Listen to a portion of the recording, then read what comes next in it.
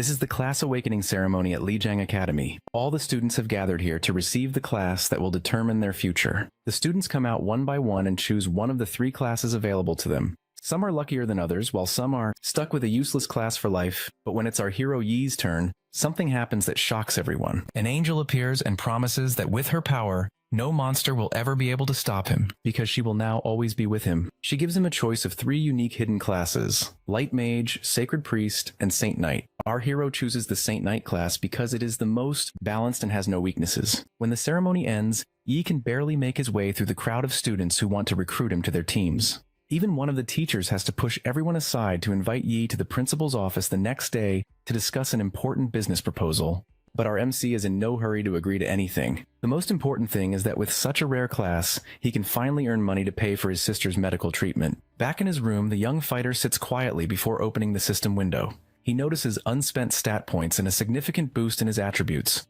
Realizing he can only hunt monsters after becoming stronger, our protagonist decides that improving himself must be his top priority. Suddenly, the system announces that a unique mission has been activated. Yi quickly understands that completing these missions is necessary to earn rewards, so he accepts without hesitation. A strange light engulfs him, teleporting him to a mysterious place. He finds himself in a mine, and recalls that ancient rabbi monsters primarily inhabit such tunnels. One emerges from the shadows, but Yi easily dodges its first attacks. Confident it won't unleash anything strong, he resolves to defeat it without using skills. Swift reactions carry him through each strike, and he realizes his body has grown far more agile after the stat boost. The creature lunges again, and though he evades most blows, one manages to land. Realizing his carelessness could be fatal, he gets serious. Even though it's a low-grade beast, he begins fighting back, unleashing mysterious light attacks. Rushing forward, the young warrior powers up his golden fist, landing multiple punches. Before finally finishing the rabbi, the trial ends, and he receives the top score, earning several rewards from the system. Relieved, he decides his next focus must be acquiring a weapon. Glad that the system will grant him one, he invests his stat points and quickly buys a sword, before leaving the trial ground. Just then, a notification appears instructing him to go to the hospital. Meanwhile, elsewhere, Yoon sits watching the news and learns what happened to her brother the previous day. A nurse storms in, angry, and complains about the mounting fees. She wonders why the costs keep rising so quickly and doubts Yi could ever pay such an amount, as even 3 jobs wouldn't suffice. The nurse ignores her excuses and snaps that Yoon has consumed too many medicines throughout the month. Her condition has worsened several times, demanding extra care. Still fuming, she cruelly tells the girl to accept her fate and drop dead. Suddenly, a mysterious man appears, cutting her off before she can say more. The nurse leaves in a huff, warning that she'll make Yoon pay next time. Shaken, the frail girl wonders who this stranger might be. He calmly hands her his card and introduces himself as her brother's friend. Yi finally returns, holding the bills in his hands and wondering why 10,000 was mysteriously withdrawn from his account. He asks his sister about it, but quickly notices 2 men sitting beside her. One of them smiles politely and introduces himself as the mayor's secretary, explaining that he is there to discuss a few matters. Our boy wonders why someone so important would come looking for him. Still, he shakes hands with the secretary and suggests they step outside if they want to talk. The man agrees, but leaves a bodyguard behind to keep Yoon in company. At a nearby restaurant, the secretary congratulates the young warrior on gaining the protection of the sacred angel and awakening such a high-class talent. He tries to downplay it as mere luck, but the man isn't convinced. He explains that receiving an S-grade talent requires far more than luck. Then comes the revelation. The mayor has taken an interest in him and has arranged a stock of cultivation resources just for him so he can prepare for the upcoming exam. Pulling out a shiny key, the secretary is ready to hand it over. But our protagonist remains wary. He knows there's no such thing as a free gift. He suspects the mayor expects something in return, likely hoping he'll one day become a powerful figure. The secretary sweetens the deal by offering to arrange a professional medical team for Yoon, and even promises that the mayor will contact a high-level priest, ensuring he no longer has to worry about his beloved sibling. He hesitates at first, but for his sister's sake, he agrees. Later, he meets up with Yoon. Her eyes shine with excitement as she hears about his achievements. She says she hopes to cling to him like an accessory because she wants to see him reach the top. He dismisses her words as nonsense, urging her to focus on her health instead. The little girl asks about his skills, prompting Yi to remember that his class has 3 exclusive abilities, including one related to healing. Deciding to test it, he gently places his hand on her forehead and a warm light surrounds them both. She begins to feel at ease. Yoon feels amazing, and he realizes that although his slow recovery skill won't cure her illness, it can at least help alleviate her pain. The next day, Yi meets with the headmaster, who informs him that several universities have been persistently trying to recruit him. 4 teachers from the top 10 universities are present, and the old man hopes he will negotiate for as many advantages as possible. He adds that these teachers are all level 35, so choosing any of them would guarantee a bright future. Yi wonders which universities they represent, and the headmaster lists their names, but he notices that the top 3 are missing. The explanation is simple: those schools don't recruit based solely on talent. Students must also prove themselves in exams. The headmaster announces his arrival, and Yi bows politely. The teachers are impressed by his humility, despite his strength. Tien, one of them, gets straight to the point, offering 2 million and 3 exclusive Saint Knight class skill books. Another claims this is too little, and makes an even bigger offer, shocking the old man. Ms. Ju acknowledges their sincerity and immediately offers B-class cultivation resources if he chooses her university. At this point, the headmaster loses patience and urges Yi to accept, insisting that cultivation resources are invaluable.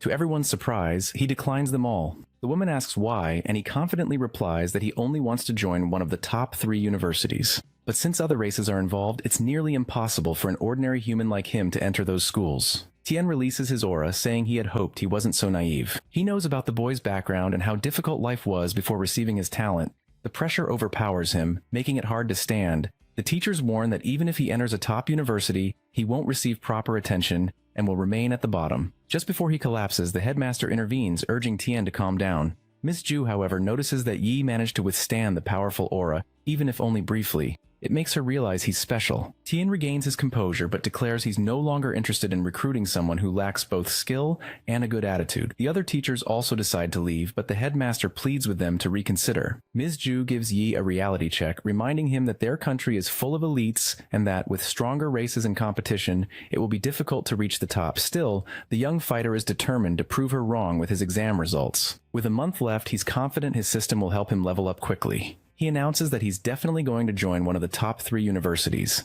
Seeing the determination in his eyes, Ms. Ju feels nostalgic. It's been years since she's witnessed such strong resolve. She smiles, hoping he fulfills her expectations. A month later, in a huge arena, students feel nervous as the exam is about to begin. They fear they're doomed, since their examiner is the infamous Demon Yang.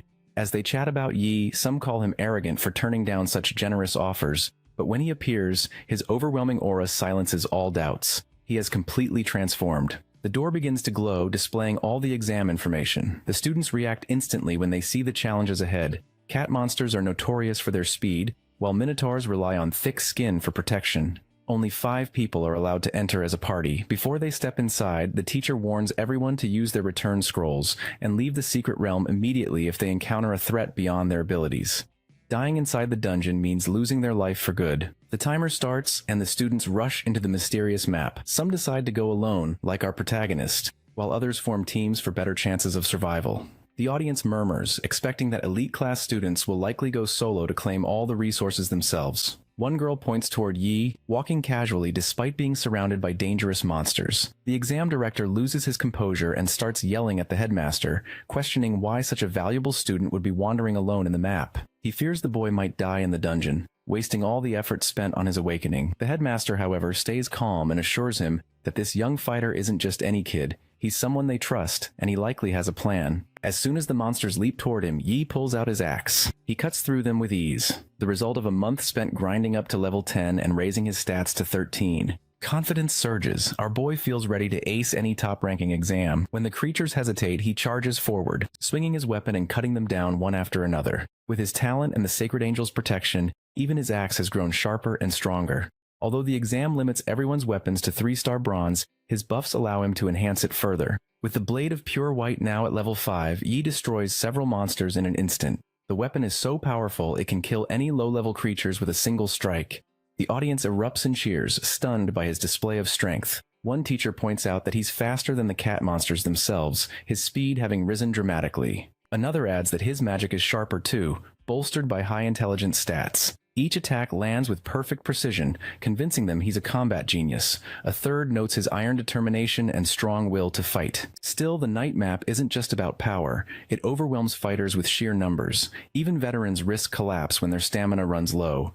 Observing carefully, a teacher remarks that Yi's axe looks heavy and suspects he's burning energy with every swing. Sure enough, several cat monsters leap at him. With a single sweep, he takes out a handful and finishes the rest with his magic. Suddenly, a blue light flashes, revealing the entrance to the next level. As he steps inside, Yi finds himself facing thousands of monsters waiting in the shadows. The host welcomes the audience to his stream and introduces the strongest, most blessed S-rank Shining Knight, Saint Yi. Gasps ripple through the crowd. Our protagonist completed the first trial in under 4 minutes. With unshakable confidence, he strides into the next stage, where a crowd of monsters lies in wait. He quickly sizes them up: mage, healer, and warrior cat monsters, with a minotaur mixed in.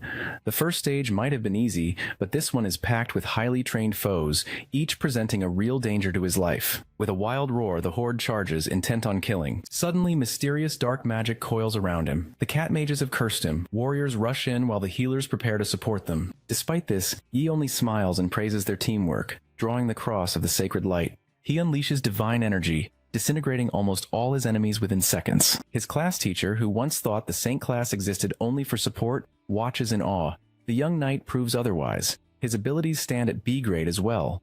The old man recalls how little government support this boy had received, making his achievement of a B-rank skill even more astonishing. Nodding in acknowledgement, he observes as our protagonist turns to face the final Minotaur. The beast activates Berserker mode, shattering the ground with its strength before lunging. Yi counters with air slash and pure light, pushing it to the brink of death. As the next door swings open, he guesses the boss fight is coming. A government official, wide-eyed, realizes this youth might truly be trustworthy. His progress in just a month is unbelievable. The Academy's last top student barely reached rank 721 in the district, but with Yi, their reputation could soar higher than ever.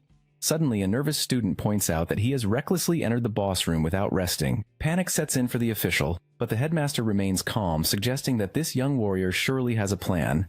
Now inside, our boy confronts the enraged boss monster. Channeling all his blessings, he transforms into his Saint Knight form, dodges the beast's opening strike, and soars forward to deliver his first blow. The huge monster blocks Yi's attack. He struggles to pierce its tough skin, and quickly realizes this battle won't be as easy as he first thought. The beast, enraged, retaliates with a flurry of strikes, and sends our protagonist flying. He survives only because of his Saint Knight armor. Without it, he would have been killed instantly. Now Yi understands what he needs to do. Drawing on his determination, he summons the spirits of victory and conjures multiple light spears. He throws everything he has at the monster, but it withstands the barrage easily. Our boy realizes he can't overpower such a strong creature by brute force alone. While he could wear it down slowly, he wants to finish the stage quickly to secure first place. Still, he's certain there's a way to win.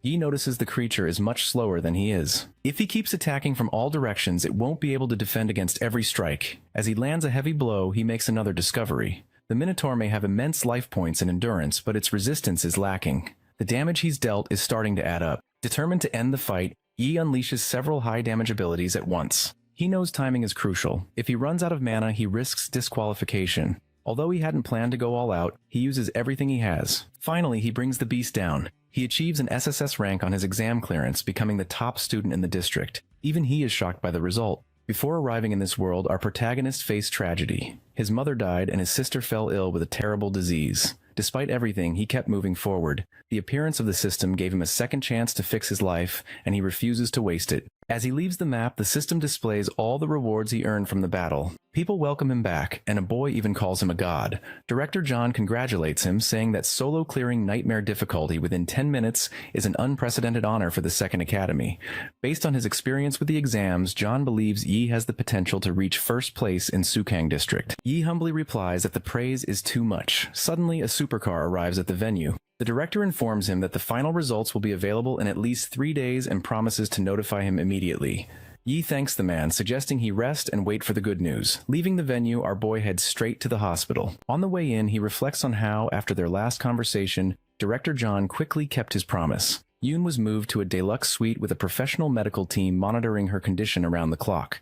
At the hospital, he tells a nurse he's there to visit his sister and share some good news. He also notices an unusual chill coming from the air vents. When they reach the 26th floor and the elevator doors open, they are shocked. The doctors and nurses are frozen in place, and the walls and floors are covered in thick ice. Worried for Yoon, he sprints toward her room, leaving the nurse behind. Within seconds, she too is frozen. He smashes through the ice with his giant axe and enters the room. Inside, he sees a towering ice monster circling, while Ching desperately tries to protect the fragile girl. Yi prepares to attack the ice monster with his magical fireball, but Ching warns him not to. She is busy using her magic to protect Yoon. He asks what's happening, and Ching explains that if they attack carelessly, Yoon's heart might shatter. Our boy then asks about the presence of a dragon in the room. He notices his sister lying on her bed covered in ice. Ching tells him that Yoon's cold disease flared up, freezing everyone into ice. She can only keep the cold from spreading beyond this floor, so she urges him to leave quickly. Yi, however, is worried about his sister. Ching admits that without a high-level priest, there's nothing more she can do.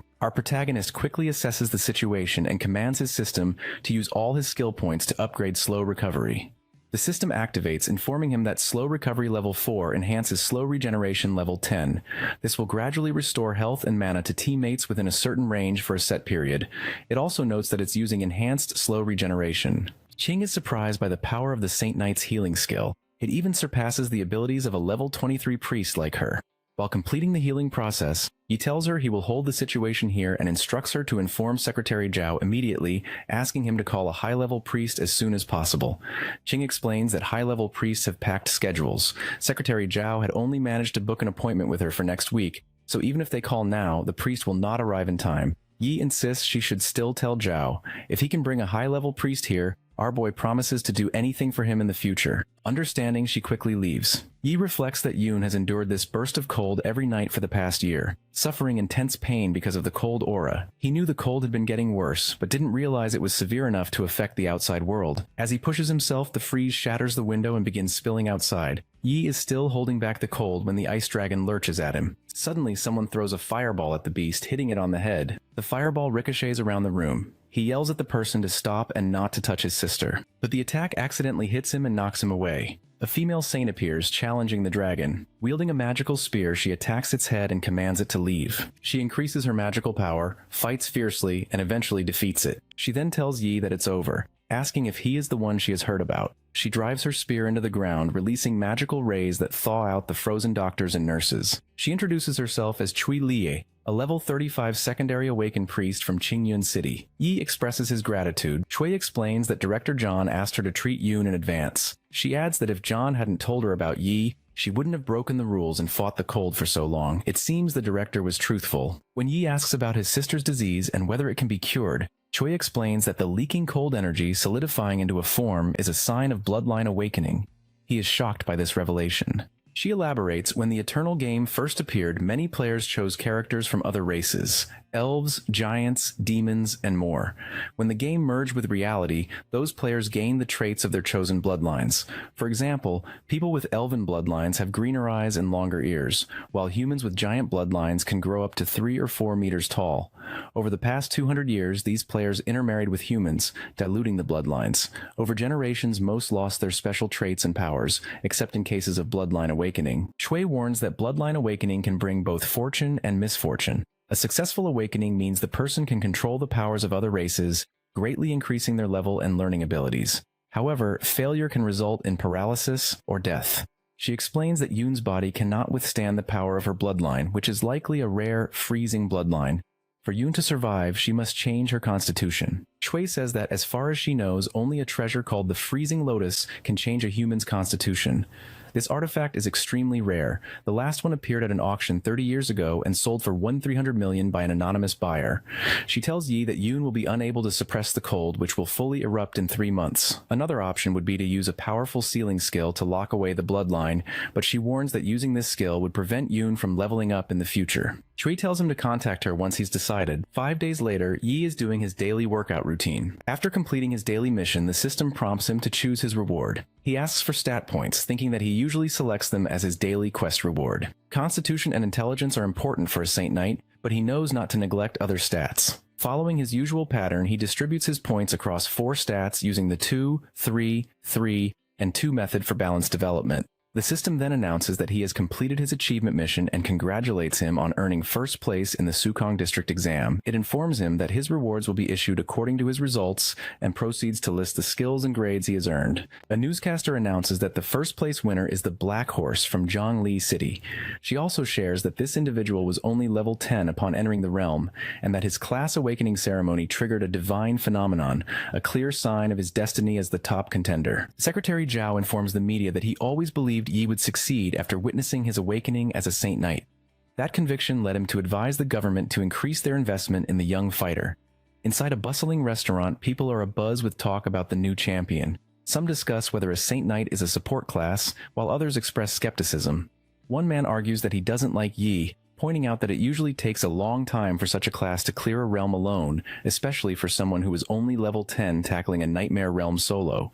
A girl interrupts, revealing she has recordings that prove his abilities are genuine. She confirms that he is indeed powerful. People begin to wonder aloud why his holy cross appears even more formidable than high-tier mage fire magic. They marvel at his weapon blessing, calling it a gift from the gods and a blessing of courage, and someone even asks how many buffs he has. Meanwhile, a red-haired man sits alone in his house, reflecting on Yi's most recent victory. He notes that the clearance time was 9 minutes and 24 seconds, 20 seconds faster than his own record. Frustrated by the loss of honor, he angrily shoots his servant robot, fuming that the boy dares to outshine him and vowing that Yi is courting death. On the other side of the city, our boy strolls through a park. When he receives 2 messages from the Zhongli government on his phone, each message details a very large sum of money, pending his confirmation. He immediately calls Secretary Zhao to ask if something is wrong. Zhao reassures him that, in recognition of his brilliant exam performance, the government is awarding him 5 million in cash and a luxurious mansion. He asks if Yi has a preferred location for the mansion, but our protagonist replies that Zhao can choose it for him. Zhao then informs him that recruiters from the top 3 universities are on their way to meet him, offering to send a ride. Yi responds that there's no need because the recruiters have already arrived. A young man approaches and introduces himself as a recruitment teacher from Rongyang University. As he greets Yi, another recruiter descends from a helicopter, loudly questioning why the Rongyang teacher is even here after criticizing him in the past. The Rongyang teacher warns the lad to be careful with his words, explaining that Tian, the newcomer, could not see the truth and has since been dismissed from his university.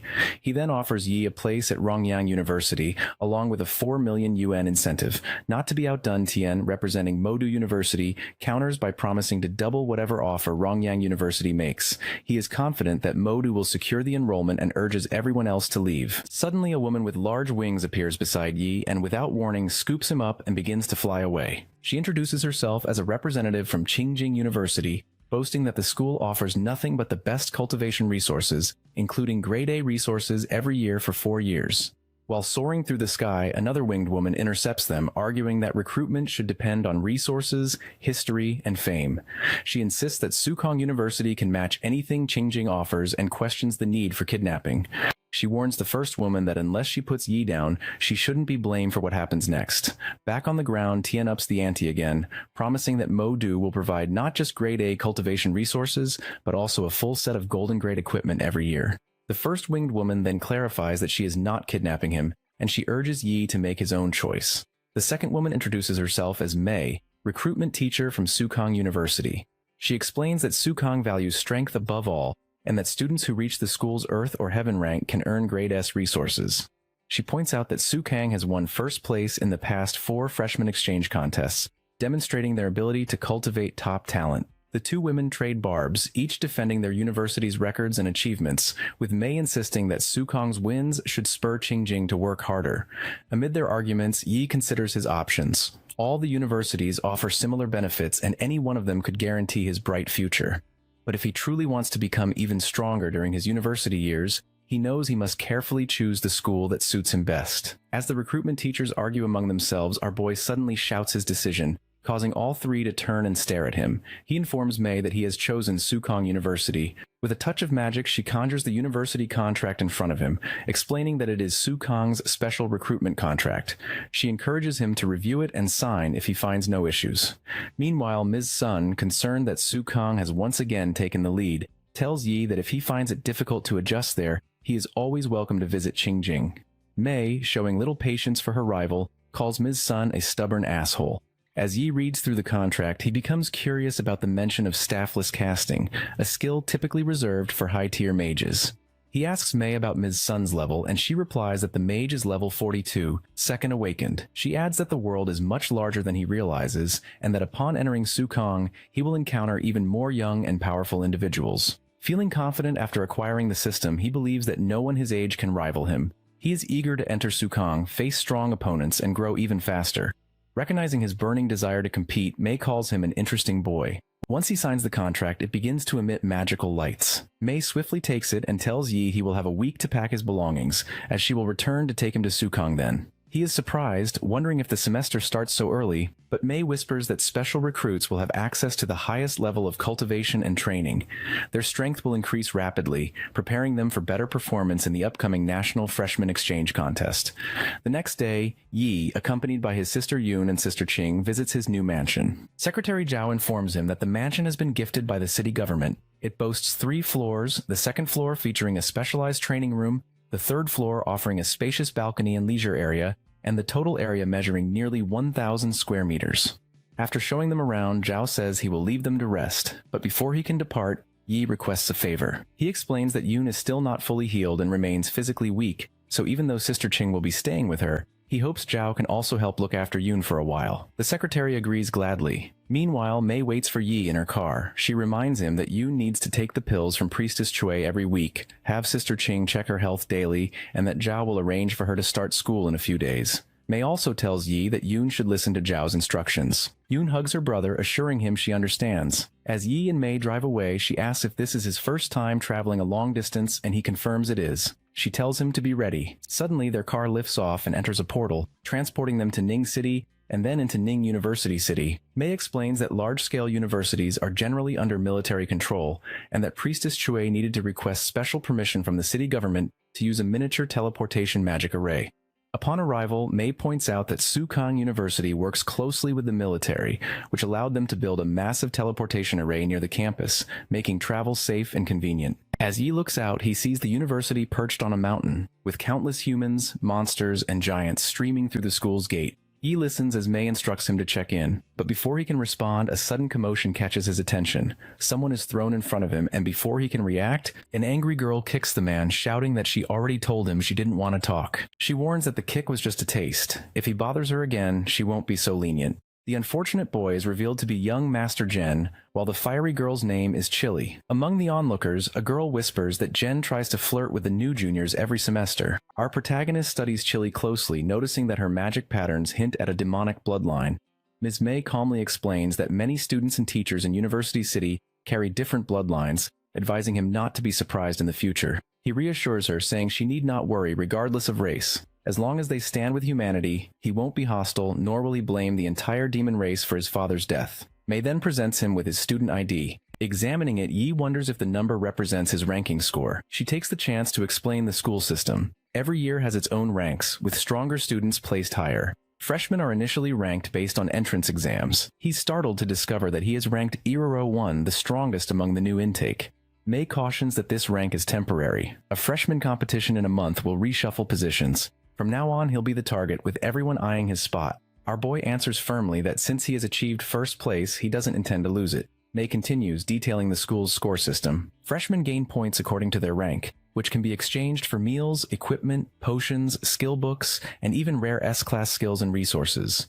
Beyond ranking, scores can also be earned through mission boards or by holding a position in the prestigious Heaven and Earth rank. She notes that Su University has around 5,000 students, many aspiring to climb into that elite rank, and warns him not to grow arrogant. As they walk, Yi notices students stepping into a glowing magical gate. Mei explains the 3 realms: the Goblin Dungeon, entry levels 17 to 21, the Distorted Forest levels 23-26, and Purgatory levels 28-31. Apart from meeting level requirements, entering cost scores. She also mentions the training room where students can spar against robots or real opponents to level up. Inside, our protagonist observes fights in progress. While Mei remarks that at Su University, only the strongest command authority and resources, an arrangement meant to ensure survival. Passing a group of students, some call out greetings to Ms. Mei, who praises their work. Curious about Yi, one girl asks who he is, pointing out that it's rare for a teacher to personally escort someone. Another recalls that freshmen usually arrive in groups of 10 under senior supervision, wondering aloud if he received special treatment. Wang Li explains that special recruits are given teachers to help them adapt faster and, perhaps, to attract them into their houses. Meanwhile, Chili questions Su University's informant about Yi's background. On hearing that he's from Sukang District, a level 13 Saint Knight ranked first, students are stunned. They can't believe a support class could hold the top spot. One boy mentions that rank Z02 Shenling Feng is a level 14 berserker, and doubts that a heavy support role could surpass such power. Chili, confident in her information, insists her title as informant is no joke, and confirms Yi is indeed the top freshman. Suddenly, a boy declares that he believes Yi's rank is fake. He introduces himself as Liu Jing, a level 13 punishment knight ranked 038, and challenges the Saint Knight, claiming he doesn't deserve his number. Stepping forward, he's halted by a senior who rests a hand on his shoulder, reminding him that duels are private matters and warning not to waste everyone's time. The senior adds that the rank of 001 was decided unanimously by the headmaster and 5 house teachers. It's no mistake. Liu shrugs it off, insisting he can handle this and telling the senior not to interfere.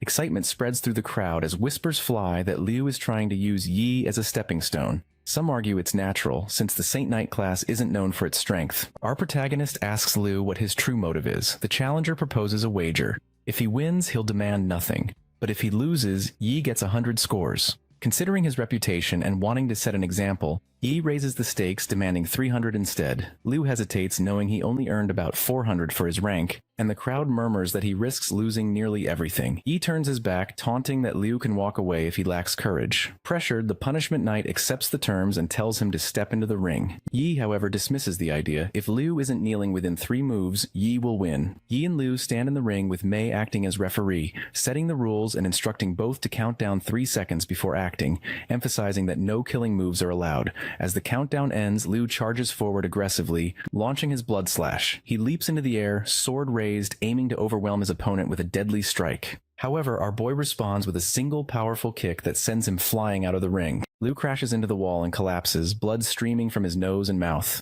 Unimpressed, Yi calls the fight boring and wonders if Liu had any secret plan, only to conclude he can't even withstand a single hit. After examining the injured fighter, the doctor informs Mei that he has 5 broken ribs, internal bleeding, and has lost consciousness. She quickly instructs the doctor to let a priest heal him, while transferring 300 points into Yi's student account and handing him his student card. From the sidelines, Chili marvels at how easily the Saint Knight blocked the punishment knight's charge, combined with blood slash using only a kick. She realizes this is the true power of 01 and estimates the gap in their strength stats to be at least 20 points. Eager to test herself, she calls out loudly, challenging Yi to a match. Our protagonist notices that she possesses not only multiple bloodlines but also legacy equipment. With his magical scan, he calculates her powers and strengths, determining she is indeed a worthy opponent. Satisfied with the assessment, he accepts. Now in the ring, he grips his giant hammer, ready for battle. Meanwhile, Li Dong, captain of the Aurora Club, approaches Mei, expressing surprise at her presence and exchanging a polite greeting. As the fight begins, a flying robot officiates as referee. Chili takes the initiative, attacking with her large sword using the Shadow Slash technique.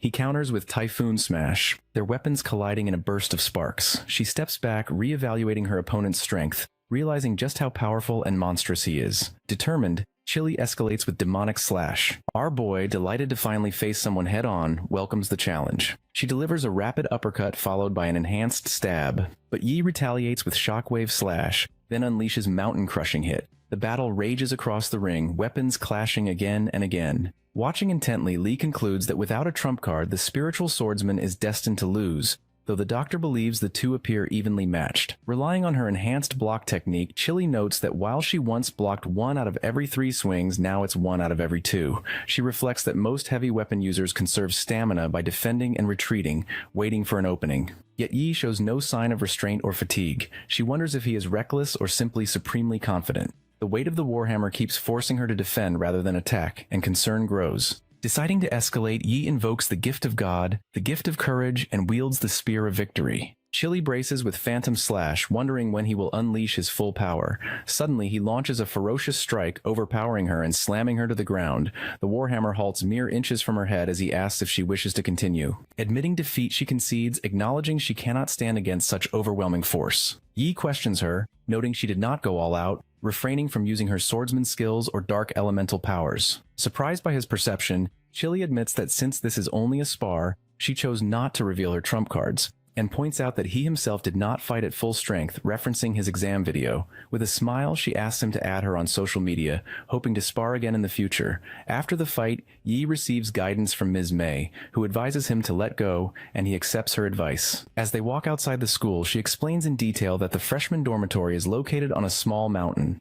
While the regular student dormitories are situated at the foot and the mountainside, the special recruits dormitory, she tells him, stands at the very top of the mountain, and these special recruits enjoy the privilege of living in independent mansions. Mei pauses to show our protagonist the building where he will live from now on. Just as he is about to enter, she inquires if it's true that he is searching for the freezing lotus. She informs him that, according to a party who ventured into the Tempest mountain range 6 years ago, a freezing lotus was indeed spotted there. However, they abandoned their attempt to retrieve it because it was guarded by high-level monsters. She warns that this information may no longer be accurate. Without wasting time, Yi quickly establishes his computer lab in his new room and begins researching the freezing lotus. He learns that the Tempest mountain range, which rose after Earth merged with the Eternal Game, is vast and teeming with treasures and exotic flora and fauna. The system, acknowledging his success in the recent exam, rewards him with a life-saving item, resurrection after death. Our boy prepares for his journey, planning to venture out after purchasing the necessary skills and equipment. As he continues his research, his computer system notifies him. Rank 001 has been detected, and Saint Knight's skills under Grade A can be studied for free. He wastes no time and acquires immunity to physical damage, a skill that does not require a weapon, and also picks up a long-range attack skill. Since all available skills are free for him, he buys many of them, but he still needs to spend points to collect the forests that he earned from the exam. That night, Yi enters the Tempest mountain range. As he steps into the wild terrain, a massive explosion shakes the mountains. Clad in his forest-set equipment purchased with a considerable amount of points, our protagonist presses forward. Meanwhile, Chili is on the other side, holding her phone and reading Yi's message. She feels sad because she had invited him to work out together at the gym, but he declined, explaining that he would be outside the school. Her friend, noticing her mood, wonders what's troubling her. Chili admits that she met a boy. When asked what makes him special, she explains that she challenged him the day before and even used some of her charm ability during their fight, but he remained completely unaffected. As Chili discusses this with her friend over a video call, she impulsively decides to go to the Tempest mountain range as well. At the same time, a girl named Ju is driving a truck when a group of monsters suddenly blocks her path. Without hesitation, she throws tiny bombs at the monsters, causing explosions that kill most of them, while the second girl in the passenger seat unleashes spirit-summoning iciness magic, blasting a monster away. From the roof, Dan starts firing at the remaining enemies with her machine gun. The three girls coordinate their assault, thinning out the threat. Suddenly, Dan signals to a fourth girl, Leon, who leaps from the truck with her sword at the ready. Ju shouts in triumph, but Wen quickly warns everyone to move as she erects an ice wall to halt an oncoming monster. Just as the four fend off the beast, something strikes their truck at lightning speed, flipping it and leaving it badly damaged. Ju shouts out, desperate to check if her friends are safe. Wen yells a warning, something is behind her. As Ju turns, she and the others are stunned to see a massive horde of monsters approaching. Her confidence falters. Their party has exhausted all their trump cards and managed to kill only 4 demons. As the monsters begin spewing fire from their mouths, the girls wonder if this is truly the end for them. Suddenly, Yi bursts onto the scene riding a giant white wolf. He launches his sacred storm at the monsters, and the swirling energy halts the demons' fiery attack. The sacred storm begins to circle around them, changing the tides of battle. A fire sword strikes the monster, but in retaliation, its chilling breath unleashes a storm of ice from its mouth, clashing violently with the fire. Yi quickly notices that the girls are injured, so he begins to heal them using his slow but steady regeneration powers. Among them, Dan expresses her gratitude to Junior Yi, admitting she never imagined he would recognize them. He explains that the Blue Phoenix team is one of the top 3 teams at their school, so of course he knows who they are. Dan, feeling even more ashamed, acknowledges his light element might have an oppressive effect on demons. She warns that the creatures remain too dangerous and insists they should all return to the base together to resupply. The freshman competition is only 3 days away, and our protagonist can only resume his search for the freezing lotus after the event.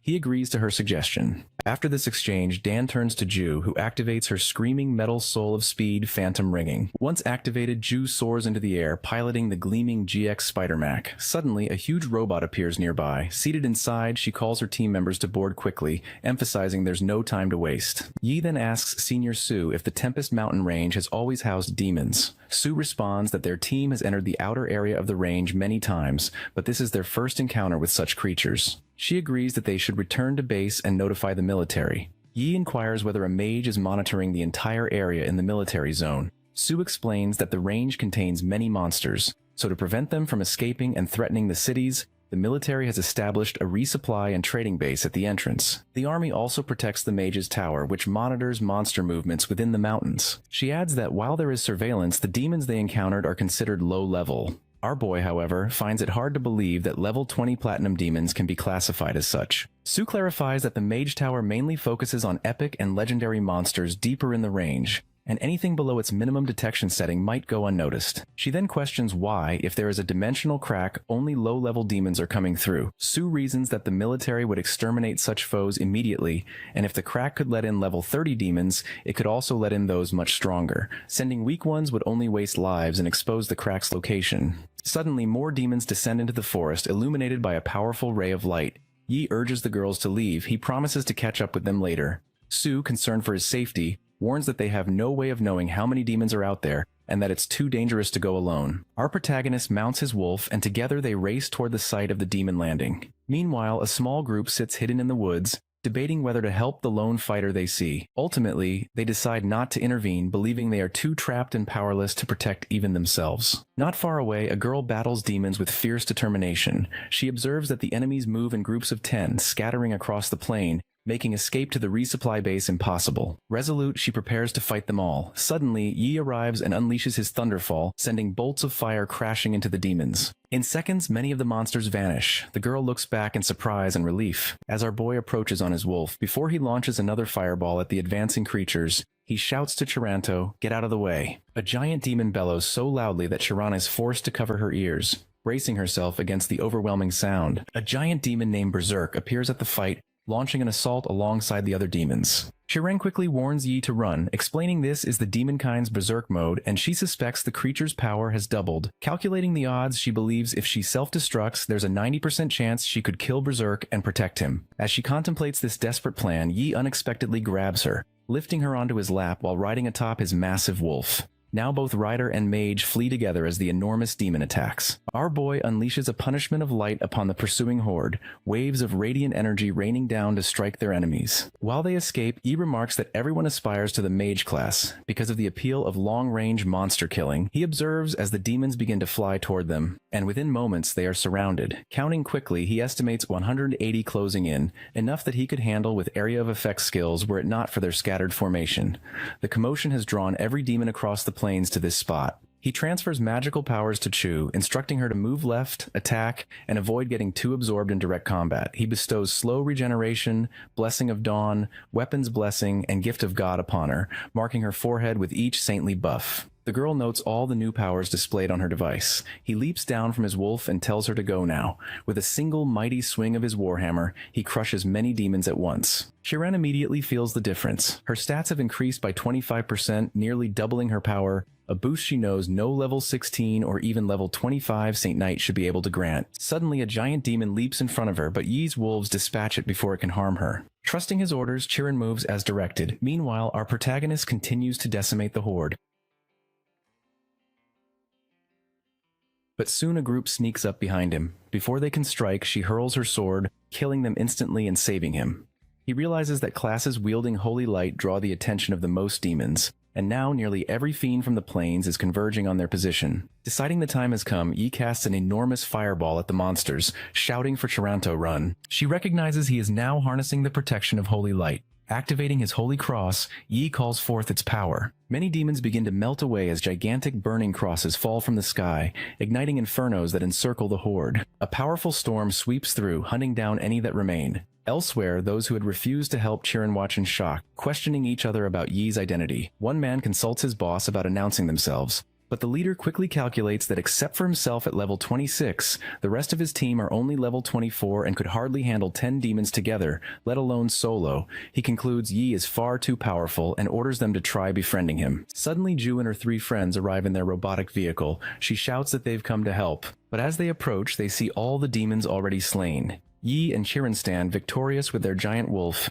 and their system congratulates them, displaying the points they have earned. During the fight, as Chiran grows exhausted, Yi drinks his magical concoction and swiftly finishes off the last of the horde. In total, our boy has killed 180 demons and received 60,000 experience points, though he notes there's a class level cap on experience gain, otherwise he would have earned even more. Dan inquires whether Yi has handled all of the demons, prompting Ju to remark that his strength is beyond what she could have imagined. Suddenly, Tyrion collapses to her knees, weakened, and Ju immediately voices her concern. Yi explains that she has exhausted herself by using too much power. Dan shifts the focus, asking if he encountered any stronger demons during the battle. He responds that the highest level among the defeated demons was only level 23, Gold class, with no particularly tough adversaries. Sensing something is troubling her, our boy asks what is wrong. Dan reveals her concern that the Demon Legion, much like the human army, has a general, and since the general has not appeared, it suggests the main force of the Legion is not present. She insists that they should not linger, urging everyone to return to the base for immediate resupply.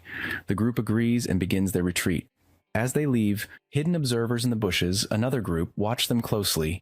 Among these onlookers, a girl asks her boss whether they should reveal themselves now that Yi and his team are departing. The boss prepares to move, but suddenly perceives a dense demonic aura building in the sky, causing panic among his group. He shouts that demons are coming. High above, a fearsome spawn appears, wielding a large sword and accompanied by a flying fire dragon. Back at the control center, the radar system sounds repeated emergency alerts. An officer announces that a fourth-tier otherworld invasion has been confirmed, and all troops are ordered into combat readiness. Orders go out. The Snow Dragon Corps Knight Squad must halt training and assemble at the teleportation square. The pre-squad is told to keep their mana reserves full in preparation for rescue operations, while the logistics squad begins reallocating magic cores and shards. The control center locks onto the mage squad's location and initiates construction of a large-scale teleportation formation, relaying precise directions. The Corps Major, Zhu Yu, confirms that all units have assembled and are standing by for orders. In front of his soldiers, the Major delivers a resolute message. He will be the sword that cuts through all obstacles and the shield that protects their land. In unison, his soldiers echo his words before he finally orders them to mobilize. Meanwhile, in another realm, a demon reports to his king that every member of his legion has been personally selected, and in half a year on Earth, they have lost only a handful until now. In their final celebration before returning to the sacred realm, hundreds were killed. The Demon King gives permission to unleash chaos before their departure, prompting the soldiers to cheer in gratitude. One commander vows revenge. Then the king, astride his massive dragon, descends to Earth, declaring that he will seize souls and incinerate them with hellfire. He commands the demon spawn Oramos to summon more allies. Platinum demons, followed by golden demons, appear in the ranks. Dan observes legendary demons among their numbers and realizes the scale of the threat. Ju tells Yi that the Blue Phoenix team will protect him and urges him to escape at the first opportunity. Wen agrees, stressing that our protagonist must survive. Ju insists to the others that Yi is the most talented genius she has ever seen, someone worth protecting with their lives. Dan notices a portal opening as the Snow Dragon Corps arrives, informing everyone that these warriors are all above level 30, having undergone a second awakening, and that Major Shu Yu himself is a level 51 warrior who has completed a third awakening. She believes their rescue is at hand. Yi, however, wonders aloud why, if teleportation was possible, the reinforcements did not arrive sooner. The Demon King, amused, instructs his army not to worry about the humans, boasting that his magical barrier will prevent any army from entering. Ju is stunned, calling it impossible. Major Yu is also confused, realizing that their landing point has shifted dramatically. He quickly deduces that they are trapped within the Demonkind's large-scale barrier formation, a dark firewall that prevents both teleportation and external attacks. A female officer advises that breaking the barrier would require at least 2 cores, otherwise they must wait for the formation to dissipate, which will take about 5 minutes. The Major receives orders to identify everyone trapped inside and later notify their families to collect their remains after the battle. As this unfolds, Yi's system provides detailed information about the demons, and he feels a surge of excitement at the prospect of a new accomplishment mission. Without hesitation, our boy steps forward toward the Demon King, who senses the potent holy aura and vows to crush his skull with his own hands, ensuring a gruesome death. The fire dragon soars toward him, spewing flames. Ju, anxious for his safety, shouts a warning, but Yi boldly leaps toward the beast, ready to face the oncoming threat. The fire dragon unleashes torrents of flame at Yi, who stands his ground and counters with powerful magic. From below, our protagonist casts a devastating spell, slicing off one of the dragon's wings. The wounded beast, carrying the Demon King, plummets from the sky and crashes to the earth. The impact proves fatal for the dragon and leaves its master badly injured. Rising from the wreckage, the furious monarch kicks aside his fallen mount and turns his focus entirely to Yi. Our boy attacks without hesitation, but the Demon King parries with his massive sword, astonished at the human's strength. How could someone at level 18 possibly match him? Yi, steady and resolute, informs the fiend that he is exceptionally sturdy and that this is his first time facing a legendary monster. Infuriated, the king swings in a furious arc, forcing Yi to leap out of harm's way. The demon's blade, pure white and blazing, delivers a stunning blow that momentarily hinders him. Undeterred, Yi hurls a punishment of light, but the strike is thwarted by a formidable fire shield. He quickly realizes that ordinary tactics will not be enough against this foe. Drawing on the system's rewards from his recent exam, the young knight prepares for a desperate move. The Demon King, now enraged, calls out to his generals. Moments later, they descend from the sky, determined to destroy the lone human. Surrounded, Yi conjures a powerful fire circle, encasing himself in a barrier of searing heat and magic. Major Yu, watching from afar, marvels at the display. Even the generals hesitate, shocked by the magnitude of the spell. As his power surges, a colossal hand of fire materializes above the battlefield, its brilliance blinding all who gaze upon it. The Demon King shudders, sensing an overwhelming force descending. Chu, wrestling with her succubus bloodline, feels an unfamiliar pang of fear. Major Yu, recognizing the spell's might, murmurs to his assistant that it rivals advanced magic cannons. The assistant adds that the ones trapped inside are students from Sukang University, identifying Yi as this year's top recruit, the legendary Saint Knight. The major, stunned, realizes that though only a first year, this boy's potential is terrifying. Given time, his skills alone might have been enough to wipe out the king's entire spawn. Meanwhile, blood seeping from shattered teeth, the demon monarch staggers and bellows for a last stand, summoning more generals. Demons swarm from the sky and surge from the ground, determined to overwhelm the lone knight. As demon doctors rush to tend their ruler, he reassures them that Yi is only a level 18 Saint Knight.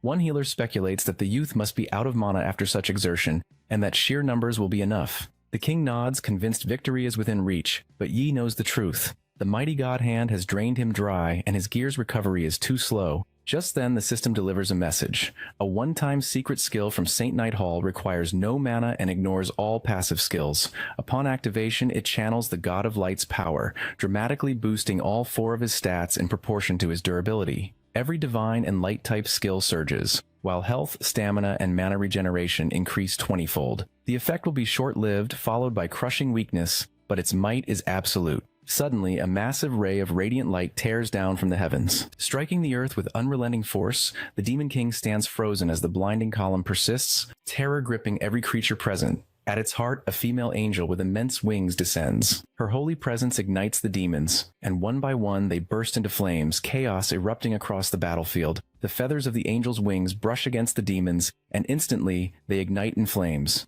A captain observes this spectacle, his eyes lingering on the radiant feathers. He wonders aloud if this could be a divine summoning technique, prompting his assistant to question him further about it. Calmly, the officer explains that this is an advanced skill possessed by all divine-type classes, allowing them to channel the might of the divinities they worship. Meanwhile, the Demon King, overwhelmed by disbelief, shouts that such a feat should be impossible. He knows this technique is a closely guarded secret and cannot fathom how someone with the humble rank of a level 18 Saint Knight could wield it. His doctor, Everloyal, informs him that once the divine summoning technique is set in motion, only another being infused with divine power can interrupt it. If the casting completes, their entire legion faces annihilation. Shock clouds the monarch's expression as he realizes this skill shifts seamlessly between offense and defense. Desperate, he turns to his doctor and demands to know how much longer the construction of the return formation in Dark Shadow Valley will take. The physician responds that only 1 minute remains. They need just a single minute for His Highness to escape. Recognizing the urgency, the ruler declares that the time has come to prove loyalty. He commands all flame demons to obey and sacrifice everything for the esteemed demonic son, Oramos, without delay.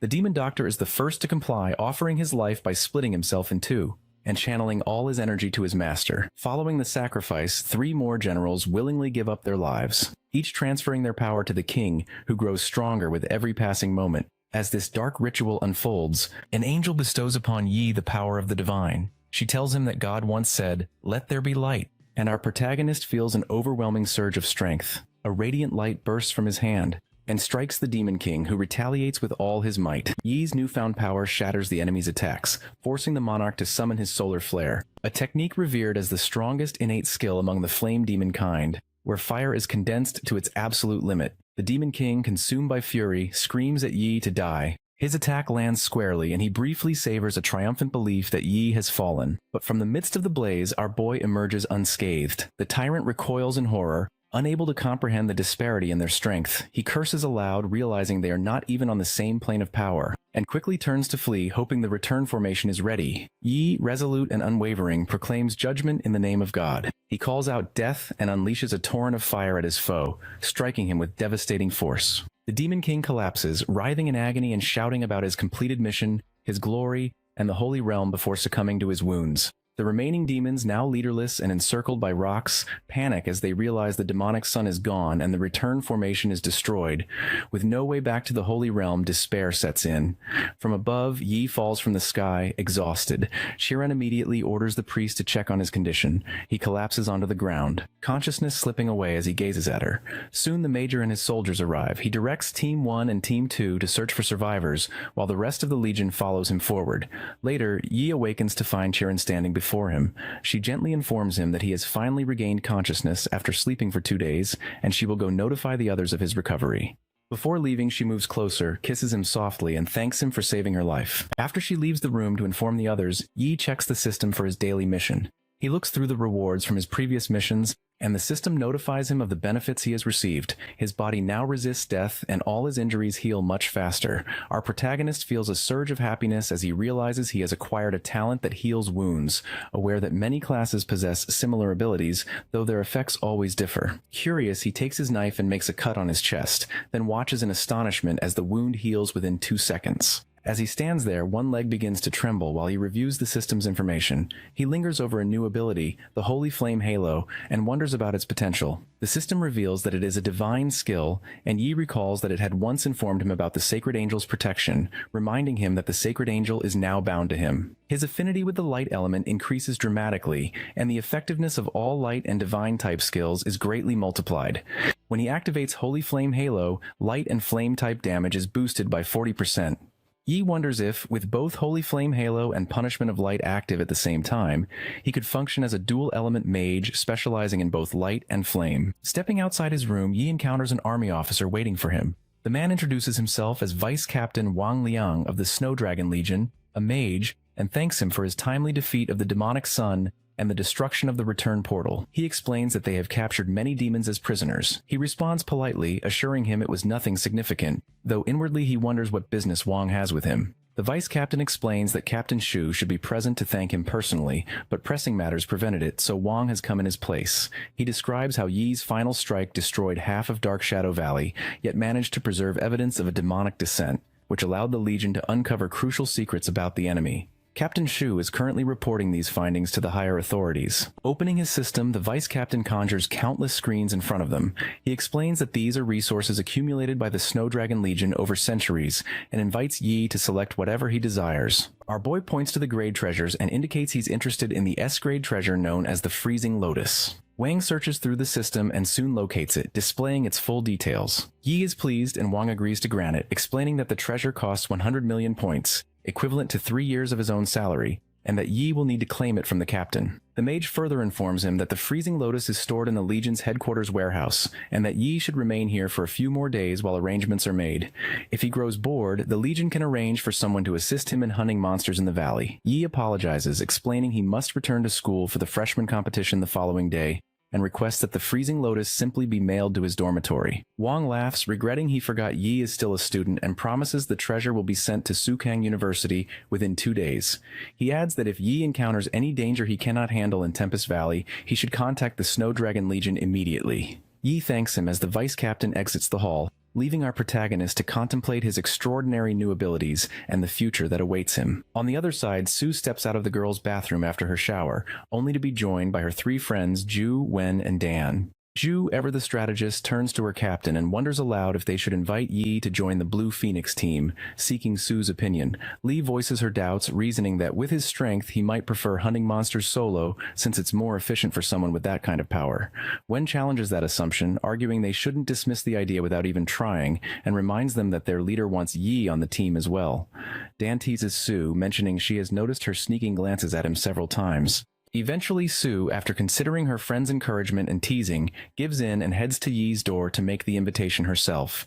When Yi opens the door, he greets Sue and inquires about the reason for her visit. Gathering her resolve, she asks if he would like to join the Blue Phoenix team. Yi is curious and asks for more information.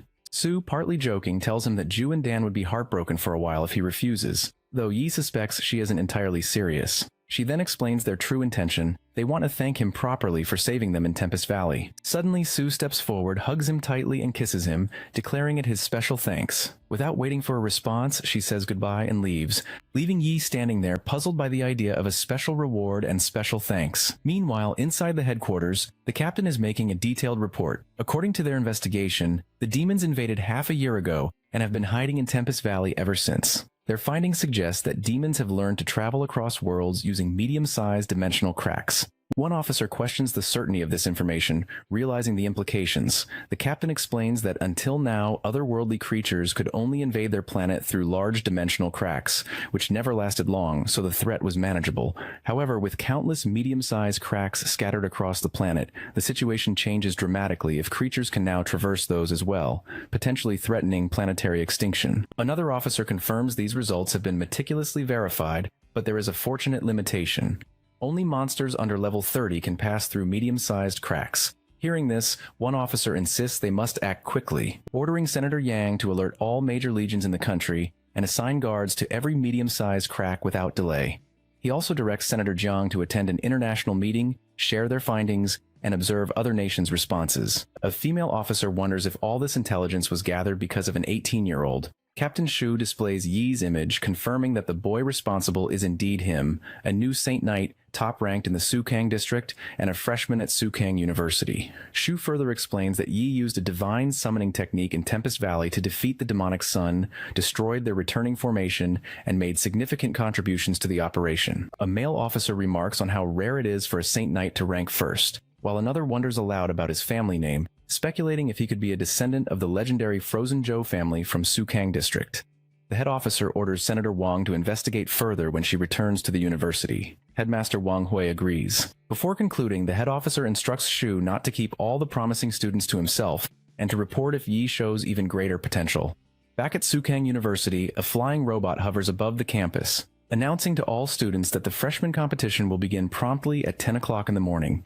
The announcement urges everyone to gather on the field in time, signaling the start of a new chapter for Yi and his classmates. All the students of the university gather in the hall, filling every seat as anticipation crackles in the air.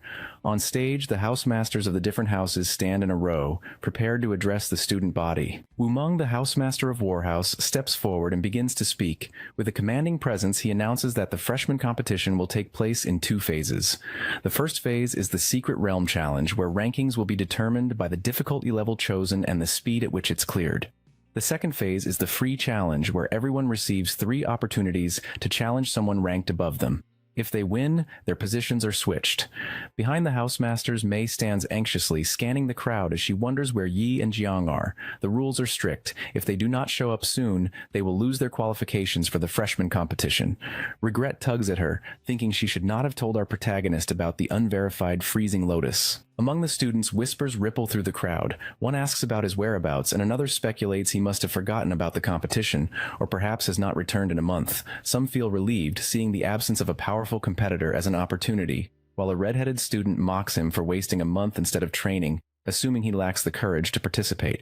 Warhouse Master Wu brings the crowd's attention back, officially declaring the beginning of the first phase, the Secret Realm Challenge.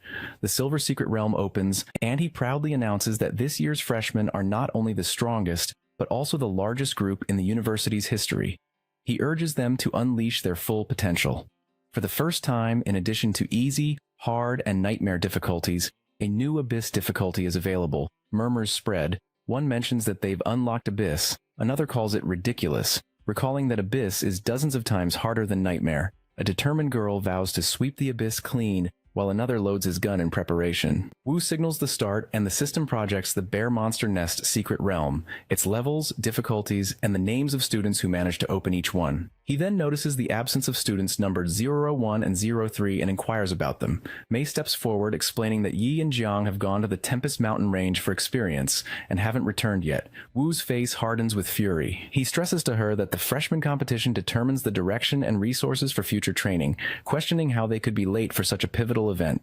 He accuses them of taking things for granted due to their high ranking in youth. She tries to defend Yi, insisting he is not so careless, but Wu cuts her off, declaring that students like them need to be taught fortitude. Since they are absent, their ranks will be reversed. Suddenly, our boy appears on the field, carrying Jiang on his shoulders as he sprints at breakneck speed. Without hesitation, they immediately open the abyss difficulty, drawing astonished looks from the crowd. Jiang beams with satisfaction. They've made it just in time. The system informs Yi that he has entered the bear monster nest on abyss difficulty, warning about the extreme violence of monsters and advising caution with the return scroll. He swiftly activates the Blessing of Dawn and Blessing of Courage. He follows up with the Blessing of God and Blessing of Protection, preparing for the challenge ahead. The system relays details of the bear warrior and the 3 types of bear monsters waiting for him. He charges forward, swinging his warhammer with force, slaying a bear monster in a single blow. The system updates Jiang, explaining the instant army-breaking slash, which rapidly swings the weapon to release continuous sword energy, as well as a technique to gather all her power for a devastating punch. Elsewhere, another student executes a Typhoon Heartbreaker kick, spinning into a powerful jumping strike that knocks his opponent away and leaves them stunned. He boasts that he has already defeated 16 bears at the start. The bear nest is notorious as one of the school's toughest challenges, often overwhelming freshmen into quitting, yet this year's group is holding their ground. Wu demands the system to show him the progress of student number 1, Yi, curious what he can accomplish after allegedly wasting a month in the Tempest mountain range. The display shows our protagonist darting through the battlefield, annihilating monsters with his warhammer. He clears the first level after killing 16 bears in just 5 seconds, drawing gasps from the housemasters. One is particularly shocked, questioning how his support skill, Holy Flame Halo, could generate enough firepower to instantly kill the monsters. He wonders if Yi possesses a high intelligence stat. Wu points out that many factors can contribute to high skill damage: intelligence, buffs, treasures, and cautions against drawing conclusions from a single battle. Even with his extensive experience, he admits he cannot discern the true effect of Yi's unusual halo. Our boy continues his rampage, now wielding the punishment of light as he battles through the second level.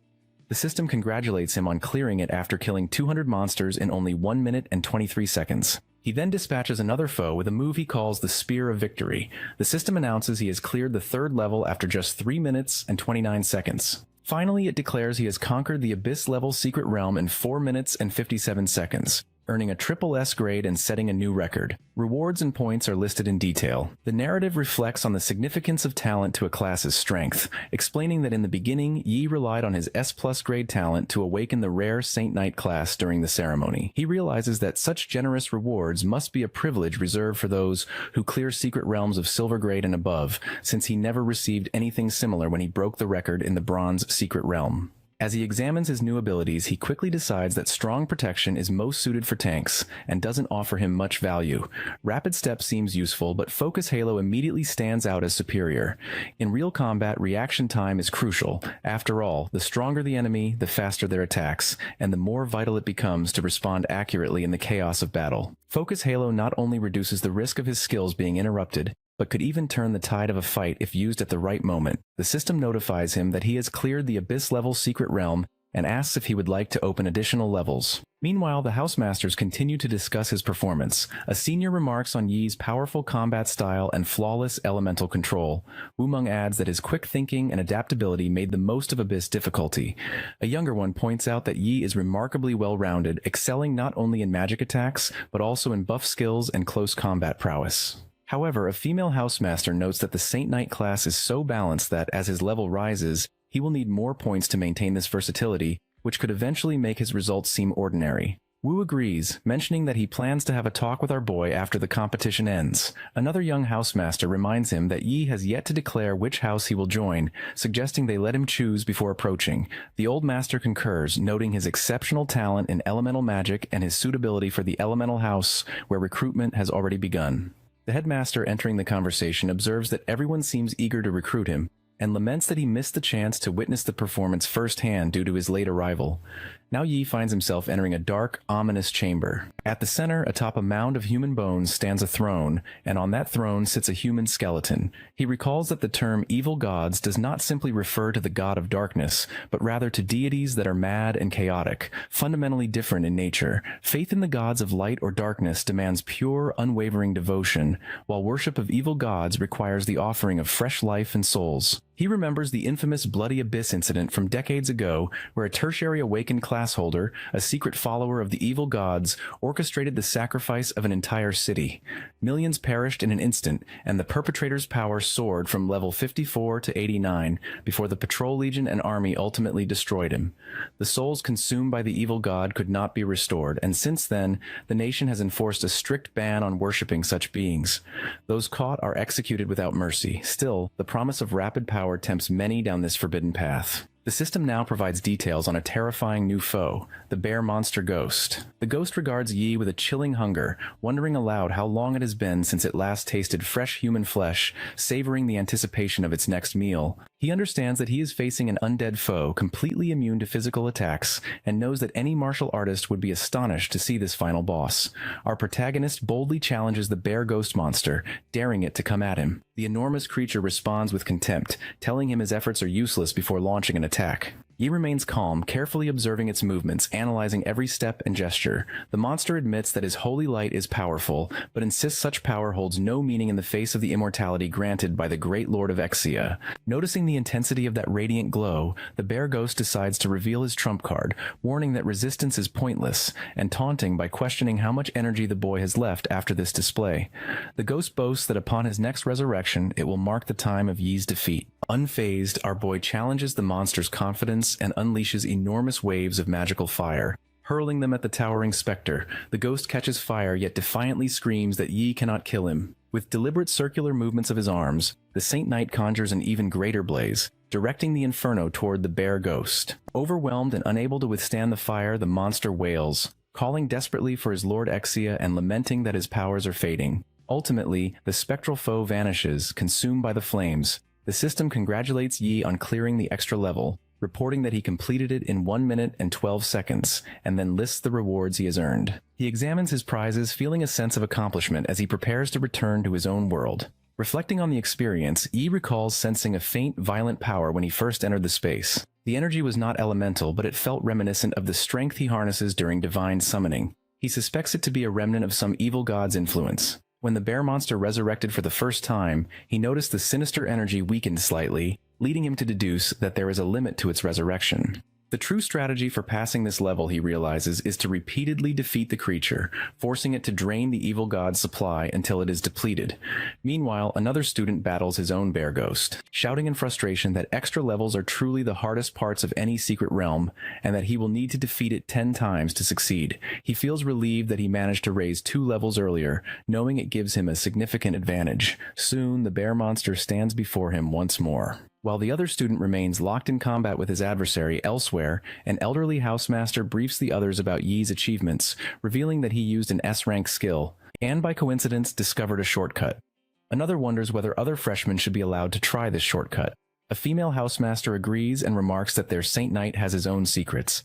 Yet another points out that S-rank skills are normally out of reach for students from barren regions, and he begins to suspect the headmaster of offering Yi special assistance. Ms. May, concerned, tells the group that his supposed level is suspicious, questioning how he could have reached 19 when, at the time of the entrance exam, he was only 13. No abyss-level secret realm, she insists, should allow such rapid advancement. One housemaster explains that after admission, he went hunting monsters to level up, and his trip to the Tempest yielded significant gains.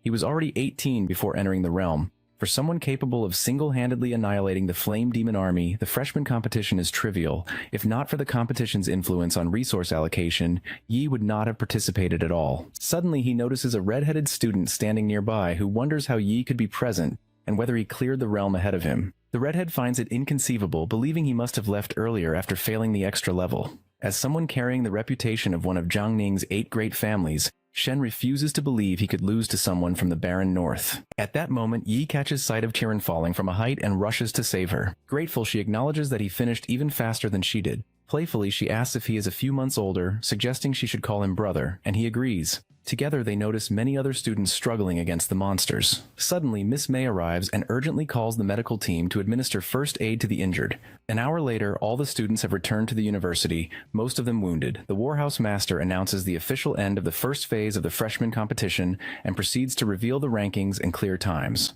The fiery redhead grows impatient, determined to see the results. As expected, Yi claims first place, with Shen taking second. The system announces the standings for the other students. Shen, frustrated, notes that he actually finished 15 minutes ahead. Suddenly, he climbs a tall pillar and yells at Yi, accusing him of taking first place in the entrance exams and now in the freshman competition.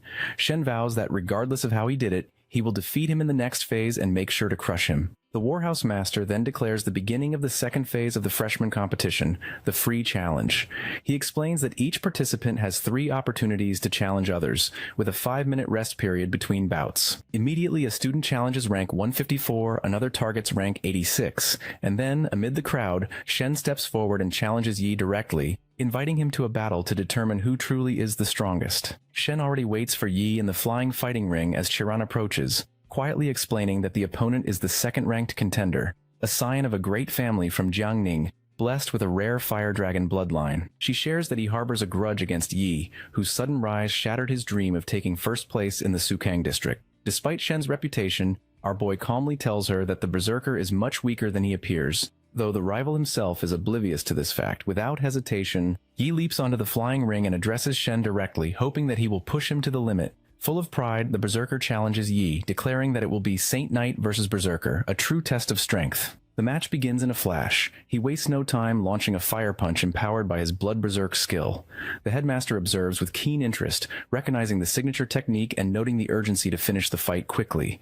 The buff amplifies the fiery strike, and he aims to prevent Yi from activating his own blessings. The headmaster remarks on such decisiveness, befitting a descendant of a prestigious family. However, the blow does not faze our protagonist. Shen notices the protection of the holy light shielding Yi and wonders when it was cast. He realizes too late that the B+ grade skill, Protection of the Holy Light, partially blocks physical damage, something he had not wanted Yi to employ. Calmly, the Saint Knight acknowledges the strategy, complimenting his speed, but reveals that activating the Holy Light requires only 1/10 of a second. Drawing his warhammer, Yi tells him that he had hoped for a more challenging opponent and thus refrained from striking first. As the hammer descends, Yi apologizes, stating that Shen fails to interest him, and effortlessly shatters the fire shield. Stunned, the berserker cannot comprehend Yi's overwhelming power, and as a punch lands, he finds himself unable to dodge. Desperate and refusing to accept defeat, Shen transforms into his fire dragon form and launches a powerful attack. Unmoved, Yi stops the blow with his hand and lifts the warhammer high, calmly telling him that even with his bloodline awakened, he remains no true match. One strike sends Shen flying, only for Yi to realize the rival narrowly dodged at the last instant. Regaining his footing, the fire dragon asserts that his bloodline is not limited to close combat, and vows to show Yi the true power of his heritage. He unleashes a barrage of dragon breath, high-temperature flames that would incinerate most opponents. Yet our boy stands unharmed, shielded from harm. Spectators murmur in awe, recognizing the legendary skill of the fire dragon bloodline. Y responds by summoning the holy flame halo, which absorbs the fiery breath effortlessly. Watching his signature move dissipate, Shen is incredulous, comparing the scene to a minister kneeling before a king. Refusing to believe it, he unleashes even fiercer breaths. But Yi assures him it is pointless. The flames cannot escape his control. Deciding to end the match, Yi advances and strikes with his warhammer. Shen defiantly declares that the Saint Knight can only dream of defeating him with his own flames, vowing to reclaim control over his power. Yet as the redirected fire lashes back, the berserker is unable to defend himself and collapses to the ground. The Housemaster announces his defeat and loss of consciousness. Yi is declared the victor. The Housemaster notes that Shen, once a prideful and arrogant contender, was defeated without Yi even revealing his full strength. The implications of such hidden power are left to the imagination. Among the students, one remarks that given Yi's level and combat intellect, it's unsurprising the berserker was so thoroughly outmatched. Attention shifts as the Warhouse Master points out another district's first-place contender. A female student steps forward to challenge Yi. She introduces herself as Song Shaolin, a level 17 spiritual Taoist priest, expressing her wish to learn from him. He responds, giving his name and stating he is a level 19 Saint Knight. Song asks why he did not use his full power in his previous fight, and requests that when their match begins, he show her the extent of his abilities. Watching from the sidelines, another student wonders how Yi reached level 19. Realizing this explains why they could not use their examination skill on him. He stands 3 levels above them. They also speculate that Song might be the young lady from the Song family of the Yungui district. Yi agrees to her request, promising to go all out. The referee signals the beginning of the fight. This time, our protagonist immediately activates the Blessing of Dawn, Blessing of Courage, and Blessing of Protection. Song is shocked as his appearance transforms, and he calmly informs her that she is now witnessing his full power. As the fight starts, Yi attacks Song with a Hammer of Penance. She defends herself using Heaven's Call, the Star's Guide, the Spell Reveals, and Heed Her Command, blocking his initial attack. Our protagonist quickly throws a burst at her, and in a sudden movement appears from behind, warning that she cannot dodge his pursuit simply by changing position. He strikes her shield with his warhammer. Despite all her passive defensive gear activating, it can barely withstand the blow. Realizing the danger, Song decides to take a risk. She begins hurling fireballs. While commanding Borrowing Cancun, Beans turn to soldiers, show their might, and heed her command. Her fireballs transform into soldiers that now stand ready to fight for her. Yi immediately recognizes the Taoist Beans turn to soldiers transmutation technique and understands her plan. Song directs the newly created soldiers to attack, filling the battlefield with chaos. He assesses the situation, noting that although these soldiers are not particularly difficult to fight, they possess recovery abilities similar to the bear monster ghost, making them problematic if left unchecked. Our boy realizes that destroying them is not enough. He must cut off their source. So he focuses on quickly demolishing the summoned fighters with his warhammer, breaking through them in order to reach her directly. Once again, Yi maneuvers himself behind Song, this time catching her by complete surprise. As he prepares to strike with his warhammer, she suddenly shouts her surrender and the system instantly announces his victory. After the fight, Yi wonders aloud why she didn't go all out. Song explains candidly that they are not even on the same level, and she accepts defeat without hesitation. She mentions that there is more than one free challenge match, and if she continues to push herself, she may end up like Shen. She tells him she will seek lessons from him again in the future. Now with his warhammer in hand, Yi turns to address the students, swinging the weapon, and announcing loudly that he's still here, ready and waiting for anyone else who wants to challenge him.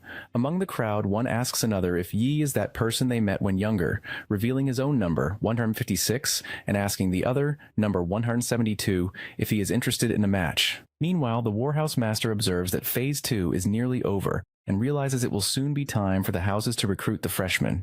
He is certain that Yi, now recognized as an outstanding talent, will become the focus of every house's attention. Miss May looks toward Housemaster Wu, wondering how they can possibly recruit him.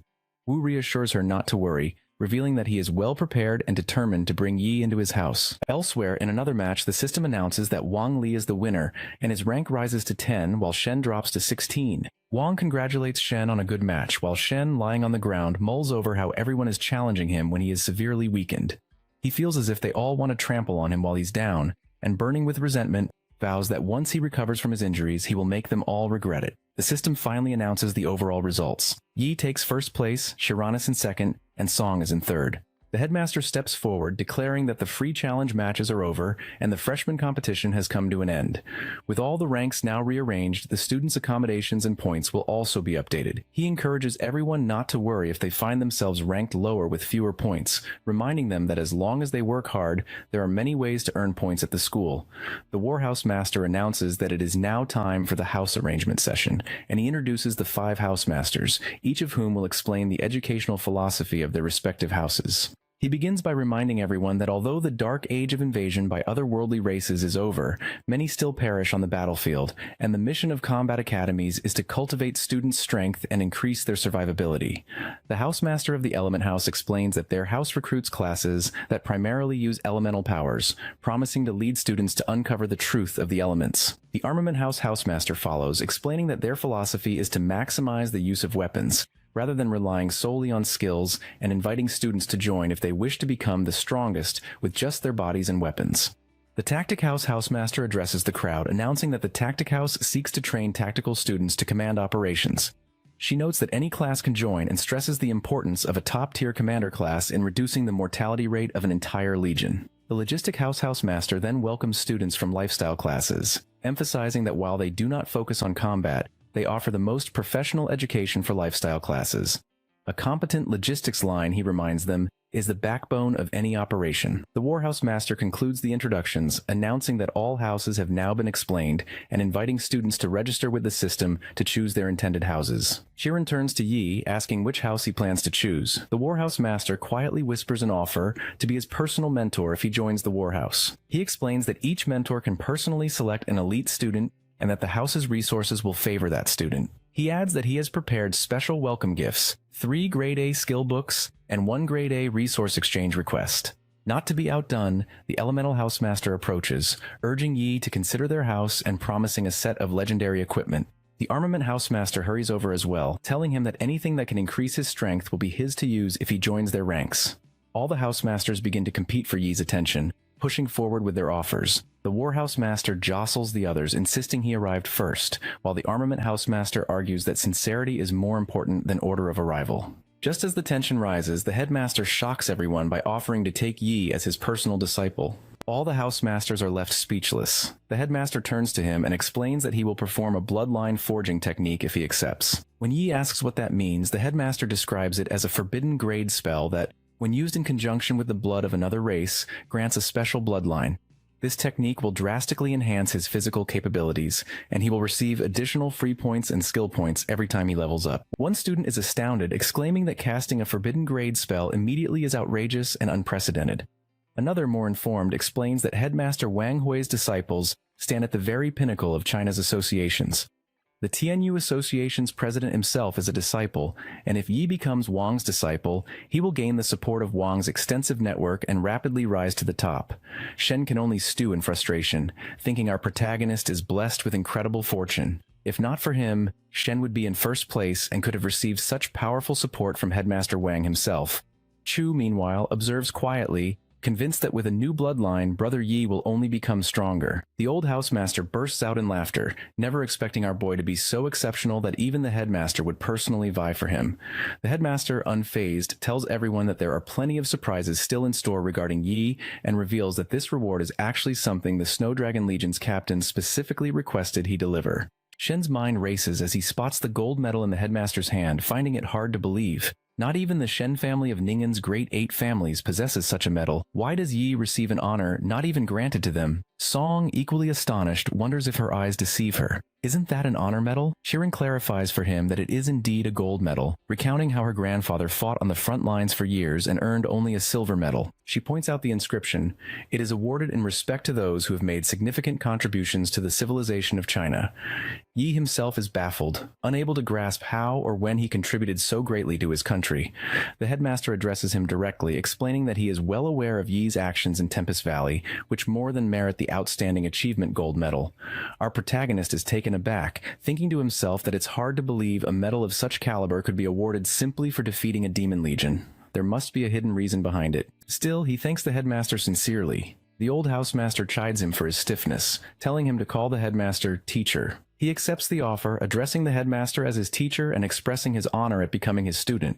The Headmaster wastes no time, announcing that they should leave together at once. The War Housemaster wonders aloud if the Headmaster is simply afraid they will snatch Yi away from him. In a flash of bright light, the Headmaster disappears with our boy. The other Housemasters immediately turn to Chu, offering her the same temptations promised to Yi if she will become their personal disciple.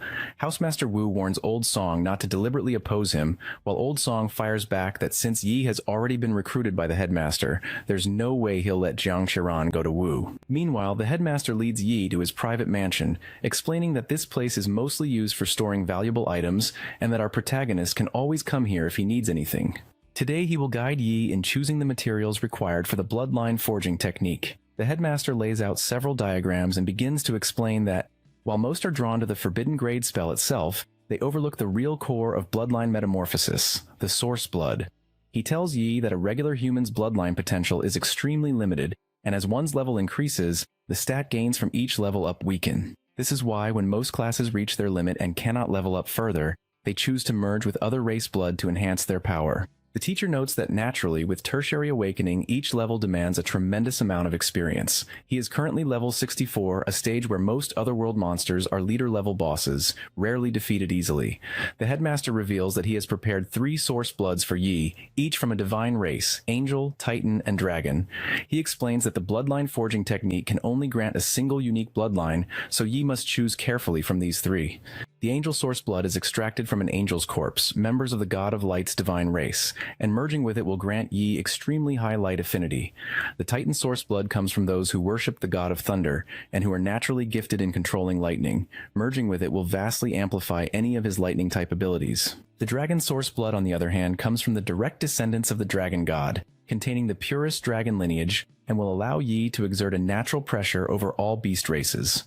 All 3, Angel, Titan, and Dragon, are at least level 60, marking them as high-tier races. Continuing, the headmaster explains that while the Titan and Dragon Source Bloods are powerful and will mainly boost Yi's strength and mana, the Angel Source Blood, due to his affinity with the God of Light, might bring him improvements beyond imagination.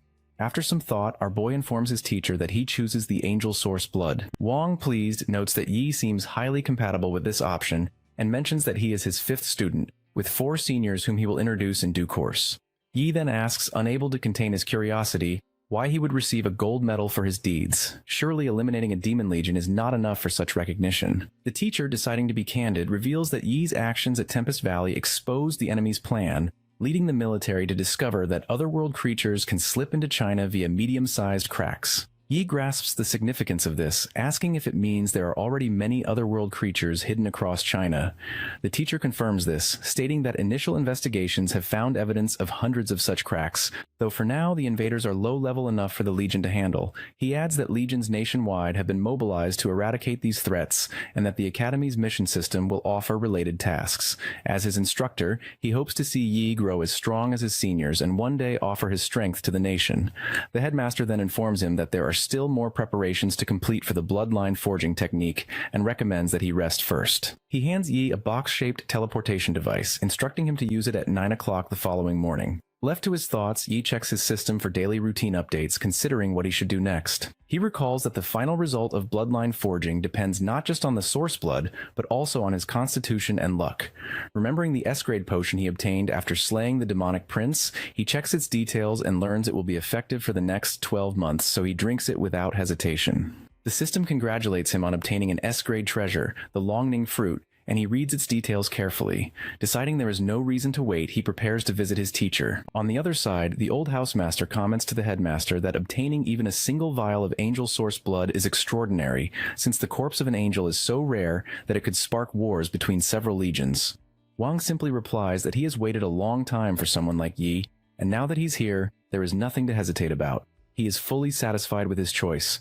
Meanwhile, Yi teleports to his teacher's mansion, where Wang welcomes him and tells him the bloodline forging technique is ready. Wang instructs Yi to remove his clothes and sit in the center of the formation, which he does obediently. The headmaster asks Master Zhou to activate the formation and stands ready to protect the process. Master Zhou complies, and as the bloodline forging technique begins, radiant light pours from our protagonist's body while power circulates around him. Soon, a blue liquid covers Yi completely. As Wang and Zhou closely observe the changes, Master Zhou remarks in amazement that the freeze is incredibly powerful, suggesting that Yi possesses a special bloodline from the beginning. Master Zhou observes the ritual closely, marveling that if Yi ever decides to change his class to mage, he could easily become one of the top ice mages based on his terrifying frost abilities alone. Wang replies that he is aware Yi's sister is currently awakening a frost bloodline, leading him to suspect the boy might share the same trait. For this reason, the headmaster was confident that the angel bloodline, being one of the top bloodlines, should be able to suppress any lesser bloodlines during the forging process. He hadn't expected complications, but now witnesses how the angel and frost bloodlines are locked in a struggle, countering and balancing each other with remarkable intensity. To possess such a high-quality frost bloodline, Wang contemplates, there must be more to Yi's lineage than meets the eye. The headmaster considers the origins of humanity's other race bloodlines, reasoning that most trace back to the earliest Eternal Game players. As reality merged with the Eternal Game, those with higher levels inherited more complete bloodline legacies. The sheer parity between Yi's frost power and the angel bloodline suggests that one of his ancestors was likely among the earliest high-level participants in the Eternal Game. Otherwise, a descendant like our protagonist could never manifest such a potent frost bloodline. Without this interference, the angel-sourced blood would completely absorb into Yi's body, but now the two powerful bloodlines are fiercely opposed. If the frost bloodline were eradicated, the angel-sourced blood would likely be depleted as well. Master Zhou notes with concern that a huge amount of angel-sourced blood has already been lost, predicting that the final effect might not even compare to consuming a lesser-grade treasure. All they can do is entrust the youth's fate to destiny. Any attempt to forcibly stop the ritual could cause his death through self-destruction. He sincerely hopes Yi will have good fortune. Suddenly, the system notifies him that his gate of consciousness has opened and he is entering his mental realm. Within this realm, a mysterious woman greets him, asking if he has finally arrived. He looks around, questioning if this is truly his mental realm. The woman addresses him as her child, congratulates him for receiving God's blessing, and tells him that God has sent her to grant him true strength, promising that he will be unrestrained by morals or rules, free to follow only his desires. She asks if he accepts this power. Yi, unimpressed, summons his holy light hammer and strikes her on the head. The woman cries out in surprise, asking what he thinks he is doing, then raises her hand and begins weaving magic, insisting she hopes he won't disappoint her. Angered by his defiance, she shouts that he dares offend the divinities and that God will bring divine punishment upon him, leaving not a trace of his body behind. She commands Yi to kneel and beg for forgiveness, promising she may consider pardoning him on God's behalf. The young Saint Knight, resolute, tells her that there is no need for such submission and points his hammer at her. She calls him an insolent brat and conjures magical chains to bind him. He sees an array of large red eyes staring at him, a sign of the consequences for disrespecting Master Exia. Now furious, our boy rebukes her, declaring that Exia is nothing more than an underling of an evil god. The woman, further enraged, calls him insolent and slaps him, reiterating that he has caught her master's attention and that she has been sent to baptize him. She claims he should rejoice, for Exia will lead him back to the righteous path. Yi summons all his power, struggling fiercely to break free, all the while sensing a corrupt, malicious energy gnawing at his thoughts. Red, powerful light surges from his body. Meanwhile, Master Zhou and Headmaster Wang anxiously monitor the situation. Wang wonders aloud why the angel's source blood contains the power of an evil god. Could it be that the angel was slain by such a being? He blasts Yi with a surge of magical light, attempting to aid him. Master Zhou realizes the boy is in dire danger, that the evil god's power is bent on obliterating the angel's strength. Wang, however, notices a change. Rather than weakening, the angel's power within Yi is actually growing stronger. Inside the mental realm, the protagonist draws on all his strength, snaps the magical chains, and unleashes his frost power upon the woman. She is shocked, unable to understand how his soul, nearly consumed moments ago, can now wield such overwhelming divine force as she is frozen solid. He transforms into an angelic form, raises his hammer, and strikes her down, denouncing her as an evil god's underling. With a shout for her to die, he smashes his hammer into her, shattering her form into countless pieces. Suddenly, as the fragments disperse, the evil god himself materializes before him. The being regards Yi with cold amusement, asking if he is merely trying to tickle him, and addresses him as a little guy. The evil god informs Yi that his resistance is nothing more than a minor annoyance, insignificant in the face of his grand design. Our protagonist, refusing to yield, shatters the chains binding him and unfurls his immense wings, taking flight. As he ascends, a wave of frost radiates from his form, freezing everything around him. The god is momentarily stunned, questioning if Yi is somehow activating a formation. Surrounded by surging freezing power, the deity finds himself impaled by massive ice spikes as they erupt and spear through his body. Despite the pain, he tells Yi that he will graciously accept such a present, but reminds him that what humans call power is nothing more than the fading light granted by a god. As Master Exia's most devout follower, the evil one boasts that the power he wields is far beyond anything a mortal like Yi can imagine. Suddenly he unleashes brutal light rays at our boy, who deftly dodges the attacks. Chains come hurtling next, enormous and relentless, yet still fail to catch him. Tauntingly, the god mocks him, declaring that worms only know how to flee. At that moment, a powerful portal bursts open, releasing an intense, blinding light. Yi quickly raises his holy shield, protecting himself from the searing radiance. Drawing on his magic, he slices through the divine rays with a force that stuns his opponent. The evil god, unable to comprehend what he is witnessing, reels as Yi advances and in a startling move, plunges a finger into one of his many eyes. A tremendous ray of light bursts from the wound, and the god recoils in disbelief, shouting that such power is impossible and demanding to know where this strength originates. The blinding light overwhelms him, sending the deity tumbling and screaming in denial. When the brilliance fades, the sigil of Yi's master, Wang, appears in front of him, and our protagonist returns to his original form, clutching the sigil in his hands. Back at Headmaster Wang's villa, a brilliant yellow light swirls around Yi's body. Old Housemaster Zhou marvels at the angelic power that has completely eradicated the corruption. Wang explains that the angel bloodline and frost bloodline within his disciple have fused in a way he has never seen before.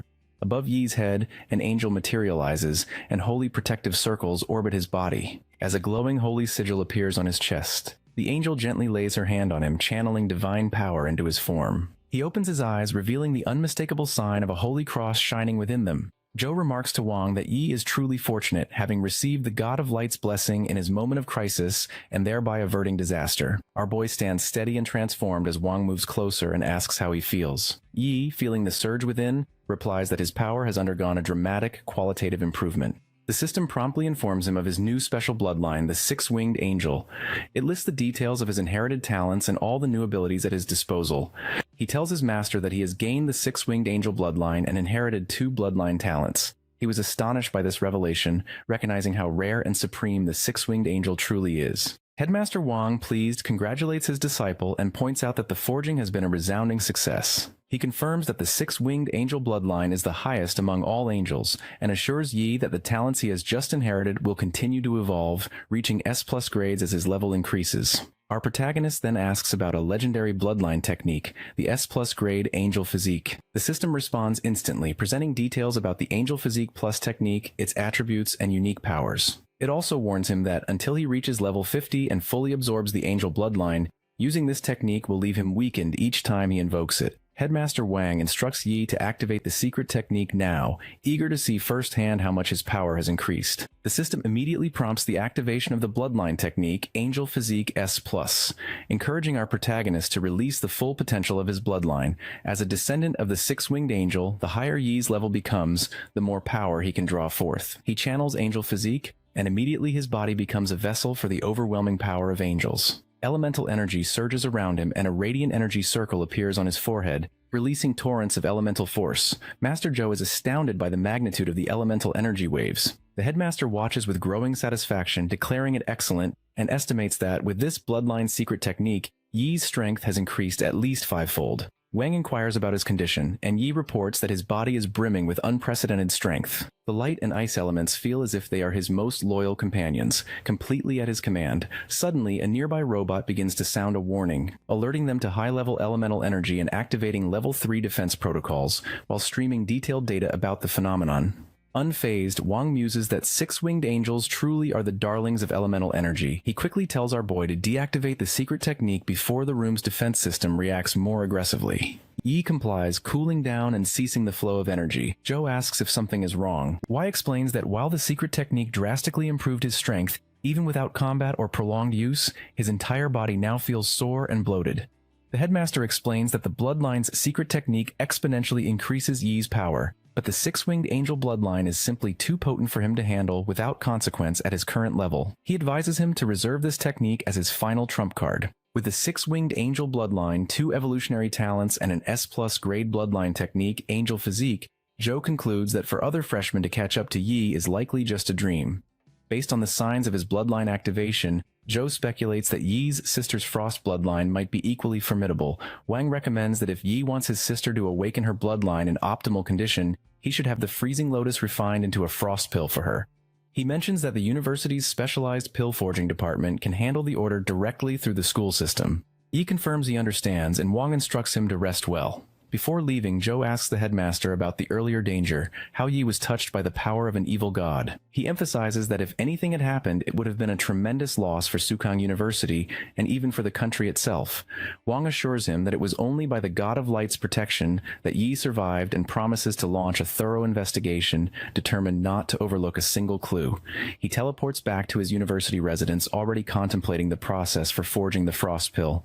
Besides the main ingredient, the freezing lotus, he also needs a grade A treasure, icicle grass. While the Snow Dragon Legion will deliver the freezing lotus soon, the icicle grass must be acquired separately. He calculates that a bronze medal costs 500 points, a silver medal costs 1,000, and a gold medal costs 2,000 points. With his current balance, buying the icicle grass from the school market should be straightforward. Just then, a knock interrupts his thoughts. Opening the door, he finds Miss Su waiting outside. Yi asks if she has business with him, and she comments on his transformation, remarking that his newfound nobility isn't just from higher levels, but from a truly elevated bloodline. Ms. Su explains that Housemaster Wu asked her to bring Yi the resources promised to him by the War House. He clarifies that he has already chosen Wang Hui as his teacher, so why would Wu send resources? She settles onto his sofa, explaining that while the headmaster is his personal mentor, his regular courses will still be at the War House. The resources she brings are distributed to all high-ranking students by the War House, not just him. Now understanding, Yi muses about Miss Su's role, curious if a mage can really teach at the War House. She answers his unspoken question, affirming that mages can indeed teach there, and urges him to review his resources. With a flick of magic, she displays a massive list of treasures for Yi to choose from. He is pleased to find exactly what he needs, crediting his luck potion as expected. With the freezing lotus soon to arrive and the right supplementary ingredients, he can begin forging the frost pill. He signs the contract without hesitation, thanking her for her help. Once business is concluded, Miss Su's demeanor shifts. She stands up, her tone stern. She scolds Yi for his recklessness in venturing deep into Tempest Valley. While training is important, entering the deeper zones without adequate strength is simply foolish, she warns. He must always ensure he is strong enough to protect himself before acting. He listens, unable to explain that the system's protection kept him safe, and that he always had control over the situation in Tempest Valley. Her expression softens as she admits that every year, many geniuses graduate from Sukang University, but only a small fraction become true elites. Many have fallen due to accidents or misfortune. She insists that her warnings are not nagging, but grounded in concern. It is always better to be careful. He promises that he understands and assures her he'll heed her advice. He then asks if she can recommend any safe training grounds for real combat experience, given his recent surge in strength. Ms. Su brings Yi to the university's training ground, explaining that he can use the facility's robots for realistic combat training and set various difficulty levels. The bots can be programmed from level 1 to 10 combat forms, with the highest level able to match the strength of a level 20 class. She starts up the robots from the control room, and informs him that his entire challenge will be recorded by the camera orbs, which will generate a detailed report on his performance. Reminding him that the robots are dangerous, she recommends beginning with lower difficulty settings. With her final instructions given, she excuses herself for class, urging Yi to measure his limits and avoid overexertion. Now alone, our boy prepares for the challenge, commanding the camera orb to initiate training at level 7 combat form. The robot immediately confirms and executes his command, readying the arena for the next test of his burgeoning power. The training session begins as the robot's camera system announces the activation of combat monitoring, deploying 50 combat training robots and warning Yi that level 7 combat form has been engaged. In an instant, the robots open fire. He swiftly dodges their bullets, weaving through the barrage, seizing an opportunity to test the frost power he gained from merging with the frost bloodline. Our protagonist leaps onto a robot and delivers a powerful punch, shattering it into pieces. In response, the remaining units unleashed streams of fire, but he blocks the assault with his holy shield and presses forward. Deciding to escalate, Yi unleashes his Frost Winds, his signature move, Frost Tempest. The chilling gales sweep across the training ground, rapidly immobilizing and freezing the robots in their tracks. Within seconds, the entire arena is encased in ice, not a single machine left moving. The system congratulates him for passing the level 7 combat form test and begins calculating his training results, providing a detailed report. Without hesitation, Yi commands the camera orb to initiate the level 10 combat form. The orb notifies him that due to the extensive damage to the training robots, a backup plan is now in effect. A massive robot, far larger and more formidable, steps forward. The system explains that this is the supernatural-grade training robot, equivalent in strength to a regular level 25 class, and will operate using the highest intelligence protocols to optimize both offense and defense. For safety, the system will intervene if his well-being is at risk. Now, our boy is ready to go all out. The countdown begins and the system signals the start. Immediately, the supernatural-grade opponent launches an assault, hurling frost power at him, forcing Yi to sprint for his life. Watching for an opening, he retaliates with his hammer, striking the giant machine while the system feeds him real-time data on its abilities. He aims to disarm his opponent, but the robot counters, firing a devastating light ray that knocks him back and causes him to lose his grip on the weapon. The mechanical voice announces that it has successfully disarmed him. The system reports that attack system synchronization is complete, and the robot's combat capabilities have been amplified. It now stands before Yi, launching waves of fire. He invokes his magical shield once more, but the constant defense begins to drain his energy. Just as our protagonist struggles to hold his ground, the system updates him. Weapon model optimization is complete and coming online. The robot's form shifts, transforming into a wolf that charges after him with incredible speed, replicating the Tempest Wolves. Realizing the threat, Yi activates his angel physique, challenging the machine to replicate his divine transformation. At that moment, someone else enters the training ground, placing her hand on the scanner. The system beeps, identifying the newcomer as Chiron. She reflects on her recent decision to become Housemaster Song's personal disciple, which granted her access to rare resources and accelerated her cultivation. Although she struggled with the level 7 combat form before, she is now eager to try again. The system reminds her that her last recorded challenge result was level 6 and apologizes, explaining that heavy damage to the training robots requires her to reschedule her attempt for tomorrow. Chiron notices the display screens filled with warning signals and sees that a student is currently challenging the level 10 combat form. She is surprised, knowing that this training ground is meant for freshmen. Most struggle with level 6, and even Yi, her brother, would not find challenging level 10 an easy feat. The system displays details about holy chains, radiant bindings that restrain enemy movements. Yi shouts the spell, and countless brilliant chains shoot out, wrapping around the robotic wolf and securing it from further action. Simultaneously, the wolf's internal system detects an anomaly, failing to match the skill in its database. Its analysis falters, unable to provide answers. Meanwhile, the system informs our protagonist that Vision of Light scans enemy weaknesses and reveals hidden abilities. Following this guidance, he delivers a decisive punch to the wolf's chest, utterly destroying it. Moments later, the system announces the final protocol. The self-destruction sequence executes, signaling the end of the battle. Chiron enters the training ground, immediately noticing the thick smoke. The system declares that the level 10 combat form challenge has been cleared and that the entrance access has been reactivated. Because of the extensive damage within the training field, it suggests visiting again in a week for repairs. As she walks further in, the system congratulates Yi, announcing that he cleared the trial in 8 minutes and 32 seconds. It then provides him with a detailed summary of the points and powers he earned, advising that he now needs to contract a magic pet to strengthen his potential. Chiron soon finds him and asks if the bloodline forging is complete, amazed by how much stronger he has become in just one day. Yi confirms, explaining that he now possesses the rare 6-winged angel bloodline. She expresses genuine admiration, remarking on how exceptional and precious such a divinity bloodline is compared to her own succubus one, which, though above average, is still common. He then asks if she can accompany him to the magic pet market. Chiron quickly agrees, reassuring him that the market is nearby. Together, they arrive at the bustling magic pet market in Fantasia Lee. The first shopkeeper presents a silver tier fire tiger cub, able to grow to level 20, priced at 110 points. Another introduces a level 19 adult dragonhorn rhino with a draconic bloodline for 210 points, stressing that it's first come, first served. Holding Yi's hand, Chiron asks if he already has a type of pet in mind. A third vendor offers a silver tier golden-clawed green hawk egg at a bargain price. Yi shares that he once tamed a Tempest Wolf in Tempest Valley, but after defeating the demonic sun, he fell into a coma and lost the chance to contract it.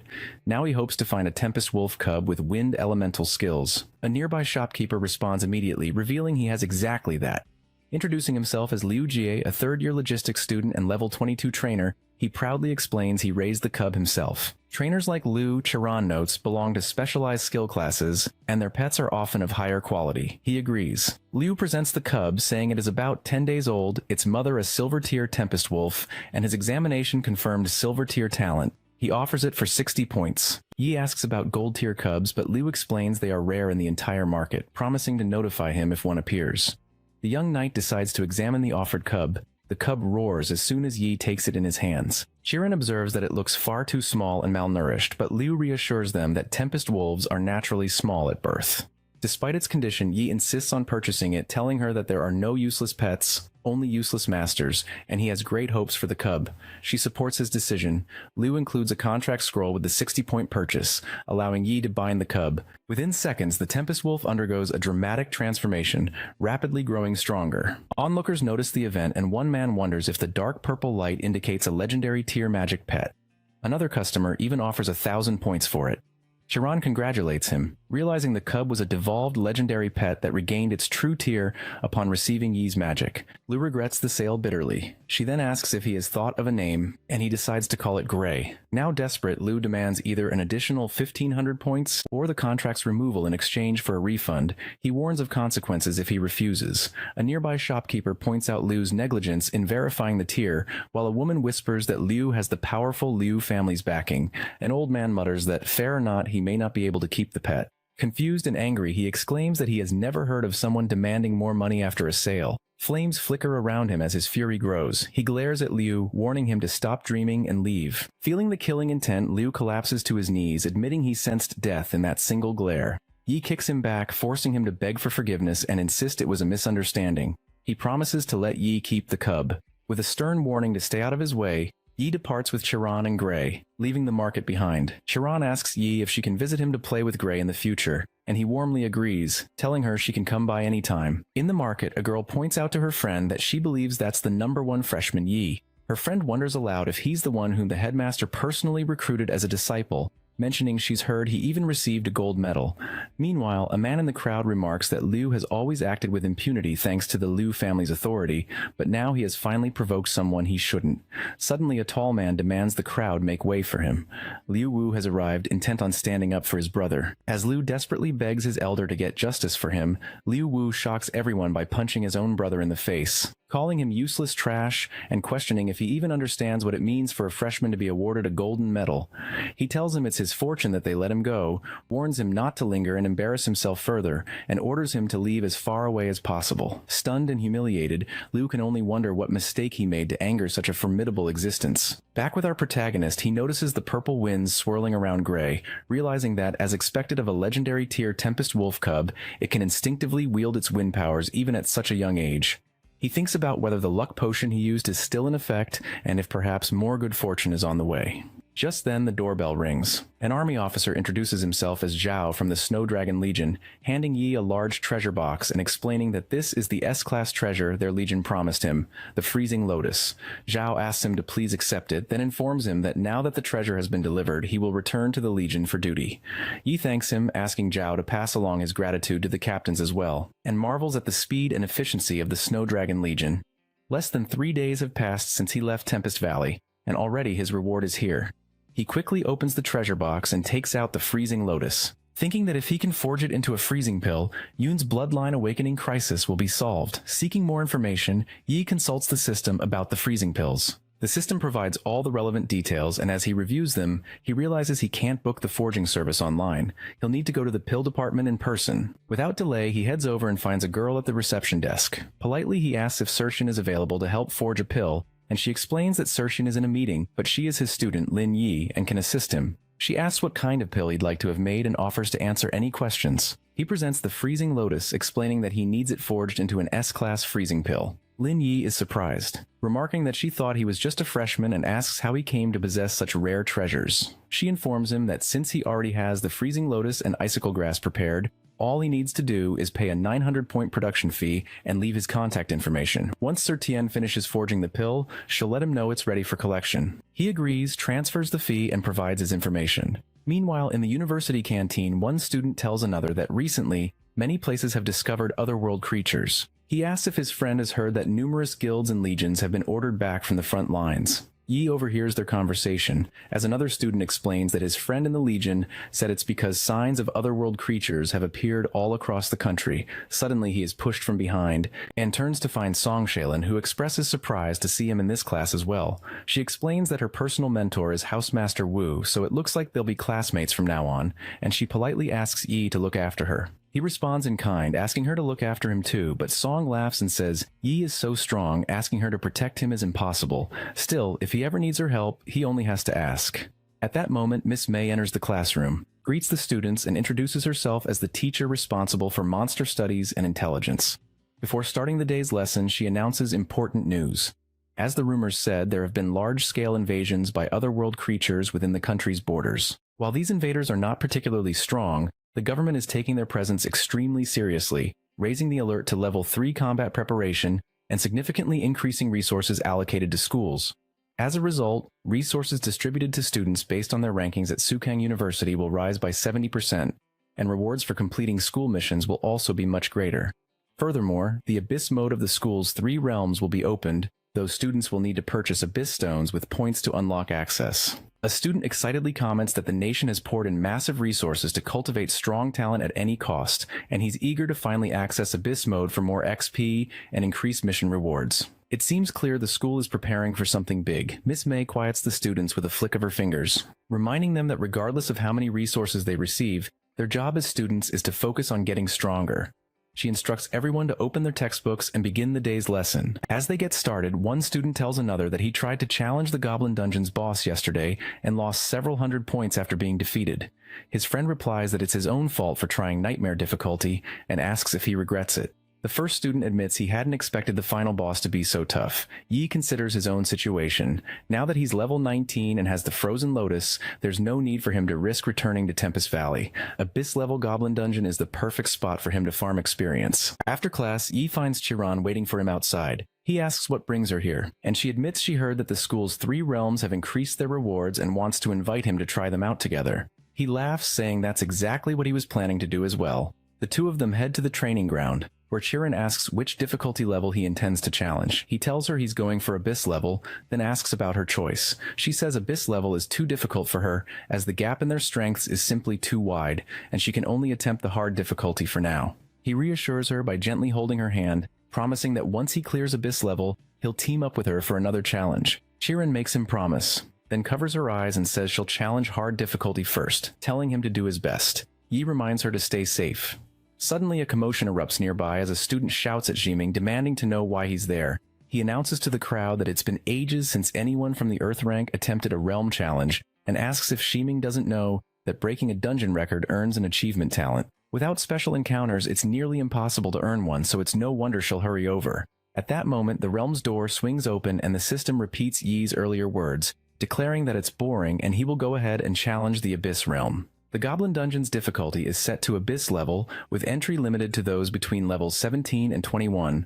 As a level 19 Saint Knight, Yi qualifies for entry. The other students whisper among themselves, wondering if he is truly the #1 freshman, while one laughs and mocks his arrogance, predicting he'll just waste his 400 points. She observes that the influx of resources seems to have made some students overconfident. The system informs Yi that he has selected Abyss level, the most challenging difficulty, and that 400 points will be automatically deducted from his account in exchange for an Abyss magic stone. It continues, notifying him that he has been teleported into a goblin dungeon and warning him that monsters in the Abyss realm are much more vicious due to the increased difficulty. If he feels overwhelmed, the system instructs him to smash the Abyss magic stone to exit the realm immediately. Our protagonist surveys his surroundings, wondering why the area looks like a ruin, and whether this devastation is the result of goblins conquering and destroying everything in their path. Suddenly, a goblin attacks from behind, but Yi senses the threat and counters with a powerful punch. He quickly observes that this dungeon is swarming with goblins, and as the system provides details about these monsters, he sees them all charging toward him. His excitement grows, thinking these powerful enemies are truly worth the challenge. As the goblins leap at him, he brings out his warhammer, smashing through the wave of attackers. More and more monsters appear, and he realizes the true difficulty of this realm lies in the endless goblin grunts launching suicide attacks, rapidly draining his mana. The young knight leaps into battle, determined to conserve as much mana as possible to unleash his most powerful skills against the boss. He employs his Shining Phantom Slash, effortlessly cutting down goblins as the system congratulates him for defeating the horde and informs him of the points he has earned. Nonetheless, Yi notes that, as expected, leveling up has become much harder at his current stage.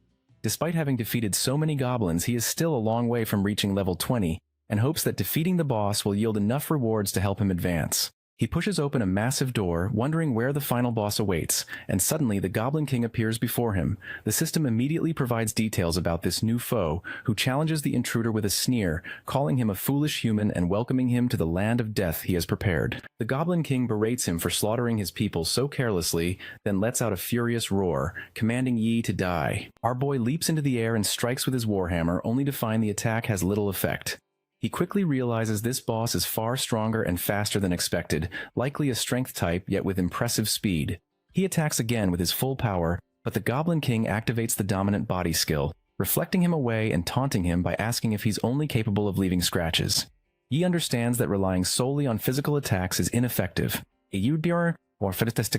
Yes, so he calls forth light chains that pierce the monster's body and bind it. The Goblin King is shocked, finding himself unable to move. While the Saint Knight notes that its magic resistance is surprisingly low, he taunts the monster, inviting it to enjoy his special gift. Before hurling a massive fire attack, he reflects that, for an Abyss-level realm boss, the Goblin King is surprisingly weak. The system congratulates him and informs Yi of the rewards he has just received. He is pleased that he managed to conserve a large amount of mana in preparation for the boss fight. And his hunch was right. Setting a new record on the Abyss-level map has granted him a new talent. The system announces that because he set a new record, he will unlock a new achievement talent and lists the details. With his newly acquired Grade A talent, Rapid Casting, Yi is confident he will become even more powerful. He decides it's time to leave, though he regrets coming so close to level 20 without quite reaching it. Still, with plenty of points earned, he considers bringing Chiron along to challenge the Abyss-level realm again.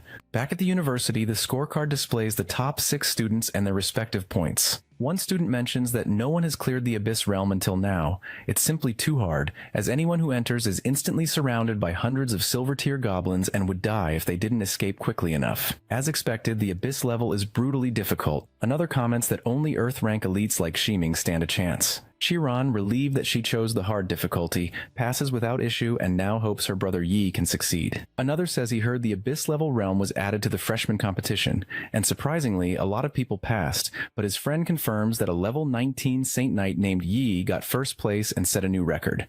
The crowd is astonished to hear the realm record was broken and someone finally cleared the Abyss difficulty. All eyes turn to the screen. A student wonders aloud if he's ever heard of Yi before, guessing he must be a senior. Another corrects him, saying he's actually the #1 freshman. Someone else protests that there's no way a level 19 could defeat the level 24 legendary Goblin King, no matter how strong he is, and insists he watched the freshman competition and can't believe how much the Saint Knight improved in just a few days. Another laughs, predicting that Brother Zhuan entered the realm after Yi, and though his progress is slower, once Xuan's clear record comes out, he'll push him down in the rankings. Suddenly, Brother Xuan returns in terrible condition, and his supporters are shocked to see him like this. He admits to his friend that the Abyss-level realm is too hard. He lost several pieces of golden-grade equipment and still failed. Xuan wonders what's happening among the students, and his friend tells him that Yi, the freshman who entered before him, spent only 10 minutes and 56 seconds to break the Abyss-level clear record. Xuan is stunned to learn Yi has taken first place. Students begin to shout as our protagonist emerges from the realm, and Zhuan grows jealous, questioning how a level 19 freshman could possibly clear the Abyss realm and why he himself lost. He suspects cheating since Yi only came out now and decides to confront him with a fake smile, introducing himself, but the Saint Knight ignores him and continues walking, politely saying he has other business and bidding farewell. Zhuan is left speechless by Yi's dismissive behavior. Chiron congratulates her brother on his success, admitting she could only barely clear the hard difficulty and that it's getting harder to keep up with him. Wei reassures her, saying the Goblin King is actually pretty easy to fight and promises to teach her all of his best tips for clearing. With his surplus of points, he offers to take her along to try the Abyss-level realm together, determined to help her learn how to clear it. Zhuan, watching, is shocked that Yi wants to go back in so soon, and wonders if he really is a freshman, since he treats the Abyss realm as casually as his own home. He realizes this is the gap between true elites and ordinary students. Zhuan's friend tries to encourage him, saying he nearly cleared it and might succeed if he tries once more, but Zhuan feels only shame and depression, and his friend wonders what's wrong with him. Later, Zhuan sits alone in his room, reflecting that some people appear to be heroes but reveal their true selves at the slightest setback. This is how real elites behave, with each new wave pushing the old to the shore. He resigns himself, deciding there's no need to challenge the realm again and accepting his place in the order of things. Yi discusses with Chiron how this is actually their second time teaming up, and it feels like just yesterday they were adventuring together in Tempest Valley. She also recalls that experience vividly, a memory still fresh and meaningful. Suddenly, our protagonist senses danger and, without hesitation, turns back to hurl the punishment of light at a lurking goblin, killing it instantly. The memory prompts Chiron to mention the time when she kissed him, explaining that the demons had pushed her into a corner back then, and it was only thanks to his bravery that she didn't choose self-destruction in her despair. Before they can say more, a horde of goblins emerges, swarming forward. Chiron notes that Abyss difficulty lives up to its reputation, as even ordinary goblins have incredibly high stats. Yi reassures her, pointing out that while their level is high, the creatures are actually rather fragile and only dangerous because they attack in overwhelming numbers. The system chimes in, providing more details on the goblin warriors. He suggests the wave is manageable as long as they're careful about skill consumption, proposing they each defend a side to prevent any from sneaking up behind them. Chiron agrees. With coordinated teamwork, Yi employs his gift of God, while his partner uses her gift of protection alongside her weapon blessing. As the monsters close in, our boy announces he will take the first wave and swings his warhammer, crushing many of them with powerful sweeping blows. When it's her turn, she unleashes her dark slash technique, cleaving through goblins with precision. The system congratulates her for defeating the horde and awards points, then does the same for Yi, who responds with a nod. Suddenly, the system issues a warning about the imminent appearance of the Goblin King, displaying detailed stats and abilities. The massive creature bursts onto the scene, his voice booming as he commands them to prepare for death and retribution for his people's suffering. Chiran, feeling the pressure, asks Yi how he managed to clear the Abyss level before, knowing Abyss bosses aren't easy prey. He explains that the Goblin King looks intimidating but actually has weak spell resistance, and she should be able to defeat it with a strong spell-based attack. Eager to take the lead, Chiron prepares her strongest spell, wondering if she should attempt the demonic power of her succubus bloodline. The system offers her information about the demonic blade's qualities, helping her strategize. She leaps into the air and attacks, but her effort fails. The Goblin King laughs, taunting her by saying that the demonic energy in her strike has only fueled his strength, elevating him to a new level. Without warning, he unleashes a ground-shattering shockwave at them. Chiron reassures Yi that she's unharmed but blames herself for failing to control the demonic power, inadvertently strengthening the enemy by letting him absorb it. He tells her not to worry and decides to see if his old tactics still work. He hurls Punishment of Light at the monster, but this time the skill proves far less effective. Its spell resistance has improved drastically. The young warrior tells her this fight may be tricky, and if he can't defeat the boss, she should crush the Abyss Stone and escape without hesitation, reminding her that a realm challenge isn't worth risking herself over. Yi attacks with his light chains, but the Goblin King effortlessly shatters them. At that tense moment, Chiron's inner demon appears, chiding her for being too weak. The demon tells her that if she could fully master the demonic power in her succubus bloodline, Brother Yi wouldn't be in such danger, and that it's time to release her true strength. While our protagonist struggles to restrain the Goblin King, determined not to let his companion be put in danger, he activates his angel physique. The monster, wielding his hammer, lands a crushing blow that sends Yi to the ground. When he looks up, he is astonished to see Chiron transformed. She has embraced her demon form, radiating immense power, and the Goblin King recoils in shock. She declares that this is her royal power and confidently tells him to let her finish the fight. The beast is bewildered, unable to absorb her demonic energy as before, and instead feeling it eat away at his own strength. Chiron, now fully in control, taunts him, assuring the foe that what he's experiencing is just the appetizer. The Goblin King, desperate, demands more demonic power, but she unleashes a devastating magical spell, shouting for him to die. The power of her spell is so overwhelming that even Yi finds it difficult to witness, blinded by its intensity. The system congratulates Ms. Chiron for defeating the boss Goblin King, announcing that she has earned 15 free stat points, 15 skill points, and a trove of additional rewards. After finishing off the monsters, she turns back to Yi, breathless, and tells him she finally managed to kill the monstrous foe. Our protagonist, still wary, quickly withdraws his hand and asks if she is truly Chu. As she regains her composure, her consciousness slowly returns. After a few seconds, she reverts to her original form and explains that everything that happened just now was because of the demonic power in her succubus bloodline, something she still struggles to control. Yi, seeing her exhaustion, suggests they team up and tackle the abyss-level realm a few more times together. But she is tired and encourages him instead, saying she believes he will soon be able to solo the abyss-level realm, especially once he becomes more familiar with the demonic power. He jokes that the Goblin King has become something of an old friend, and he trusts the boss will understand, since students always need to consider so many things to maximize realm rewards. Meanwhile, at the university, a group of students discusses the abyss-level realm's extreme difficulty. One student wonders if Yi's success is just luck, while another argues that his strength is simply unrivaled and that anyone who doubts him is free to try it themselves. On the system screen in the university hall, Yi's name glows at the top of the leaderboard. Abyss level difficulty, progress 100%, clear time 9 minutes and 46 seconds, now confirmed as the fastest Abyss Goblin dungeon clear in school history. Students are stunned. Someone complains that Yi just won't give others a chance to clear in peace, while another points out that not only did he break his own record, but he even did it faster this time. They all agree that the true elites push themselves harder than anyone else. Their amazement only grows when another record flashes across the screen. Chiron has cleared the Abyss-level difficulty in 9 minutes and 23 seconds. The students are shocked to see that the freshman who previously could only challenge hard difficulty is now soloing Abyss. Another points out that she is the second strongest freshman, and it's not surprising she can fight above her level under Yi's guidance. The system provides a detailed listing of their achievements, and some students quietly admit they finally understand the sense of powerlessness that comes when realizing the vast gap between themselves and true geniuses. Now Yi is challenging the Abyss level for the second time, and Chiron has completed her first solo Abyss run, and then her second time in a party with him. Afterward, she mentions that she heard the Elemental House has prepared a fireworks show for the freshmen and invites him to go watch together. Outside the Elemental House, she thanks him, saying it's because of him that she gained so much from the Abyss realm. But Yi credits her own efforts, insisting he merely gave her a little push. As they walk, Yi's attention is drawn to a massive statue atop the building. Chiron explains that this is the Mage Yang, honored as the protective deity, because he once single-handedly defended against several otherworld legions. His heroic deeds became legendary, but in his final battle, a demon lord attacked him from behind, resulting in his ultimate sacrifice. His soul was wiped out beyond resurrection. He admits his knowledge of history is limited and asks her to tell him about the Dark Ages. She responds affirmatively, explaining that any discussion of the Dark Ages must begin with the Golden Age 80 years ago, in the year 2544. During that period, many talented classes emerged, earning it the title of the Golden Age. Legendary heroes such as the Tempest Sword, Saint Changping, and the Heatblade Saint Li appeared and are still fighting on the front lines today. However, when humanity was finally hopeful and ready to strike back at the Otherworld, the Dark Age suddenly descended, marking the most intense invasion of otherworld creatures ever seen.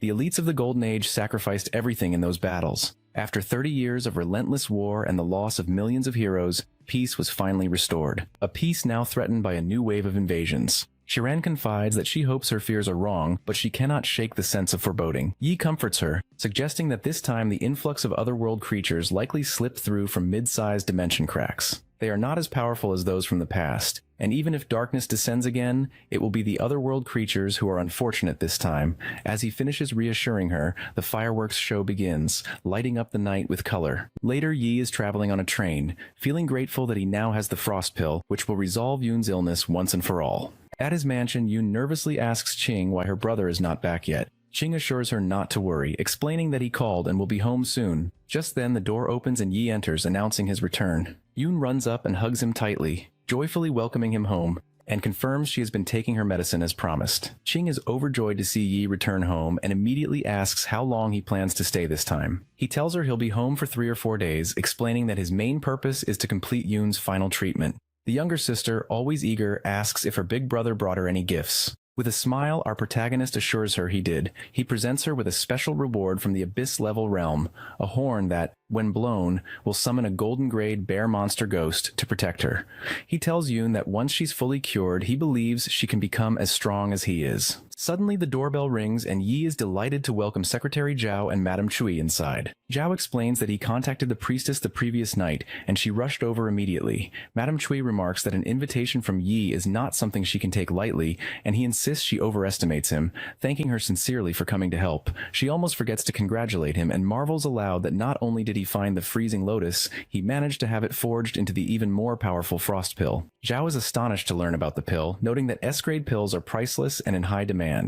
Our protagonist credits the tertiary turn class pillmaster recommended by his teacher and suggests they get started on Yoon's treatment without delay.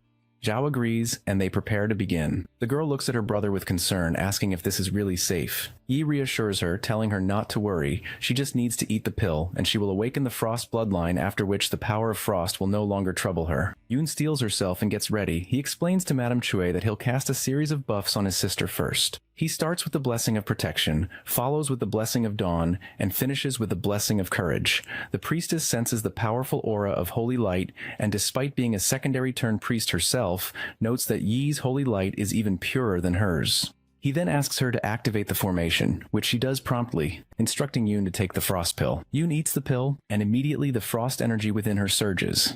Madame Chui alerts Yi that her patient's frost is bursting out and asks if there's a problem. But he remains calm and confident, assuring everyone he's got it under control.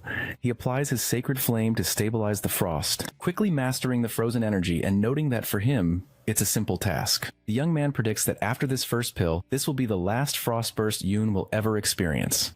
Madame Chui agrees, explaining that the hardest step is now complete. They just need to be patient as the awakening finishes. Soon the girl is surrounded by swirling energy, and as she regains consciousness, she opens her covered eye, releasing the form of an ice dragon. The priestess observes that the power is extraordinarily pure, confirming that Yoon's frost bloodline is now fully activated. Wei encourages his sister to check her status for any changes. She tells him she can now fully control the ice element, and believes her bloodline talent allows her to manipulate ice at will. He beams with pride, explaining that most bloodline awakenings don't grant such talents, but her case is rare and special, a true first bloodline awakening. Yoon asks if it's possible to gain more talents as she continues to develop her bloodline, and he wonders if perhaps their ancestors included a powerful frost class, given the immense benefits both siblings have received. Even so, he suspects their family may have fallen into obscurity over the years. To be sure everything is well, Yi asks Madame Chui to conduct a thorough check on Yoon, and she readily agrees. Zhao meanwhile congratulates him, stating that the girl is not only cured, but has also awakened her frost bloodline.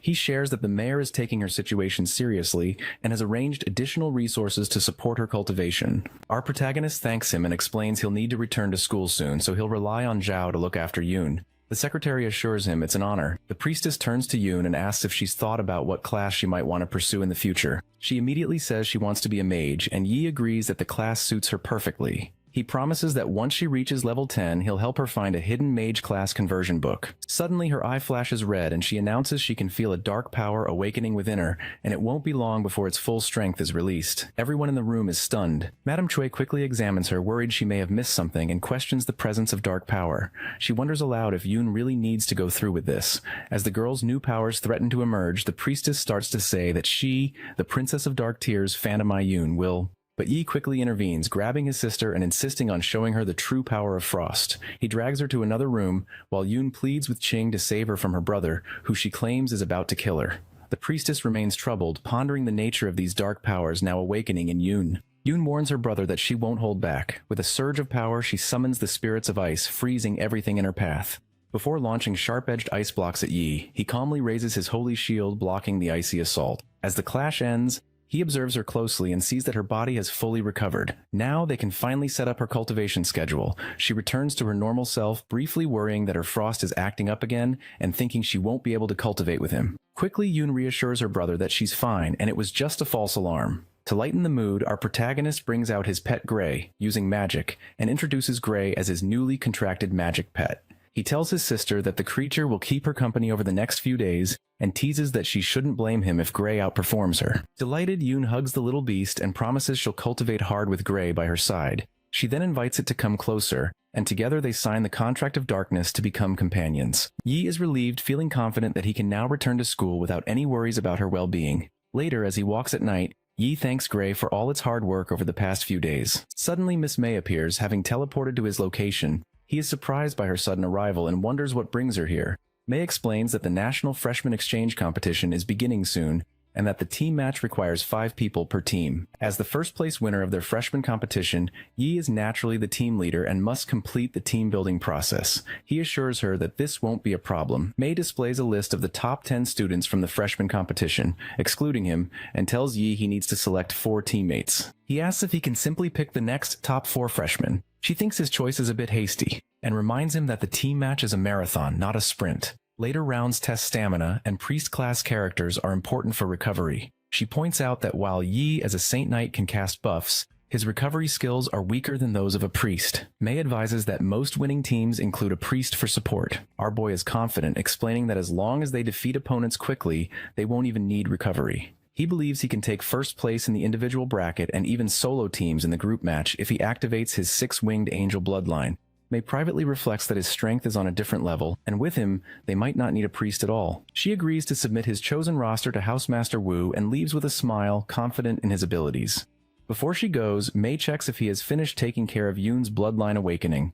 He thanks her for telling him about the freezing lotus, which made all the difference, and she's glad to hear Yoon is doing well. He then asks if she knows where he can find a hidden class conversion book for his sister. May replies that the school network does have the book, but obtaining one is very difficult. She encourages him to do his best in the upcoming competition and departs on other business. Soon, Yi learns just how challenging it is to buy such a book. His research reveals even the cheapest hidden class conversion book costs 20,000 points. Though it may take time, he resolves to achieve this goal for Yoon within the next 6 months. He checks his new system mission, thinking about how the rewards from his last 2 achievement missions have greatly strengthened him.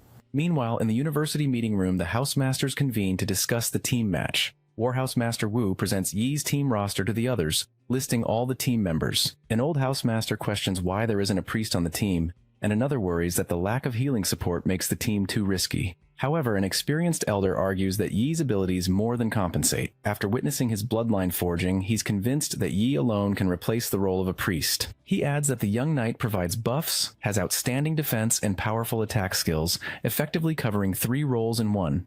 A female housemaster voices no objections, noting that fully utilizing Yi's strength is a sound tactic, while a younger master expresses hope that he will surprise everyone at the exchange competition. Wu concludes the discussion, agreeing to the plan and promising the lady housemaster that he will take care of their training. He notes that while the freshmen may be individually strong, they still need to develop teamwork and cooperation. Wu promises to have Miss May gather them at the Warhouse in 3 days for practice. Later, as Yi completes his workout, he receives a message from Mr. Wang, who has arranged a one-on-one class for him. Our protagonist looks forward to it, thinking this will be his first class since becoming a disciple and hoping to learn new skills. He chooses skill points as his reward for the day and reflects on how easy it is to stay ahead of others with the system. Daily missions keep his skill and stat points steadily increasing. At this moment, the headmaster mentions he is personally overseeing Yi's training, and our protagonist is surprised to be able to see Yi, to find himself surrounded by forest wolves. He wonders aloud about their presence and asks his teacher if he needs to drive them away. The master explains that this is the Edge Forest, a private training ground owned by the Tien Guild, an organization he himself founded, so there is nothing to worry about. As he surveys the area, he suddenly notices a flying dragon soaring above, its presence sending the wolves into retreat. He marvels at the sight, wondering if there can really be dragons here. His teacher explains that the level 62 legendary gray dragon belongs to Yi's senior brother, serving as a guardian to deter monsters throughout the forest. The master further reveals that this senior is now level 64, even surpassing him in combat ability, which is why he handed the Tien Guild over without hesitation. Yi is astonished to learn his senior brother reached level 64 by the age of 30. The headmaster laughs, admitting he has seen many prodigies over the years, but believes Yi is the most talented by far, encouraging him to work hard and assuring him that he may one day surpass his senior. The teacher then directs our boy's attention to an important lesson, commanding him to watch closely as he demonstrates a special skill, Holy Light and Heart Shield. Yi observes as the master conjures massive light, forming complex diagrams in the air, before casting the energy to the ground, utterly obliterating everything in its path. The headmaster declares that this is the first skill he will teach him, Holy Light Heart Shield. He instructs Yi to link his consciousness to the skill book and spend skill points to learn it. Following the instruction, the young knight connects, and the system provides all the details about the A+ grade Holy Light Heart Shield. As he reads, he realizes this is a Saint Knight legacy skill and wonders how his teacher came to master Saint Knight techniques as well. The headmaster explains that the Holy Light Heart Shield was created by Yi's grandmaster, who was a tertiary turned Saint Knight. He inherited the skill from his own master and now passes it on to him. The teacher tells Yi he has now learned the skill and asks for a demonstration. Our protagonist nods, focusing on the technique. He gathers his energy and successfully manifests the Holy Light Heart Shield. The master is impressed, noting that achieving this with just a level 1 Holy Light Heart Shield is remarkable. He explains that the skill is especially valuable in team matches, allowing Yi to partition the battlefield and restrict enemy movement. Suddenly, a massive dragon appears nearby. The teacher announces it's time for practical combat and instructs Glalong, the dragon, to command the surrounding monsters to attack. The amount of experience Yi gains now will depend on his own ability. Glalong roars, summoning a chorus of responding dragons, and soon countless beasts fill the area. He immediately arms himself with the Blessing of God, Blessing of Dawn, and Blessing of Courage, preparing for battle. He leaps into the air, launching sharp ice crystals at a particularly large dragon and killing it instantly. Without pause, he swings his massive warhammer at another, striking it on the head and hurling it away. In a matter of minutes, Yi defeats every dragon in sight, but the effort leaves him utterly exhausted. The headmaster observes his student, surprised that he went all out and used up all his stamina and mana. He asks if Yi isn't worried about more monsters appearing. The resourceful youth opens a magical space and produces a mana potion, reassuring his teacher that he has it covered. The system congratulates Yi for reaching level 22, awarding him 20 stat points and 20 skill points. He immediately considers upgrading his Holy Light Heart Shield with the new skill points, and watches as the system displays the improved attributes. He realizes the shield's power has reached a new peak. The headmaster, watching all of this, remarks that Yi's performance far exceeded his expectations. He anticipated Yi might defeat 100 monsters, but the lad managed to take down nearly 400. The teacher reminds him that since he plans to compete in the exchange competition without a priest, he must remain cool and never falter at crucial moments. Yi assures his master there is no need for concern. With him on the team, first place is as good as theirs. At night in the Tempest Forest rest station, Ju, Wen, Dan, and Leon arrive together. Over the loudspeaker, an announcement blares. The National Freshman Exchange Competition is about to begin, with 218 high schools from across the country participating. The question on everyone's mind is who will emerge as the ultimate winner. One girl tells her friend that the list of participants for the competition has just been released. Her friend is shocked, double-checking the roster and noting that Sukang University's team features no priest, instead opting for a non-mainstream formation more commonly used by lesser-known schools. Miss Ju and Miss Wen are excited to see that Yi is the team captain, with Chirana's vice-captain. Wen laughs while reading the online comments, pointing out posts saying that a team without a priest is doomed to fail.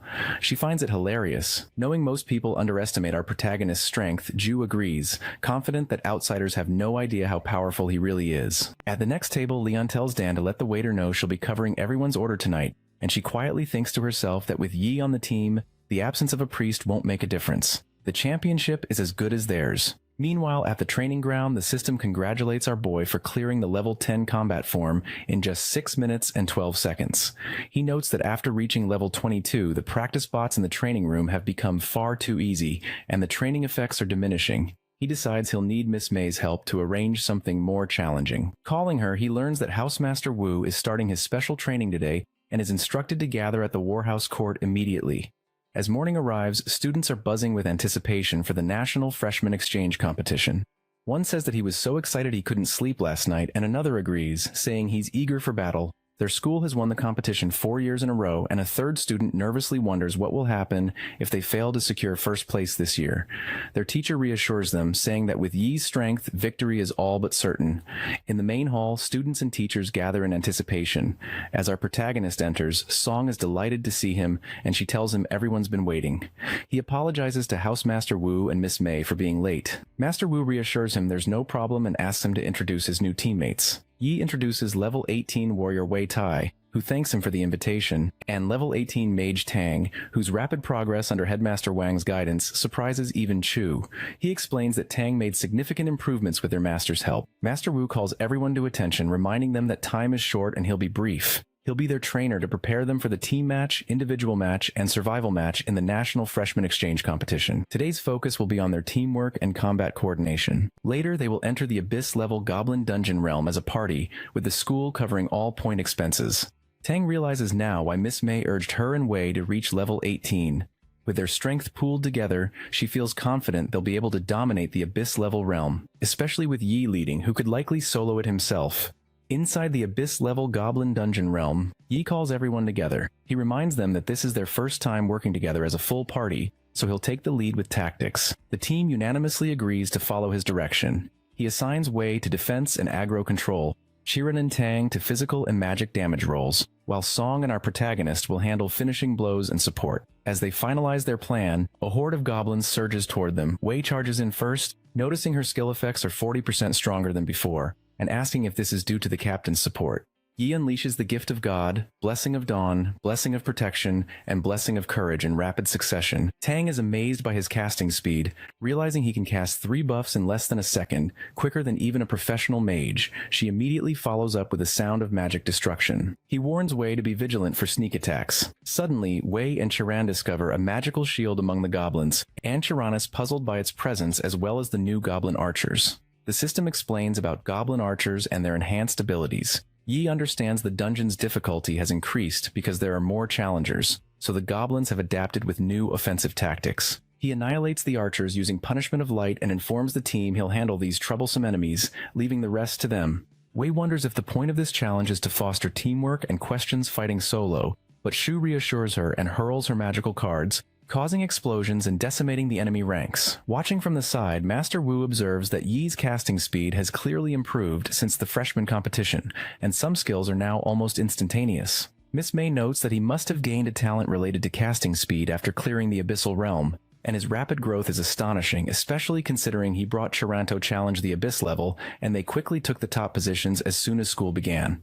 Master Wu explains that's why he ramped up the difficulty for this challenge, wanting to truly test Yi and the team. Chiran goes ahead with her Shadow Slash, and her companions fight with their own techniques. Tang thanks to Yi's buff, which doubles her power, and in no time, they manage to defeat all the goblins. Our boy reminds them it was just a warm-up, and now they'll face something real, the boss battle. They all praise Yi while he stands there, thinking they're putting up the flags. They reach the gate, where Yi feels something is off, but they enter anyway. Inside, the legendary grade level 22 boss welcomes them with mockery. The boss admits he was expecting them, and casts a fireball in no time. Tang watches in awe, almost getting hurt, but her companion protects her in time. Tang's shield breaks. Even after her power was doubled, she couldn't hold on. The boss admits he was preparing for this moment long ago, but Yi steps ahead, with the power of frost this time. The others ask him to be careful. As he admits, the boss's strength is greater than the one he defeated before. Song steps ahead to lead, but her attacks fail, leaving her staring in awe. They all charge at once in their own ways, but nothing works on the enemy. The boss declares he will end it all.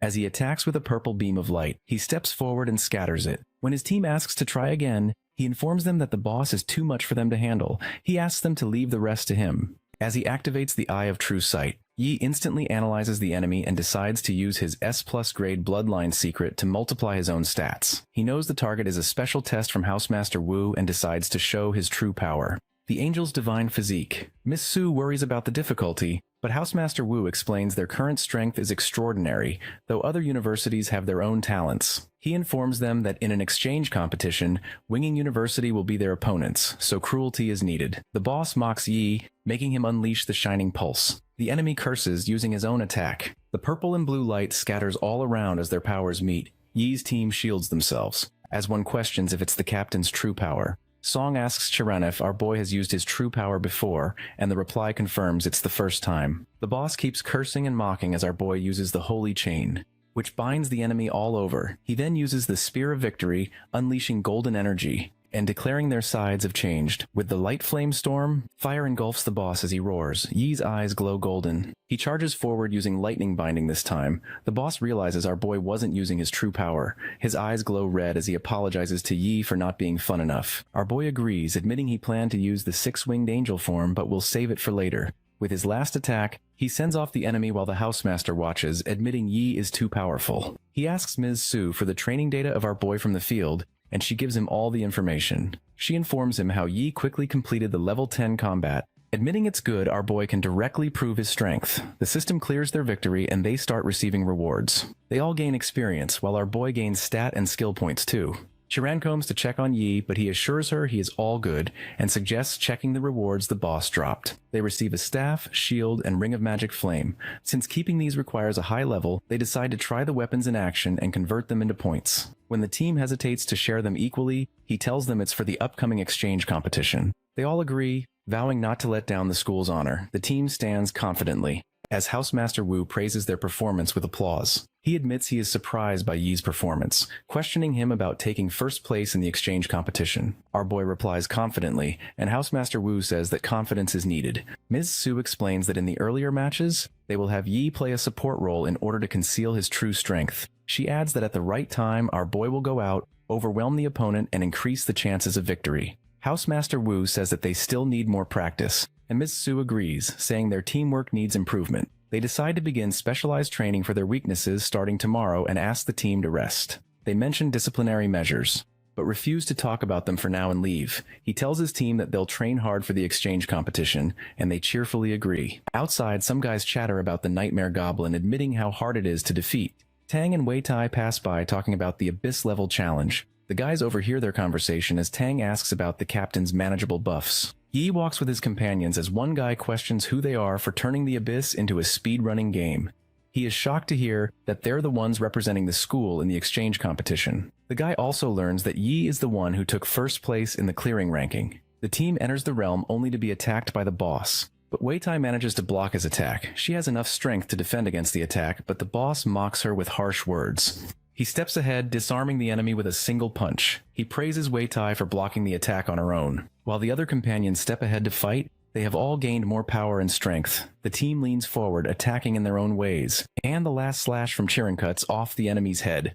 Wu confirms they managed to break the 9-minute mark this time, and also informs them that the date of the exchange match is out. He declares he will take them to Qingjing University, the venue of the competition. All of them cheer up at the thought of the match finally starting. Housemaster Wu declares that they'll take everyone through the exclusive teleportation point of the school to ensure their safety. He says they'll head directly to the exchange competition at Qingjing University. As they arrive, the headmaster and others are already present. The headmaster thanks Wu for his hard work, and says he's hoping for a 5th consecutive win after winning 4 times in a row. Yi's team stands nearby, as the headmaster tells Zhou to activate the teleportation formation. The teleportation activates, blue energy scattering everywhere, and in no time they all reach Qingjing University. Ms. Su thanks Zhou for his casting, since traveling over 2 million kilometers would have taken them several days. Chung Yongchun, a tertiary awakened mechanist, steps forward. Chung welcomes them all to the university, saying it's an honor to see them here. Wu and Chung exchange some words about their students, and declare they will test their mettle in the competition. Wu reminds the team that the opening ceremony of the competition is on the 10th, and shortly after, the competition will begin. He tells them their training is good enough and gives them time to relax for a few days. Wu also tells them to take care of their safety, since demons and other races are expected to target human geniuses.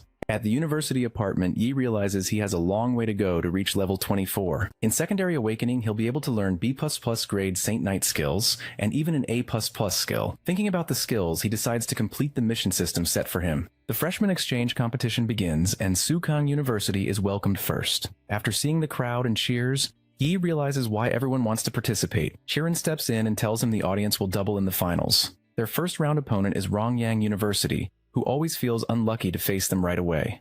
Their captain cheers them up while the audience mutters about them definitely losing. The battle starts as our boy realizes the opponent team's strength is ordinary. He declares they will all attack together and break the formation in one wave. Tang steps ahead with her staff, taking the lead this time. She uses the fire magic arrow and the opponents shield themselves. Relieved, thinking that's all the team has got. In no time, all of Yi's other companions start attacking with their own powers. The battle ends instantly, declaring the win for Sukang University. The announcement confirms the next team battle will start soon, and there is applause for both teams for bringing an amazing battle. Tang calls it easy, while the others find it all boring, and Yi admits only Modu or Winging University can give them an actual challenge. Chung wonders at the power of the team, questioning Housemaster Wu about their strength. He points out Yi's buff, asking how a regular school could compete with that. Wu laughs it off, saying he didn't make much effort and that it's all their own power. Chung takes his leave, saying they'll face each other soon enough. Wu reminds him that friendship comes first, not the competition. Later, Wu praises the team for their excellent work and tells them it's their free time since there's no match in the afternoon. Miss Su suggests watching a few high-level matches, and Wu agrees. He also asks them to sign up with him for participation in the individual competition. When asked if they aren't in the match by default, Miss Su explains that other schools have supports with no offense, and even strong defensive classes avoid joining to escape the hassle. Hearing all this, Yi and the team agree to participate. The individual matches begin. Announcements confirm the victor proceeds to the next round. Yi is in the 6th battle while his companions have to wait long enough. The crowd cheers for our boy as the match begins. His opponent is Rong Yang, a swordsman. Rong starts to attack, asking Yi to surrender and promising he'll let him lose with dignity.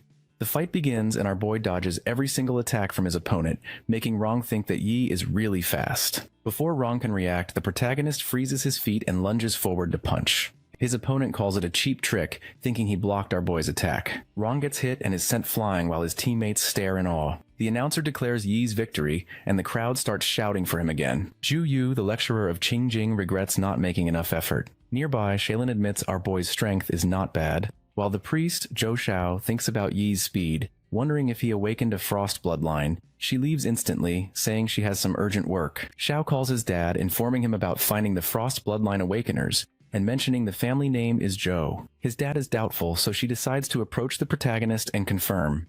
His dad agrees and says he'll make his own efforts to find out if Yi is from their Zhou family. Shen is confident he'll defeat our boy, while his captain asks him to be careful, admitting that Yi is very strong. Shen assures him and steps forward. Some talk about his great aura, while the audience cheers for our boy. Xiao's father and sister are finally at the stadium and confirm that Yi might be someone who split off during the Dark Ages. He informs her that the family ordered him to check on the protagonist after hearing about the first bloodline, and Xiao's sister can also witness the Sukang freshman's might. Her sister says there's nothing to learn from a knight, but Xiao tells her Yi's blood purity is over 70%. She tells him that he is qualified to awaken the hidden class of their family. Her dad asks Dong to be respectful towards Yi, but she says his strength will decide whether he's her brother by name or not. From Modu University, Li Xin is welcome for the first match of the 3rd round against our boy. He declares he was planning to deal with Yi instantly, but since our boy is strong, he'll go all out.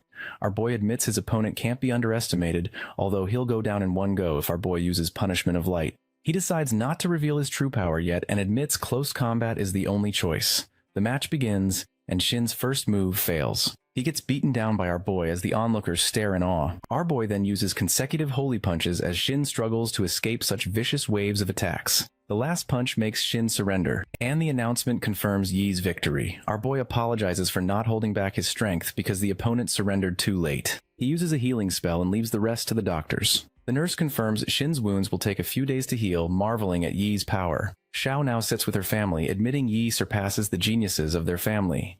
Looking at his strength, her dad confirms there was a hidden class within the bloodline that increases strength. Dong seems convinced by Yi's strength, and her dad asks Xiao to arrange a meeting with our boy. Jiang Feng from Modu University steps ahead this time, and our boy decides that Shirin must be able to win easily against her. Jiang has already decided to go all out, while Chiron is thinking about ending it as soon as possible. Chiron dashes forward using Shadow Slash, and the opponent is on her knees in no time. The announcement confirms the victory, while onlookers still can't believe that Zhang went down so easily. Chiron and Yi are chatting about the match when Xiao steps in, declaring she's here because he has awakened the Frost bloodline. She says that with such high purity, he must be someone from their family.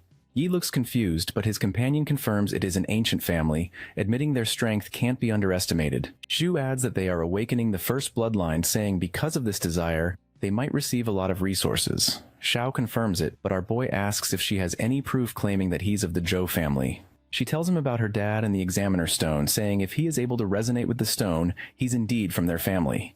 He gives it a try, and it reveals his blood purity is over 90%. Xiao asks him to meet her father, and he agrees. Before entering the room, he thinks about how they didn't show support in his hard times, but now they've come to find him, knowing he awakened the bloodline. Xiao's dad, Zhou Hong, greets our boy, and tells him that his father and Hong have the same grandparents. Back to business, he offers Yi a return to the main branch and says they'll help him with tertiary awakening as soon as possible. When asked how he can do it, Hong confirms they've already prepared class changing for these kinds of situations. Yi thinks since his support system is tied to the Saint Knight class, the Zhou family's hidden class is worthless to him. He confirms if he can't receive support unless he changes his class. Hong says once he changes class, he'll receive plenty of resources. But Yi refuses anyway. Hong offers help with reaching level 50 and tertiary awakening within 6 years. But he doesn't agree. Hong explains how Saint Knight is just a heavy support while Zhou's hidden class is an absolute damage dealer. Our boy calls him ignorant and declares he'll show what a true Saint Knight can do in tomorrow's match with Qing Jing. He takes his leave, while Xiao shouts at her dad, asking why he didn't try to stop him. Hong confirms they'll approach him again once he witnesses Xiao's strength as Qing Jing's damage dealer. When asked why they're making so much effort, Hong explains that the Zhou family rose to power when their ancestor first awakened the Frost bloodline, producing many descendants who even reached tertiary awakening. But during the Dark Ages, their elites vanished in the other world, leaving the family unprotected. Though 5 were later revived, they carried incurable curses that crippled the bloodline. Since then, the chance of awakening the Frost bloodline has dropped to nearly 0. Outwardly strong, the Zhou family is now dangerously fragile. If Yi returns to the main branch, his strength might be comparable to their ancestors with their resources. Hong says that Yi is confident right now, but after facing Team Qing Jing, he'll realize that only the Zhou family can make him stronger. The next day, the stadium is filled with the audience as people shout in excitement. Dong seems confused about who will win as the announcement of both teams is made. Yi stands with his light warhammer, making Hong question if he didn't use his true strength yesterday since he feels even more powerful than before. The Qingjing team shows up. Li Yuan, the warrior, questions if Yi is taking the place of a damage dealer. Shaylin, the archer, and Xiao stand there, not surprised by Yi's decision. The mage Luzhou and Wang Xuan, the mechanist, chat together about how our boy's strength isn't enough for a captain. Li remembers their defeat last year and asks his team to go all out, even if it means wounding or crippling their opponents. Chung questions Yi juggling both damage dealer and support roles, but Wu shows confidence in our boy. Chung wonders if Yi still has some aces up his sleeve, since freshmen usually have limited skills. The protagonist tells the team to do it just like they're training in school. He'll attack, and they'll follow behind to act. The team is carefree, but Yi asks them to be cautious, and orders them to come to him for healing spells if anyone gets wounded. He dashes forward with his power as the crowd shouts for him, claiming he's really confident. The opponents prepare their fiercest long-range attack. Lan launches his arrow attack, but Yi dodges them effortlessly and even crushes one with his bare hand. Lan stands in awe, questioning how he did that. The captain claims that defense is all Yi has, and he won't be able to stop it once Lu finishes his casting. The mage unleashes his strongest attack, Fire Phoenix, and a giant fire eagle is summoned, throwing fireballs. Seeing that Yi doesn't move at all, Lu thinks he'll take his head off. The audience watches in horror, unable to understand how our boy will withstand such a powerful attack. While Ju says he has to retreat to his team for defense, Ms. Su laughs from behind. They both argue over Yi's power, while Heng says that Yi's Holy Flame Light Wheel was bestowed upon him by the God of Light personally. Heng says that since the Zhou family held the first Frost bloodline, many devoutly followed the Frost goddess through them, but after the curse, her blessing vanished as well. Now only God-blessed classes hold true potential, making their offers seem insignificant to Yi. His younger daughter says they are here for nothing, but Heng says there's still hope. The mage stares in awe when fire doesn't damage Yi at all. The captain cheers up Lu and asks him to use other elemental magics. Yuan asks Lan to continue using long-range attacks, declaring they can't let Yi front them easily. Lan does her work while the mage creates a stone shield in front of them. Wei easily defends against the attack, making the attacker believe that he has excellent defense skills. Our boy admits that their trick broke his rhythm, and now he has to use a long-range spell to break the formation. He unleashes the Holy Flame Storm, breaking through the stone shield as the captain of the opponents shouts for a retreat. They dodge and admit that this level of attack could easily eliminate them all immediately. The captain notices that the mage isn't there, realizing he got stuck in the storm. Lu struggles as he notices the fire isn't hot enough and declares he has his fire phoenix. He attacks again and the mage gets wounded badly. The captain shouts to heal Lu, declaring he'll handle our boy. The protagonist dashes forward. Attacking again while Yuan faces him, he thinks he can block the attack. But his shield goes flying and he gets damaged, realizing Yi's strength is actually terrifying. Yuan admits he's not weak either and uses his Rage Slash, but Yi blocks that easily, leaving him startled. He still rushes forward, refusing to hold back until he proves himself. As they fight, our boy admits Yuan is the first one directly contesting him in strength. Mocking him, Yi charges again and almost hurts the opponent, but suddenly a robot appears. It even breaks the light projection in a single stab, but Yi manages to shatter the robot anyway. The captain thanks Wong for saving him, and Wong replies that he has to step ahead. He asks Yuan to handle the rest and leave Yi to him. Wong charges with the model GX100BE and other robots of levels 21 and 22. Yi notices that Wong himself is level 19, but the robots are higher levels. Wu sits next to Chung, who informs him that Wong possesses the S+ grade talent Mechanical Heart, allowing him to create machines higher than his own level. Wu admits that the victor of this match depends on those two. Yi stands with his weapon, ready to test the strength of the swarm tactic. Wong charges forward with his robot army, attacking all at once, but Yi manages to block the attack. He then uses the Holy Cross. The golden energy scatters all around, breaking apart the robots. The opponent stares as his robots break into pieces, even after using the fireproof body. He merges all his remaining robots, convinced that Yi's mana will run out. The protagonist's companions comment as well, admitting the opponents will never know our boy is specialized in fighting swarms. He unleashes the Holy Storm again, making Wong shout for a retreat. The system informs 74 robot connections are lost. Wong has lost a third of his robots. He admits that the swarm can't do anything and decides to use his final trump card, HX Judgment. He asks it to combine as its field size limit detects and defense emergency increases. The onlookers stare in awe as the giant robot of level 23 shows up. A woman appears with the captain admitting the new freshmen are all monsters. When Yuan says they'll lose, she brandishes forward with her sword, declaring they'll win. Wong shouts to Yi to witness the judgment's power as countless missiles are launched. Our boy dodges every single one while the opponent shouts there's nowhere to go. Our boy slashes, but the impact cracks the ground, leaving the robot untouched. Our boy dodges the oncoming attacks while Wong mocks him, questioning if running is all he knows. He finally decides to fight head-on while Wong still mocks him in his head, calling him weak. In no time, our boy charges forward, golden energy spreading as he uses God Hand. The robot system reports the shield's energy is being absorbed, initiating emergency backup. Each match monitor drone is powered by a powerful light magic stone, which they can use to repair the shield. Shirana's with her companions when she suddenly notices something and shouts for a retreat. The mage chases her, but Yuan stops him, saying something is wrong and the power is abnormal.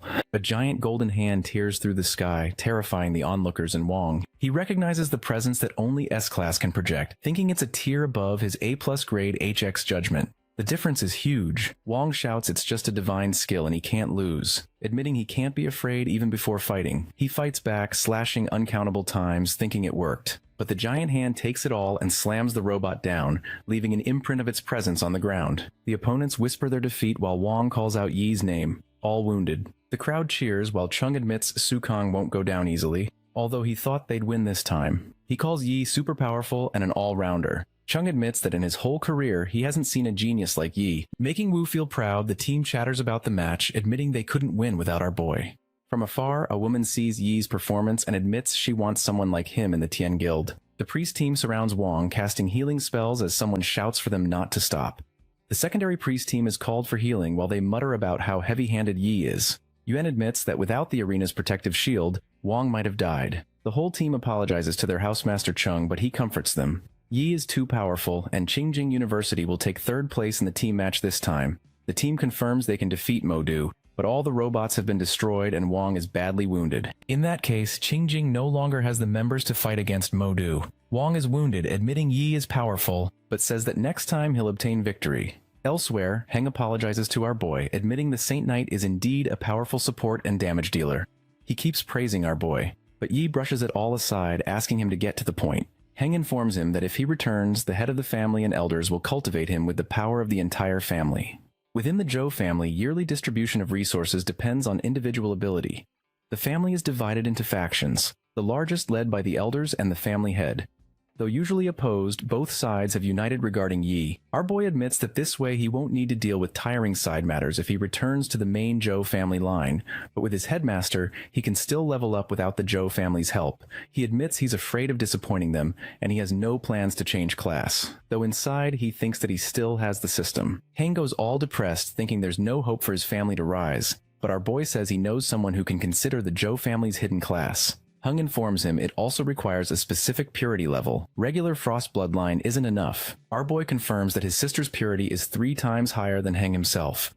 Hearing this, Hung brightens up and says that she can pick any of the 3 hidden frost classes. He asks him not to get all excited as he needs to ask his sister first. He thinks that he can't get much profit from the Zhou family, but his sister is different, and it'll be great if she gets the family's full focus. Later on a video call, Yoon gets all excited saying her brother's performance was amazing. Brushing everything aside, Yi tells her about them belonging to the Zhou family. He explains the 3 hidden classes, Frost Archer, Frost Swordsman, and Ice Mage, and asks her to choose any of them. Yoon chooses Ice Mage, but our boy tells her she needs to spend 3 to 4 years studying in the territory in Tianlan, asking her to be careful.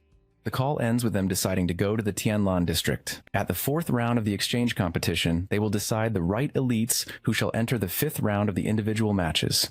A D-grade mana potion is the reward for contestants who entered the quarterfinals. Shirin talks about the reward with Yi, but since they've entered 3rd level war preparation, the alliance needs to cultivate more geniuses. The announcement reveals the rewards for those who make it to the semifinals and the champions. Our boy realizes the reward is a legendary grade weapon, the highest grade of weapons humans can forge. Hearing the announcement, Shirin and Yi get ready. Yi faces his opponent, who is already confident in his power since he only adds points to his strength. The match begins as they both rush forward with their weapons. Yi overpowers his opponent, and the guy ends up on his knees, unable to understand how it happened. The housemaster of the opposing team instantly calculates that Feng Chang's strength is around 370, so according to that, Yi must be at least above 450 points. He asks the other teammate Wei if he thinks he can win against our boy. Feng wakes up trembling, saying a knight only dies standing. Yi is impressed, and his opponent rushes forward with the air/punch. Our boy attacks with his hammer, making the opponent team surrender. The crowd cheers, and nurses run over to help Feng. One day later, Song and Yi have already made it to the quarterfinals. Wu wasn't expecting Song to enter, but tells her to do her best. He shows disappointment in Shirin for not entering the quarterfinals, but shows understanding since her opponent was a potential champion. He says there are 2 spots left for the quarterfinals, and she still has chances. Wu shows all his confidence in Yi, saying there are 2 matches tomorrow, both against regular high schools. Shiran calls the 4th round second half the cruel contest of losers, where only 2 of 70 contestants advance to the 5th round. Reaching the semifinals in the 6th round grants a rare S-class resource, something even the powerful Chuan family cannot easily obtain. She thinks that if she secures it, her strength will rise greatly. Wu tells Yi he can easily dominate the regular high school on his own. Since the matches are primarily for training others, he just needs to stay on guard and avoid taking action. The protagonist stands there as some girls suddenly surround him, asking for an autograph. Song and Chirin watch from the side, while Chirin doubts if Yi will be taken away from her. She decides to secure her place in one of those 2 spots at any cost, declaring she must get Yi. The 4th round, second half individual matches start, and people doubt if they change the environment every year. The 4th round's second half is a near-real realm created by an artificial intelligence from data collected by teachers. The artificial intelligence integrates the data to simulate a realistic replica for the competition. The realm's battlefield has been inputted during its creation, so the map and even the monsters for every year are different. The artificial intelligence welcomes them to the missing forest. Every 30 minutes, waves of monsters appear around the abandoned village, 3 in total. Driven only by hunger, they attack relentlessly, and the students must slay as many as possible before being devoured. The 2 with the highest kill counts advance to the 5th round. As the realm poses no real threat to life, no return scrolls are provided. The people around think of it as an easy task, claiming there's nothing to worry about. The first round begins, and in no time a competitor gets confused by the monster and exits the realm. Shira notices that she didn't see the monster at all, wondering if it's invisible or doesn't exist at all. One after another, people start getting consumed by them and exit the realm. Chirin panics at first, unable to figure out what's going on, but she calms herself, thinks calmly, and finds the issue. She wonders if it's physical or invisible and figures out that, to affect many at once, it must be a transmittable monster. Suddenly, she notices a mushroom on her shoulder and burns it down right away. She finally realizes there are spores in the air. Once they land on someone, they'll grow and multiply. She asks everyone to use fire to cover themselves. More people exit. Shirin realizes that fire isn't actually killing them, so she needs to find the monster itself. On a tree, she finds the monster and starts killing them. Meanwhile, in the stadium, the match begins. Each participant uses their own attacks while Yi instructs them. Tang is told not to let adrenaline affect her judgment. While Wei Tai is told to provide protection, the opponents begin to attack. While Yi is busy on his phone, seeing a text from Shirin saying she passed. The mage on the opposing team finds it disrespectful and declares he will teach them a lesson. In another moment, the mage lies on the ground while the announcement declares Sukang University's victory. The 4th round's second half has ended, and the 5th round will begin the next morning. To select 4 from 8, the second day afternoon is the 6th round semi-final match between Yi and Wei. A guy announces today's highly anticipated individual match final round. He introduces Yi as someone who became stronger on his own, and Wei as an elite from a top family with top-tier and special bloodline warriors. People watch live, wondering how the match will go, some claiming it won't be an easy match. A helicopter lands and Sukang University arrives as people start cheering for the team. In no time, Modu University arrives as well, and the housemaster of Modu University greets Wu. Wei arrives thinking he'll definitely take the championship. While Yi enters with a smile, weapon in hand, the match is about to begin as the elders of the Zhou family and Heng watch it on screen together. The elder questions if our boy will be able to win against Wei, who has been called a genius since childhood. He has received top-tier resources and cultivation from a top family. Heng takes Yi's side, saying his speed of growth is insane, and he far surpasses the peak of people his age. Heng adds he has seen the shadow of their ancestors in our boy. The fight begins with their weapons clashing. Wei activates his flame blade technique, red fire surrounding him. He strikes again and again, but Yi dodges them. Our boy recognizes this special skill. It's Berserk, boosting the user's 4 stats to a different degree. Although once it ends, Wei will enter a weakened state. Wei has also used flame blade technique, allowing him to carry flame magic damage as he slashes. Our boy's opponent rushes forward, sword in hand, using the skill he leveled up to level 9 after a lot of practice. Yi steps forward with his air smash, their weapons colliding with insane energy. Wei realizes the strength of Yi, thinking his blade can even slash through the hardest of alloys since it's so heavy. The momentum behind it with lightning slash is immense, yet he's at a disadvantage. Wei realizes as he can't keep it up and steps back. And our boy uses Holy Cross level 9, but the opponent already knew this would happen. Wei uses his fighting rage as his housemaster stares in awe at the battle full of energy and lightning. Yi's system informs him that Fighting Rage is the opponent's awakened talent. It buffs all 4 stats and reduces damage taken by 80%. Once the skill ends, all the damage will be returned to Wei. While fighting, our boy thinks that Wei used the skill pretty early, realizing he wants to end the fight as soon as possible. Our boy knows the talent can stay active for barely 2 minutes. Dragging it out would be better. Although he can be defeated even now, the strikes come one after another, weapons clashing. Wei knows that with a Saint Knight's vast healing skills, a battle of attrition is pointless. So he unleashed Berserk and Fighting Rage from the start, pushing himself to the limit. The crowd mutters about the fight, some questioning Wei's actions while others show trust in Yi. Our boy uses a Spear of Victory, but it's useless against his opponent. He then unleashes the punishment of light, and lightning starts falling from the sky. Wei stands still, but he still can't feel the pain, admitting even a single hit will defeat him. He knows the skill needs at least a second of chanting to cool down, so he can take advantage of the cooldown. Wei dashes forward only to be surprised by the fast lightning. He realizes the skill level is above 20, leaving him in agony.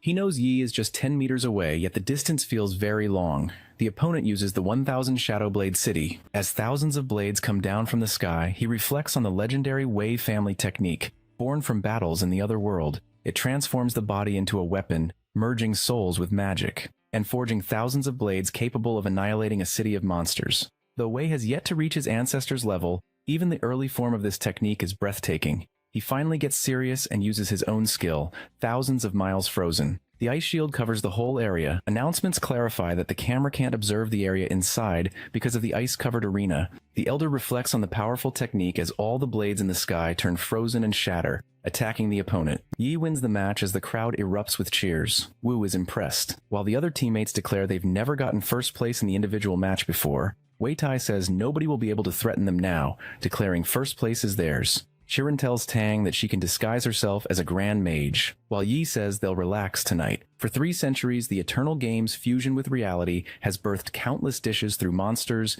magic plants, and culinary classes in Qingjing City's bustling east. The famed food street serves delicacies from any creature, sure to satisfy all. The team wanders around trying food when a thug plans to approach Chu. He steps back instantly after spotting Yi with her. They walk together, but Chiran gets tired since they have been walking for an hour already.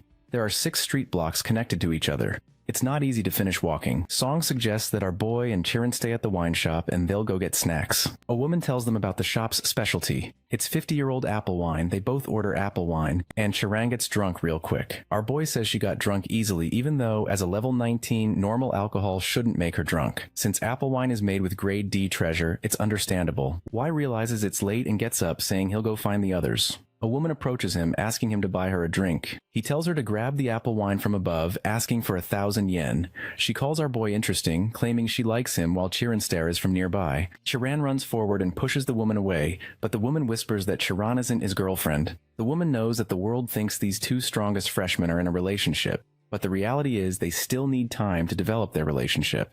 She admits it's her time to make Yi fall in love and take all his resources. Chiran gets frustrated, but our boy suddenly holds her hand, saying he doesn't mind her blocking his luck with love. As they walk, Chiran finally confesses her feelings and dozes off right away. From afar, the other teammates witness it all and smile. The next day, Chiran wakes up confused if what happened was a dream or reality. Everyone behaves normally because last night Yi asked them to forget about it all. When asked why, he explained that the Jiang family from Chuang District is an ancient family that has existed since before the Eternal Game. They became one of the top families in the country over the centuries. He admitted he has so much that is fake, but it only looks fine on the surface. He doesn't want to trouble Chu. When he has absolute power, they'll face no issues. Back in the present, Wu says 10 high schools compete in the National Freshman Exchange Finals, each facing the other 9 for a total of 45 matches. Rankings are decided by victories. Today is their 9th match, and one more win secures the championship. Meanwhile, Modu Team's housemaster claims Sujia, the summoner, will bring great support to the field, asking others to prioritize protecting her. He informs them that Wei is still wounded and their team has gotten really weak, making it difficult to obtain first place. If they lose, other universities will look down on them, so they need to go all out. They walk together at night. Sujia thinks that the last time they lost was when the captain got all wounded. She remembers that even then, the opponent team was Sukang. She thinks about recreating the miracle from 7 years ago. At the stadium, before the match begins, the rewards are announced for the top 3 places. The third and stand-ins will receive a set of custom gold grade 3-star equipment according to their levels. The second place will receive a set of custom-made gold grade 4-star equipment. The third and stand-in will receive a set of custom-made gold grade 4-star equipment. The first place is granted a set of epic grade 2-star equipment. He thinks that the legendary set weapon from the individual match is worth more than this. He thinks that a set of equipment includes many things and every team has 10 members in total, including stand-ins. He comes to the conclusion that 7 epic grade equipment sets are enough to forge 2 legendary grade weapons. Finally, teams are called to the field and asked to take their positions. The match begins and Suja summons tons of monsters. While our team faces them all in their own way, our team fights with the summons. Real combat has improved their coordination by 30% compared to before. Sujia tries to summon something while her companions stare at our team's performance in awe. He rushes forward to attack. But suddenly a giant hand blocks his strike. A strong, towering monster comes into view as our boy struggles under its pressure. The newcomer grabs another monster, kills it, and asks the team to play with it. The towering monster turns to Sujia and asks why she summoned him. It's a flame baboon, level 24, and our boy recognizes it instantly. The baboon starts attacking everyone, even its own summoner. Song and Tang go all out, trying to shield everyone, but nothing works. Wei Tai steps in and shields them since Yi's buffs have doubled her skill potency. Our boy uses a holy light shield and asks his companions to leave the match to him.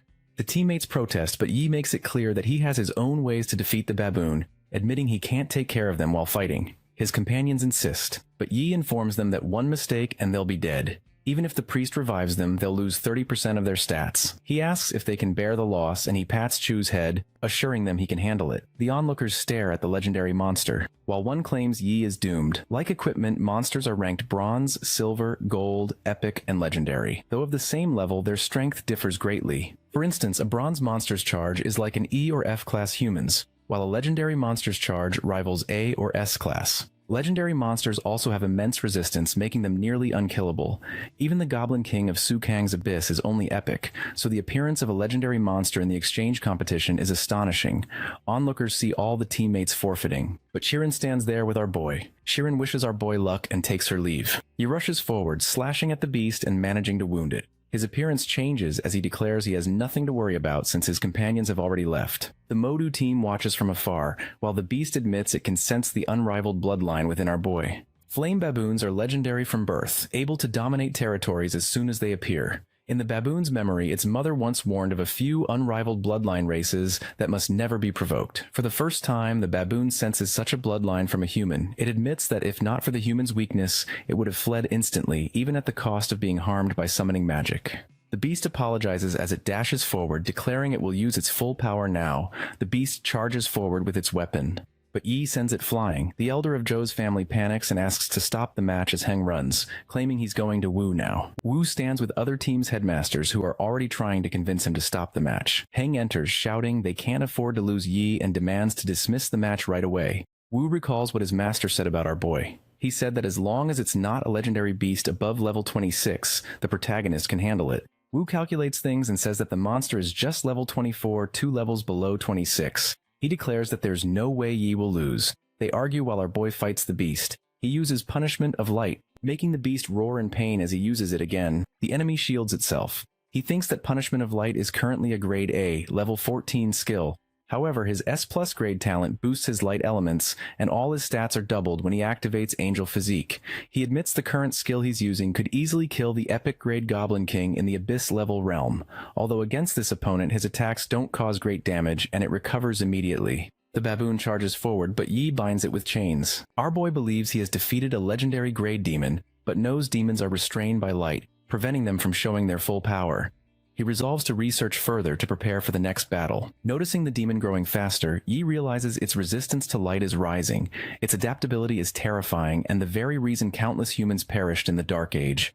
He has applied the buffs again with Angel Physique active, and now he's at his full strength. From above, the Modu team calls themselves lucky that Yi didn't harm Sujia. They claim that once the summoner is finished, the summon disappears as well. Our boy uses God Hand. As the beast charges forward, the giant hand crushes it down, the effect breaking the shield as fire erupts. Onlookers almost get harmed, but a mage saves them in time by using a water shield. Recognizing the awakened mage from the Alliance, the audience is relieved. The mage thinks that they already increased the shield level to 7 since they were expecting a fierce battle. She's amazed that Yi's power managed to break through it and calls him another genius, a blessing for the country and humanity itself. The beast is badly damaged. It admits that light and ice elements are coursing through its flesh, interfering with its regeneration. The baboon still doesn't hold back and charges forward, but Yi punches it hard, crashing it down into the ground. The golden chains bind around the Modu team. As our boy questions if they want to fight or surrender, the team surrenders, and the announcement confirms the victory of Sukong University. Since the high school's 45 matches are over, the final placing of the team matches is announced. Sukong University holds first place, Modu University is in second place, and Qingjing is third. The crowd cheers for Yi and the university, while Chirin runs to our boy asking if he's okay. Yi assures her that he's fine while the reporters try to capture the moment. Wu steps in and reminds them that they can't record privately after the match is over. Wu tells Yi to return to the mansion and he'll brief him on the final competition, the survival match. At the mansion, Wu explains that the survival match is the final event for the team match. All high schools will enter the realm to explore. Unlike the simulation realm from earlier, the survival match takes place in a real open-style realm. Wu claims that our boy will face many dangerous monsters, and even the unlucky ones will be eliminated at the very start. The rules are simple. Killing monsters will gain points, and eliminating others will grant half of their points. After 7 days, the school with the highest points will be the winner. Wu adds that the realm is wide and only a limited area can be explored in a day. As the match goes on, the available area will shrink. He tells Yi that he must enter the new area in time or else he'll be eliminated. He warns that our boy's entry point into the realm is random and suggests leaving immediately if he finds himself in the void zone at the edge. The void contains many spatial cracks that can instantly kill even a tertiary awakened class. Headmaster Su enters a room where others sit alongside Chung. When asked why he has gathered all the mentors except Sukong, he says that if there's no accident, Sukong will take first place again. Chung questions if Housemaster Su really wants that. The announcement declares that the final event match will start soon. The match will last for 7 days and will be live streamed on every platform. The realm is no ordinary one. It's a historic site of the Beast War, known as the ruins of Million Beast Zhou. The freshmen chatter about the realm as the announcement clarifies that every inch, group, and rock could hide relics or treasure. Only those with brain and brawn will be able to uncover them. When others talk about finding the treasure, a guy thinks that since they can explore the realm, the military would have already searched it thoroughly. They are told to grab their weapons and get ready to face the challenges. The freshmen start to teleport while Yi and Chirin stand together. The protagonist and Wei teleport to the same place, making our boy doubt the situation since, even being physically together, it shouldn't have been possible. He decides to take some time searching for them. Wei stops our boy and uses 1,000 steps. Running away immediately, he calls him stupid since he has 0 points and there's no point in fighting him. Lon feels the presence of a male and attacks instantly, thinking it could be Yi. Wei shouts as he dodges the attack. When asked why he was in such a hurry, he hides the fact that he got nervous and used teleportation skills. He asks if she met anyone from Sukang, but she says no and that she can scan up to a 10-kilometer radius, only in areas with plants. She admits Wei was the only one to enter her sense range. People watch the live stream, some wondering why Lon and Wei are moving together, while others call it a smart move. They know that by the 7th day, the instrument contestants are wearing will reveal everyone's location, and then the real game will begin. Inside the realm, our boy kills tons of monsters one after another, gaining insane amounts of points in seconds. He decides to check his score and finds himself in first position, while Wong is in second. He thinks that mechanists are particularly like an army. They can split up the hunt by using scout robots to avoid high-level monsters and kill low-level ones. He checks Chu, Shaolin, Wei Tai, and Tang's ranks, noting they are 9th and lower, while Tang and Zhang Jie are way lower in 72nd and 81st place. He was expecting them to be low, but at least in the middle ranks of the entire match. He suddenly notices that Tang is eliminated, realizing it's still far away from the time zone shrinking, so it's impossible that the realm eliminates contestants. Yi admits Tang might be a stand-in, but she isn't weak. She's in the upper range of the entire competition in strength. Our boy is sure Tang would definitely escape if she encountered strong monsters or contestants. He wonders if the contestants team up since it's what weak ones usually do to maximize their chances. Although it's not possible in the beginning because of random teleportation, so this usually happens in later stages.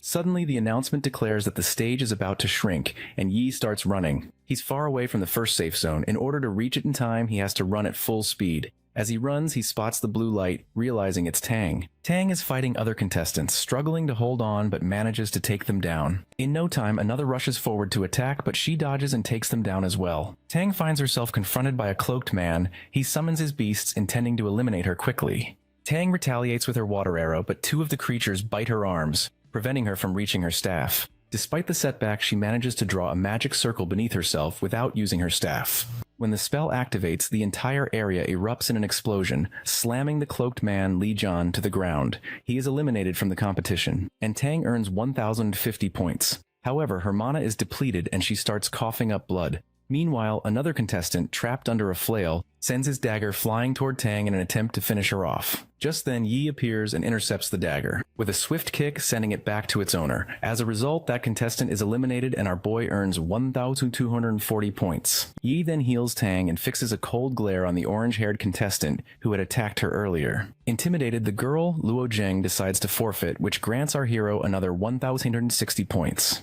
Yi notes that it's no coincidence 3 contestants from different schools have targeted Tang together. After tending to Tang's wounds, our protagonist places her in a safe spot. The 2 soon learn that Zhang Jie has also been eliminated. Irritated, Tang speculates that he must have been surrounded by groups as well. She explains that the entrance to the realm was supposed to be random, but wonders how the other contestants managed to find each other and locate them so quickly. When Yi suggests that others must have located each other, Tang accuses them of cheating. Our boy, however, argues that if this ability is a special skill some contestant possesses, then it's not truly cheating. He then resolves to eliminate anyone who uses such underhanded methods against his friends. Tang, still worried about her friends, voices her concerns that they are likely under attack. In response, our protagonist gently pats her head and explains that the 9 schools have allied to weaken his strength. For the first 6 days, they'll target his friends, and on the 7th day, they'll surround him. He adds that in the face of absolute power, no amount of trickery will matter. Yi vows to repay all their enemies on the competition's final day. He instructs Tang to drink her potions and rest for the night,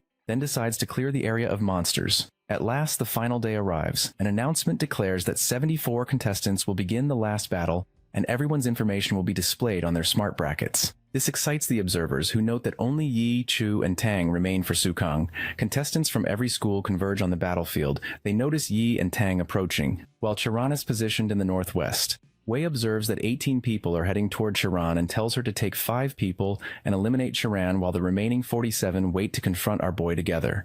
Wei also shouts that Yi will arrive in an hour, urging everyone to give their all in this decisive fight as it will determine their final ranking. Soon after, Lon gathers her group to face Chu. However, tyrannously eliminates several contestants in quick succession. Although Lon has the advantage in numbers, she is caught off guard when Charan transforms into her succubus form, something Lon hadn't expected her to control, despite the surprise. surprise. Lon fires arrows at Chu, and other contestants rush in to attack as well. Suddenly, a massive explosion rocks the area, startling all the beasts in the realm. Wei and the other contestants finally spot Yi's arrival. Moments later, Yi and Tang make their entrance, riding atop his giant monster. Wei announces that our boy should feel honored, as 47 of the top contestants have united solely to defeat him. Unimpressed, our hero calls them a bunch of fools, reminding everyone that each of them has already been defeated by him before. He points out that they've only managed to target Su Kang's contestants by relying on sheer numbers, and without that advantage, none would dare face him alone. He promises to show them that no matter how many ants gather,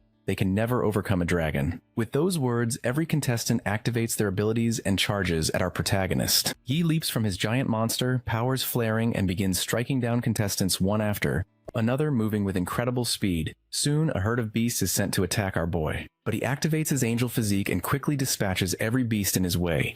In response, several contestants raise protective shields to defend themselves. Yet all but 6 of these shields are shattered by Yi's onslaught. The remaining shield bearers are momentarily confident, but our protagonist tells them this is just the beginning. He unleashes his god hand, sending contestants scrambling for their lives. Meanwhile, Wong remains aloft in his robot, determined to attempt something despite the odds. He has studied the angle, power, and impact range of Yi's god hand countless times, and believes its force is dispersed. Wong hopes that by gathering all his machines to form a barrier, he might redirect the impact. However, as Yi's god hand destroys everything in its path, he realizes just how powerless they are. At that moment, Wei launches his flame tornado at our hero, believing that if Yi takes the hit, his back will be exposed to further attacks from behind. Wei reasons that even if they can't defeat our protagonist outright, they might at least injure him.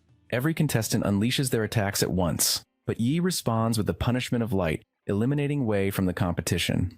On the other side of the battlefield, Wong reflects that if they had known Yi had become even more powerful, they would never have gathered the 9 schools against him. Resigned and weighed down by the thought of becoming a national laughingstock, Wong decides to surrender. Housemaster Wu laughs heartily as he observes all 9 schools forming an alliance against Su Kang. Housemaster Chung feigns ignorance, but Wu points out that he's witnessed contestants from Modu, Qingjing, Qingchang, Leiqi, and Chaoyang working together. He comments that no ordinary schools would attempt such a move, and with Modu already guaranteed second place, he questions who else could unite them all, if not the host. Qingjing University. Internally, Housemaster Chung admits they had no choice but to act for the sake of Qingjing University's reputation. He recalls a meeting where he raised the question, what would happen if Su Kang claimed first place in all 3 competitions, and what would become of the other top schools? Housemaster Su responded that they had no intention of fighting for first, being content with second. However, Chung persuaded Su to join the alliance by promising each school a share of S-class resources as a gesture of goodwill. When Housemaster Su requested 2 shares, Chung agreed, sealing the deal. Chung then outlined his plan for all their students to work together to eliminate everyone from Su Kang except Yi, leaving only our protagonist for the final day's confrontation.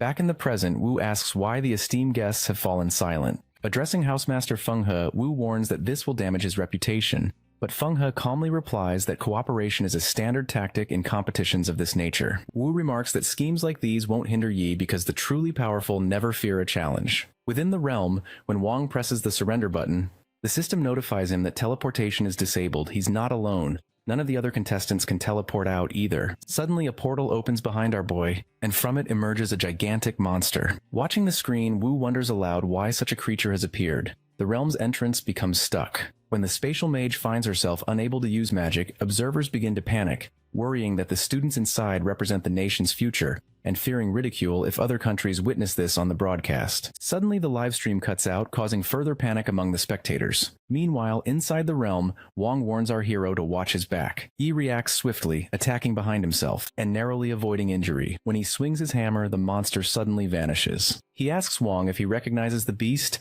and Wong explains that it's a void beast, an entity said to have been sealed within the secret realm for ages, existing only in ancient tales. Catching one is nearly impossible, as it can move freely through space and shift between real and imaginary forms, even tearing open space to create temporal turbulence. Our protagonist wonders how the void beast could have broken free from its seal. Suddenly, a scream echoes as someone is devoured by the creature. Yi immediately launches a golden beam at the monster, but it retaliates, poisoning his legs. The beast then retreats back through the portal, but our boy quickly attacks the portal with another golden beam. Unfortunately, the monster reappears behind him, and thinking fast, Yi unleashes his holy fist. As soon as the monster lunges at Yi, Chirin rushes in and pulls him away. Both tumble to the ground. Meanwhile, Lan instructs Wei and the others to attack the monster together. Exhausted, our boy asks Chirin why she's there. She explains that after realizing no one could leave the realm, she hurried over as quickly as possible. When Yi spots the monster moving toward Lan, he leaps into action, attacking her to push her out of harm's way. He then reveals that he's been poisoned and tells Chiran to focus on protecting the others. Following his orders, Chiran shields a student from the monster's assault and uses the voice of seduction to distract the creature.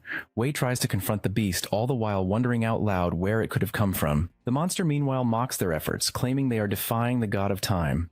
Our protagonist, working to heal himself, observes that as soon as anyone draws near, the creature instantly opens a spatial rift. Even ranged attacks are quickly sensed and countered by the monster. It rampages through the area, attacking everything in its path. Chiran manages to rescue another student and hands her off to Tang. Tang seals the student's wound, but the girl begins to panic, crying that they're all doomed. Tang tries to calm her, but the student insists this was never supposed to happen. Pushing for answers, Tang demands to know what she means. Finally, the student reveals the truth. Just as the others continue battling the monster, Tang is stunned by what she hears. But then she spots Chiran trapped in the monster's mouth. Yi reacts instantly, launching an attack at the beast. Unfortunately, the monster retreats into its rift, disappearing along with Chu.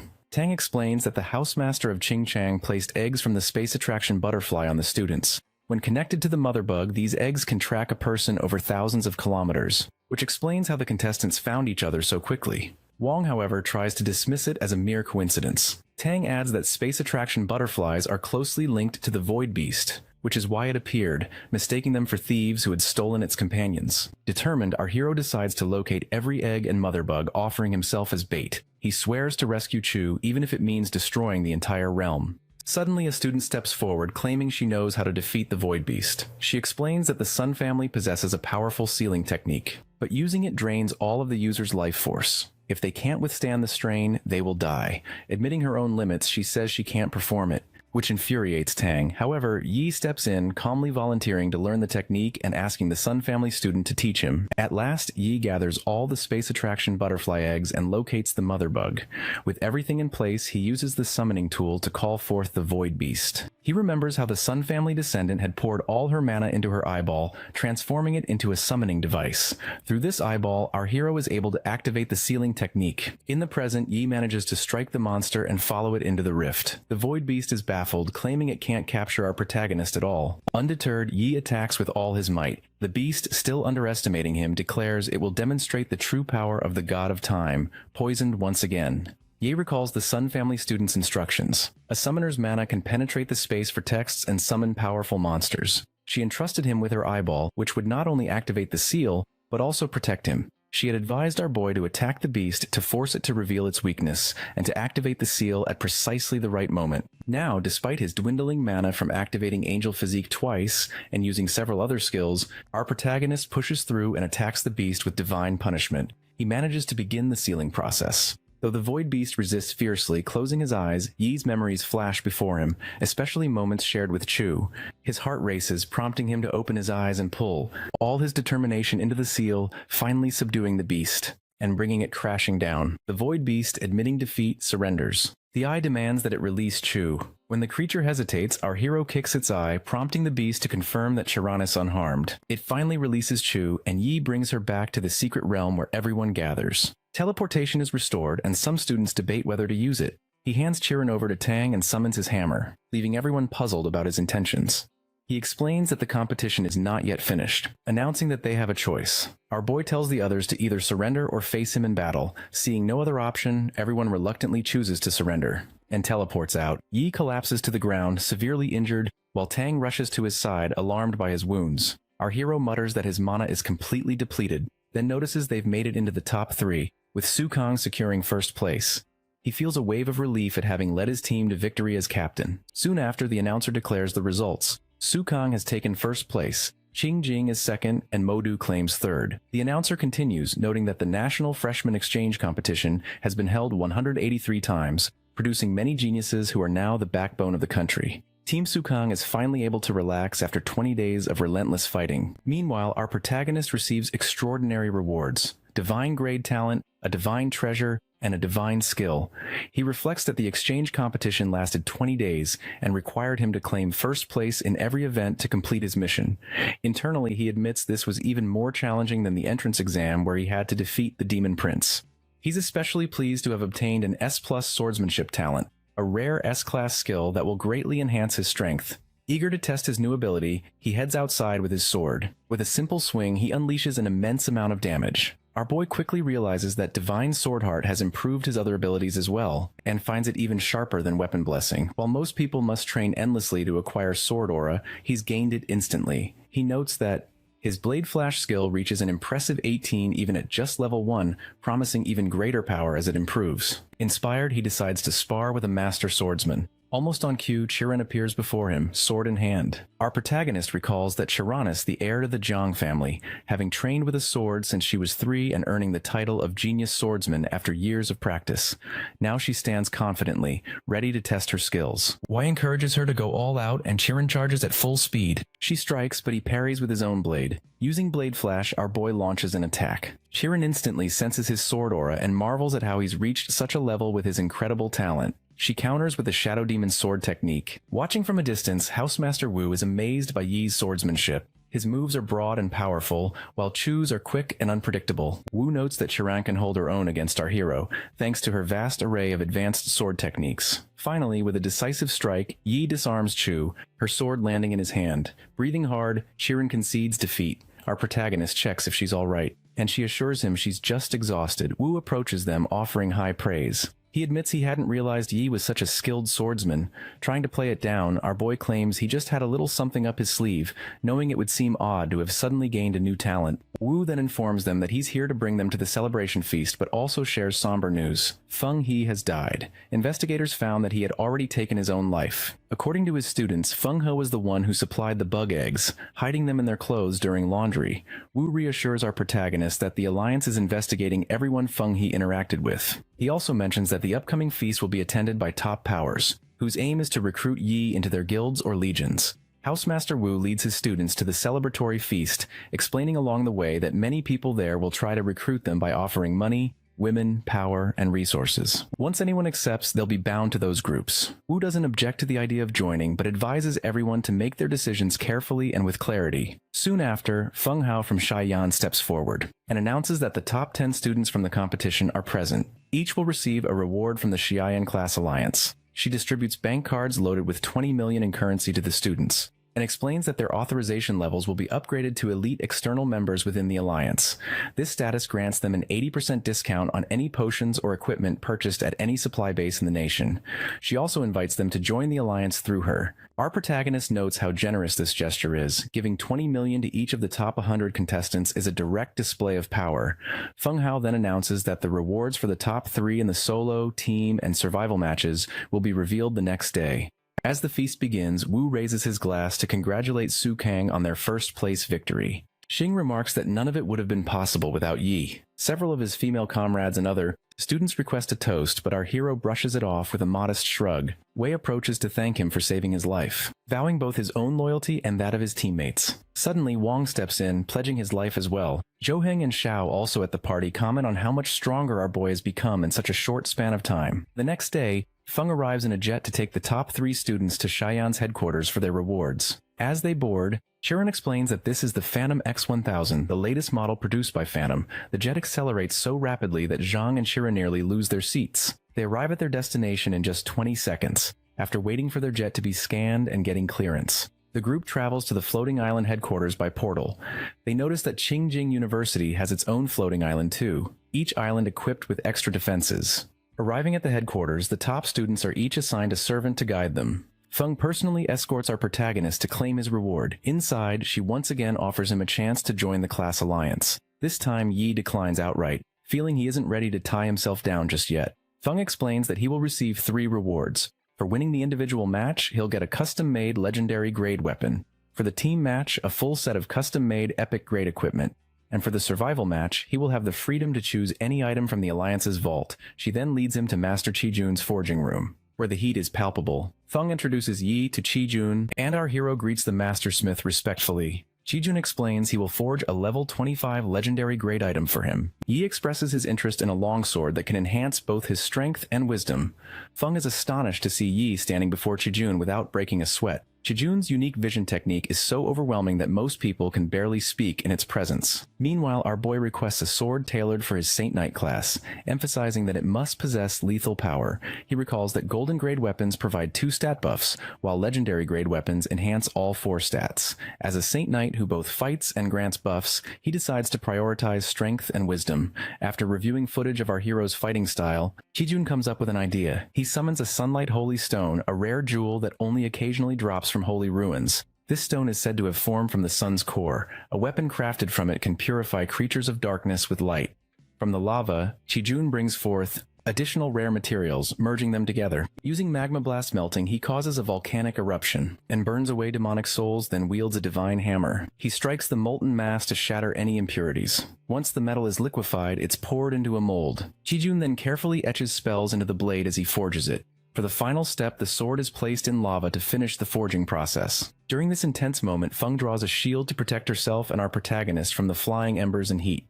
Finally, the Holy Light Sword, legendary 3-star grade, is complete. Chijun tosses the sword to Yi, instructing him to release his energy so the weapon can recognize its master. Our hero does so, and the sword acknowledges him as its owner. Yi is pleased to discover that the sword will boost all 4 of his stats and comes with 3 special effects. He notes that, with the increased speed, he'll be able to unleash 4 slashes, while an enemy could only manage 1. Chijun, drained from the forging, explains that crafting such high-tier weapons consumes tremendous energy. Feng points out that Chijun can forge a legendary weapon in a short span, whereas most blacksmiths would need months. Chijun further advises that to raise the sword's star level, Yi should use holy elements. Otherwise, the weapon's power could be compromised. Next, Feng takes our boy to a fitting room, where 3 attendants take his measurements for a custom set of epic-grade equipment.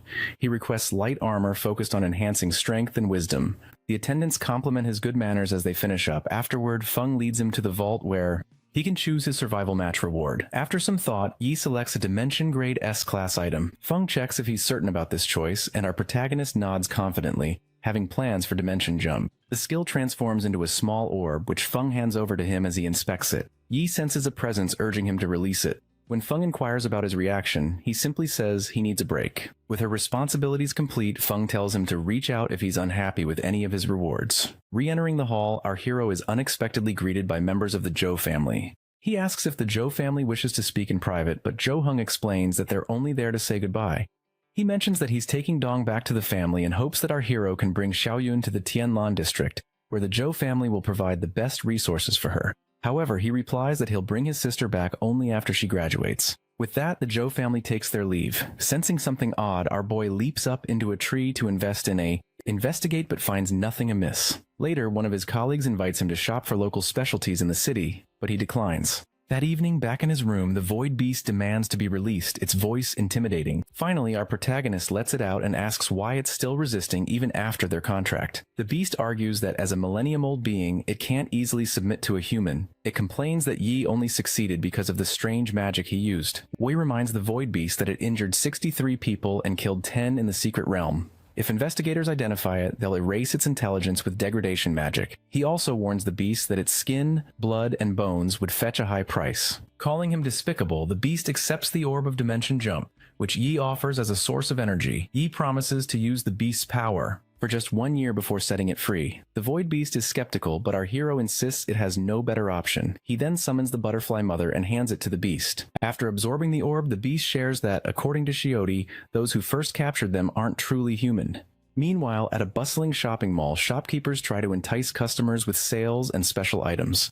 Chiron is busy browsing for accessories, and a shopkeeper explains the details of her chosen piece. Unexpectedly, Yi appears and selects a hair accessory for her. She is surprised as she thought he wasn't coming, but our protagonist explains he arrived after finishing his business. Suddenly, someone spots Chiron and waves at her. She doesn't recognize him. He introduces himself as Wang Hao, nephew of Wang Ba from the Leiyu Wang family's 3rd generation. Chiron ignores his greeting, and Yi suggests they go get snacks. As they leave, Wang Hao becomes enraged that Yi is so familiar with Chu. He attacks, but his strike is effortlessly blocked by our boy's shield. Wang Hao, noticing Yi's class, mocks him, which angers Chu. Calmly, our hero challenges Wang Hao. If he can land a hit in 3 moves, Yi will apologize, but if he fails, Wang Hao must kneel and apologize himself. Fired up, Wang Hao unleashes a thunder strike, but Yi's shield holds firm. Next, Wang Hao uses his ultimate technique, Thunder Leopard. Yi responds with Salvation Cross and Falling Star, easily intercepting the attack, leaving Wang Hao with just 1 move remaining. Wang Hao unleashes Thunder Slash, but our hero intercepts it with his Holy Cross. Wang Hao is left sprawled on the floor, clearly defeated. As he lies there, he overhears the clerks discussing that our boy is actually the champion of the exchange competition. With that, Yi and Chiran leave, while Wang Hao mutters to himself that his brother will deal with Yi later, and that he won't forgive Chiran for playing with the Wang family. Later, the Sukang team prepares for departure. Housemaster Wu thanks the staff of Qingjing University, though Housemaster Chung comments that Sukang stole all the spotlight this time. Wu, however, insists that friendship comes before results, as the transportation formation activates. Everyone bids farewell to their rivals. Soon, the Sukang group arrives back on campus. The headmaster, along with Housemasters Song and Zhou, greets them warmly. The headmaster explains that the exchange match is about more than just competition, and proceeds to reward Tan Wei, Jiang Jie, Shu Cheng, Hong Bin, and Zhao Qing with 5,000 points each for their strong performances. They compare this to the 500 points earned from clearing the Abyss-level Goblin Realm, finding the difference staggering. Meanwhile, Chu, Shaylin, Wei Tai, and Tang each receive 20,000 points. But everyone is stunned when our protagonist is awarded 100,000 points. As captain, he defeated Wang and Wei in the individual matches, saved his friends against the combined assault from 9 schools, and secured first place. The crowd buzzes with excitement, noting that his points are equivalent to 3 billion in currency, and could be exchanged for S-class techniques from the school's resources. Yi, for his part, is relieved. He'd nearly run out of points, but now has nothing to worry about. Afterward, the headmaster instructs everyone to take a well-deserved rest. As the others leave, our hero remains behind to ask the headmaster a question. The headmaster guesses it concerns Housemaster Feng He, and Yi nods. The headmaster hesitates, not wanting him involved, but Yi insists, revealing that he has tamed the Void Beast, who claims it was not humans who captured it. Seeing this, Headmaster Su decides to share the truth. He reveals that Feng He is an inhuman, a demi-human monster created by the evil god, the Master of Chaos. Such beings look human but possess the heart of a demon and serve evil gods. Feng He orchestrated the Void Beast attacks as a show of loyalty to the evil god, whose only desire is death and chaos. Su confirms that Feng He didn't die. Instead, he shed his skin to become a servant of the evil god and escaped. The headmaster asks Yi why Feng He would act during the exchange competition. Our protagonist suggests that the event gathered the brightest freshmen and a disaster then would be catastrophic. The headmaster continues, explaining that the ruins of a million beasts sit atop a weak point in an evil god's seal. Thousands of years ago, there was a war in the realm due to the Master of Chaos's descent, and the beast-kind civilization gave everything to seal him. Su suspects that Feng He used the Void Beast to search for cracks in that seal. If Feng He learns that Yi has tamed the beast, he will come after him. To prepare, the headmaster decides to give our hero an angel skill book obtained long ago by the Tianyu Guild. He teleports with Yi to the Tianyu Guild headquarter resource vault, protected by multiple layers of security and 2 level 60 monsters. At the entrance stands the Vault Guardian, who will be rotated tomorrow. Our boy notes that the Guardian is tertiary awakened. Meanwhile, the headmaster mentions that Zhou Yi, stationed at the entrance, is an old companion, so Yi can call him Uncle Yang. Zhou Yi tells him he's watched his matches and that the title of hero truly suits him.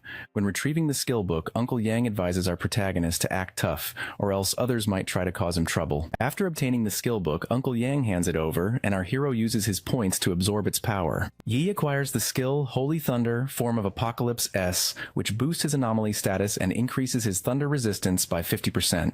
Along with it, he gains Blade of Punishment and Chains of Heavens. Our boy is stunned to have unlocked 3 divine grade skills from a single skill book. The headmaster remarks that he's lucky to achieve such a feat. Uncle Yang adds that among the divine races, there are even S+ or higher grade skill books. S+ represents the highest grade attainable for humans, but divine races are able to wield skills that surpass even that level. Next, the headmaster summons Deacon Wei Wangxin, one of the 3 deacons of the Tianyu Guild. She greets Yi and mentions that she visited Qingjing University to meet him, but he had already left by the time she arrived. The headmaster explains that she is also in charge of recruitment for the guild. Uncle Yang tells her to take our protagonist with her, as he and the headmaster have matters to discuss. Soon after, Deacon Wei escorts our hero to a Tianyu Guild base in a jet. She explains that the guild was founded 45 years ago, and this base, originally the first headquarters, has since grown into a city. Standing on high ground, Yi is awestruck by the sight of the legendary Eastern Dragon on the distant mountain. a creature he'd only seen on television before. Deacon Wei explains that this guardian beast has protected the guild for 32 years. Below, guild members hurry into the guild's realm, which is split into 3 zones: Golden, Epic, and Legendary. Unexpectedly, she offers her guild card to our boy, and he exchanges 10,000 points for it. Shortly afterward, he enters the Nightmare-level Sighing Plague realm. In the first stage, he faces a wave of zombies, regular ones at level 20 and mid-level zombies at level 22. Our protagonist cuts through the horde using Form of Apocalypse, temporarily raising his power by 1 level. He's pleased to sustain the skill for 14 seconds during combat, cycling through several uses. As a result, he clears the first level by taking down 200 zombies in just 35 seconds. The next level, Mutant Village, greets him with the stench of rotting corpses. He admits that it's even worse than the mist at Tempest Valley, and decides it's time to draw his legendary weapon. All the while, he hears the constant murmurs of monsters plotting his demise. Suddenly, a pack of zombie hounds appears and he strikes them down. Next, zombie butchers emerge, and our boy dispatches them with his blade of punishment, which scorches the earth with every swing. He observes that these monsters are much tougher than the previous zombies, as even more undead pour in. Their roaring emboldens their companions. But when they charge to attack, Yi swiftly strikes them down, showing no hesitation. A zombie hound lurches at Yi, which our guy cuts instantly. Then a plague spreader approaches. Its breath can infect anyone nearby, eventually leading to death. Unfazed, our protagonist swiftly strikes it down with his blade and relies on his death resistance to recover quickly. He soon realizes that while his warhammer delivers more powerful swings, it's too slow for close combat situations. Deciding a blade is the better choice for speed, Yi switches weapons. He's only managed to eliminate 20 zombies in a minute and doesn't want to waste his blade of punishment on weaker foes. Instead, he unleashes the Holy Storm, obliterating every zombie in the vicinity. In just 1 minute and 50 seconds, our hero takes down 2,100 zombies. Advancing to the next level, he enters the Forbidden Church, where a level 45 zombie bishop is delivering a sermon.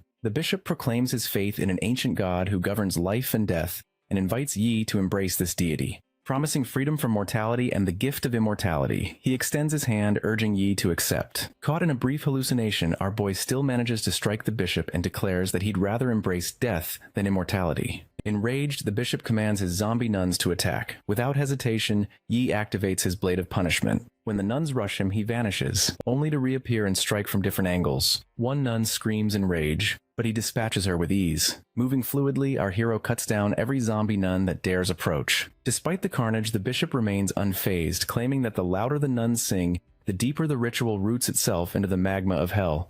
As Yi moves closer, a red aura spreads throughout the church, forming a sigil beneath his feet. He instantly realizes that the bishop used his nuns as a distraction in order to set this trap. Suddenly, a hand from the formation grabs Yi's leg and begins to pull him downward. Yi feels his body growing heavy as his strength ebbs away. It's as if something is relentlessly dragging him down. He realizes he's been ensnared by the touch of withering, a special group casting skill that weakens its target and inflicts curses or poison. Fortunately, our boy's death resistance and magic immunity allow him to shrug off most of the curse. Drawing on his skills, he breaks free from the dark vines binding him. Outside the formation, the bishop urges Yi to accept his faith. Refusing, our hero calls upon Holy Flame, boosting his stats and incinerating the nuns, pulling him down. He then attacks the bishop with his Spear of Victory, but the bishop raises a dark shield to defend himself. Not giving up, Yi follows up with Blade Flash, battering the shield. Growing anxious, the bishop cries out for Exia to unleash her rage upon Yi. At the mention of Exia's name, our protagonist's eyes widen. He's heard it before, even from the bear monster. As the bishop's body begins to disintegrate, Yi resolves not to let anything sinister occur, channeling Divine Swordheart. He prepares to shatter the shield in a single blow. Combining it with Form of Apocalypse, he obliterates the shield in one mighty strike. Splitting the bishop's body in two, Yi then transforms into his angel physique. From the bishop's remains, a twisted voice proclaims it will consume Yi in Exia's place. Multiple mouths emerge from the remains, shooting projectiles at our hero. Quickly, Yi summons Holy Shield and counters with Holy Thunder Chains of Heaven. The bishop screams in agony, crying out to his god for vengeance, but our protagonist responds resolutely, insisting he face the judgment of light. Yi attacks again with Chains of Heaven, prompting the bishop to shriek that Exia will reduce him to ashes. Reflecting, our boy notes that class skills generally fall into categories: attack, defense, buffs, debuffs, and limitation skills. While rare, there are also summoning or creation type skills, but limitation skills are the scarcest, with control skills being the strongest among them. Curious, Yi asks who Exia truly is. The bishop declares that Exia is the greatest, unrivaled god and ruler of all. With a single thought, she can turn any enemy to ash, damning resistors to hellfire while granting immortality to faithful followers. He mocks the bishop for preaching immortality while existing as a mutant monster. The bishop, slipping into memories of his past, recalls a time when he was human and beloved by his people. Then a plague ravaged the village, infecting everyone. Desperate, he begged the higher priest for help, but they ignored his pleas. Finally, one day, he returned to the village holding a cross, announcing that salvation had come. The bishop tried to heal the infected with the cross he carried, only to discover it was a fake. The villagers died rapidly, and the one still breathing begged him for help.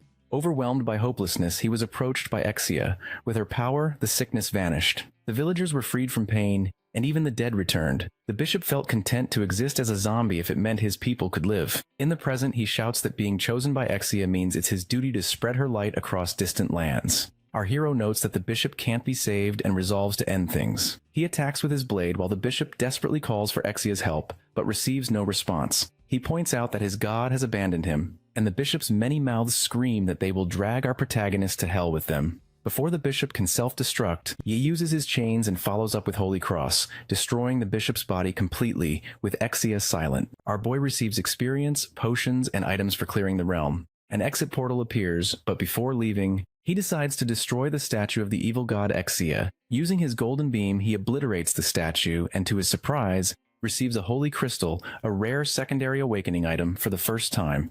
Realizing the opportunity, the protagonist decides to farm this realm several more times. Upon exiting, Deacon Wei praises him for clearing the realm in just 10 minutes and 25 seconds. Yi offers her the items he acquired in exchange for another entry. Stunned, Deacon Wei listens as our hero explains that he's aiming for the fastest clear time and believes he can beat the current record. She informs him that he must be at least level 27 to challenge the leaderboard, but grants him permission and tells him to keep his rewards. Just then, her nephew Wei Ming appears, having spent 2 months in the realm due to the difficulty of defeating the Overlord creature. As our protagonist listens, he remembers that back in Tempest Valley, he discovered low-level Overlord creatures could slip through medium-sized dimensional gaps. In the past, the nation entered a level 3 wartime state and sent legions to eliminate Overlord creatures near those breaches. Deacon Wei asks her nephew about his ordeal, and he shares that 4 teammates died. Without the support of legions, he wouldn't have survived. She asks if he's called his mother, but Wei Ming confesses he kept the mission secret and now expects to be scolded. He tries to get his aunt to intervene on his behalf, but she refuses. Then she turns to Yi and asks why he's not in the realm, only for him to reveal that he just came out. When Deacon Wei checks the leaderboard, she's shocked to see our hero's name at the top, having cleared the realm in only 1 minute and 59 seconds. He then expresses interest in challenging the Abyss difficulty realms. She agrees, giving him her card so he can farm as much as he likes. After 2 months, our protagonist holds the first place record for the Sighing Plague realm in Abyss difficulty, clearing it in just 1 minute and 29 seconds. People marvel that he even broke the Nightmare difficulty record, finishing it in 59 seconds. As our boy exits another realm, he recalls that Master Wang Hui gave him a card after learning he was farming so diligently. He has spent 2 months at the Tianyu Guild, reaching level 29 and preparing for his class awakening mission. He decides to consult his master about where to find a Holy Knight class book. Suddenly, he receives a message from Master Wang summoning him. Later, Yi greets the headmaster, who praises him for gaining 6 levels in just 2 months. The headmaster asks if Yi knows why he never took him deeper into the wilds for faster leveling. Our protagonist calmly observes that tertiary awakened classes often end up empty, with more levels but less real training, which prevents them from reaching their full potential. The headmaster commends his answer, explaining that some use family resources to quickly boost their level, but even after secondary or tertiary awakening, they remain weak if they lack proper training.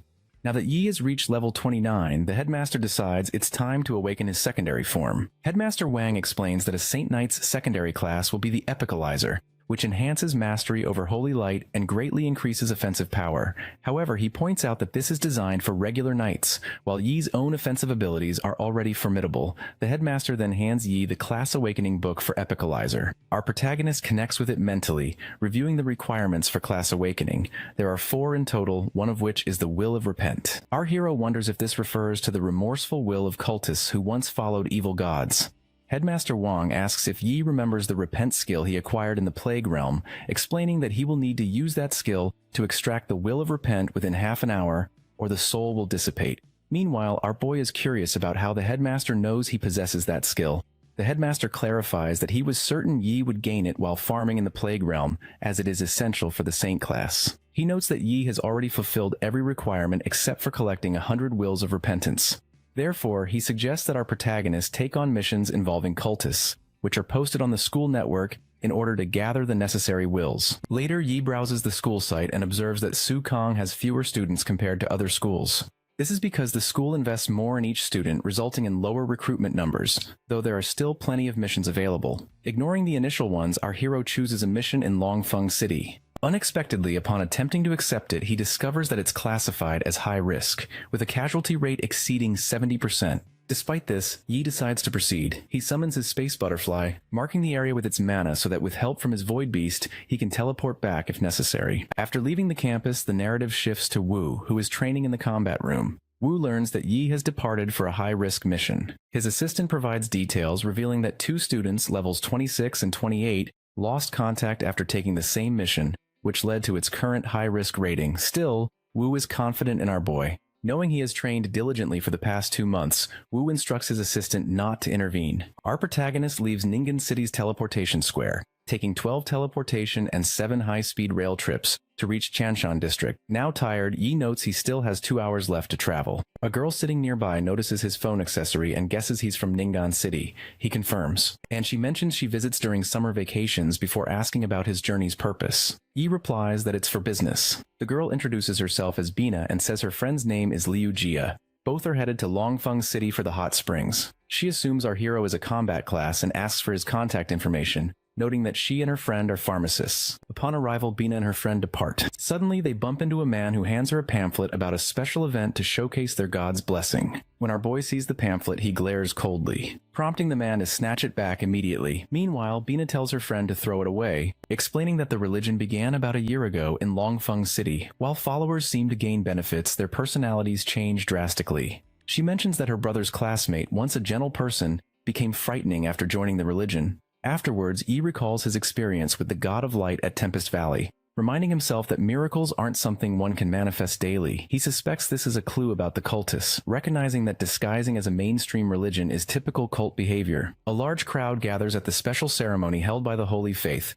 all eager to witness a miracle that might help them level up faster. Among them, a group of 4 investigators has arrived to examine the so-called miracle of the Holy Faith, which managed to attract 10,000 followers in just a year. Zhaoling reminds her teammate, Guman, that simply gathering evidence will be enough for their mission. Meanwhile, Zhang Zeng informs her that he has already deployed micro-robots to monitor the entire event. Their teammate, Lu Yuhan, attempts to access Yi's information, but is unable to do so.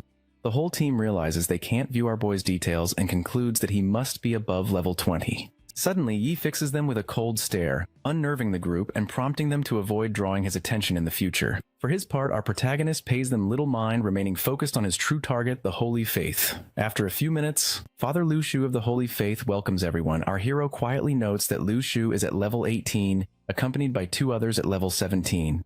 Lu Shu announces that the Holy Master regards all equally and bestows blessings upon believers. The faith offers specialized realms and unrestricted resources to its members, including every kind of potion and treasure. He further declares that each member will receive 8,000 coins every month. The announcement excites the crowd, fueling fantasies of quickly becoming elites through the Holy Faith. Liu Shu then unveils a statue of the Holy Master, calling it an honor to look upon a god. Unable to appraise the statue, Yi suspects it may be a magical artifact. Meanwhile, Zhaoling's team goes on high alert, intent on collecting proof of a fraudulent miracle. Lu Shu praises aloud for the Holy Master to reveal his power, so the congregation can witness a true miracle. Suddenly, a brilliant light bursts from the statue, and a massive transparent figure of the Holy Master stretches its hand over the crowd. The crowd is quickly convinced they are witnessing a miracle, as the figure begins to mutter incomprehensible words. Lu Yu raises a shield to protect herself, but her teammates fall under the spell, convinced they have grown stronger and richer. Recognizing the effect as a high-level hypnotic spell, Liu Yu relies on a special necklace for immunity against mental manipulation. Unfortunately, the necklace needs time to cool down before she can use it to awaken her friends. Across the hall, our boy also realizes he is witnessing a hypnotic spell. Moments later, Liu Shu signals for the ritual to begin by ringing a bell. Using dark magic, a group of people, including a bishop, teleports into the hall. Immediately, Yi senses that these newcomers are cultists. The bishop, uneasy with Liu Shu for wasting time on the audience, warns him not to repeat the mistake, and informs him that after this sacrificial ritual, Liu Shu will officially join the Holy Faith and receive the Holy Master's blessing. As a Saint Knight, our protagonist detects a deep malice emanating from the bishop and his followers. The bishop, only level 27, makes Yi suspect there must be someone even more powerful behind the scenes. He chooses to wait a bit longer, seeking more information. Meanwhile, the bishop and his men begin chanting, proclaiming the Holy Master to be eternal and indestructible. The statue begins to act, drawing out the souls of the gathered people, who soon echo the bishop's chant in unison. Our hero reflects that souls are essential for resurrection spells used by priests, and that some classes are capable of returning to life in soul form. Souls, he notes, are of vital importance to both ordinary folk and the powerful alike. Although the crowd appears unchanged on the surface, Yi observes that their personalities have been completely altered after their souls were stolen. Yi wonders what purpose the statue has for the stolen souls. At the same time, Liu Yu fears everyone will die if this continues, so she tries to wake Zhao Ling with an icicle spell, but it fails. Meanwhile, Liu Shu notices Liu Yu resisting the hypnosis and attempts to control her with black flame magic. Fortunately, our protagonist intervenes, casting holy protection, while another girl in the crowd raises a shining shield to help. The girl, Ran, follows up with a shining light attack against a cultist, but he remains unharmed, remarking that she must be from the Court of Light. Startled by his strength, Ran attempts to escape using teleportation magic, but the cultist counters with a swamp spell, and his partner launches a fireball attack. Ran barely manages to shield herself, realizing she might have escaped if only one opponent had targeted her. She retaliates with holy power, even as a close combat cultist approaches. The cultists quickly form a shield, putting her on the defensive. Ran begins to despair, wondering if 4 years of training will end here. At this crucial moment, Yi sighs and finally unleashes his hammer of repentance. With a single strike, he destroys the entire 9th floor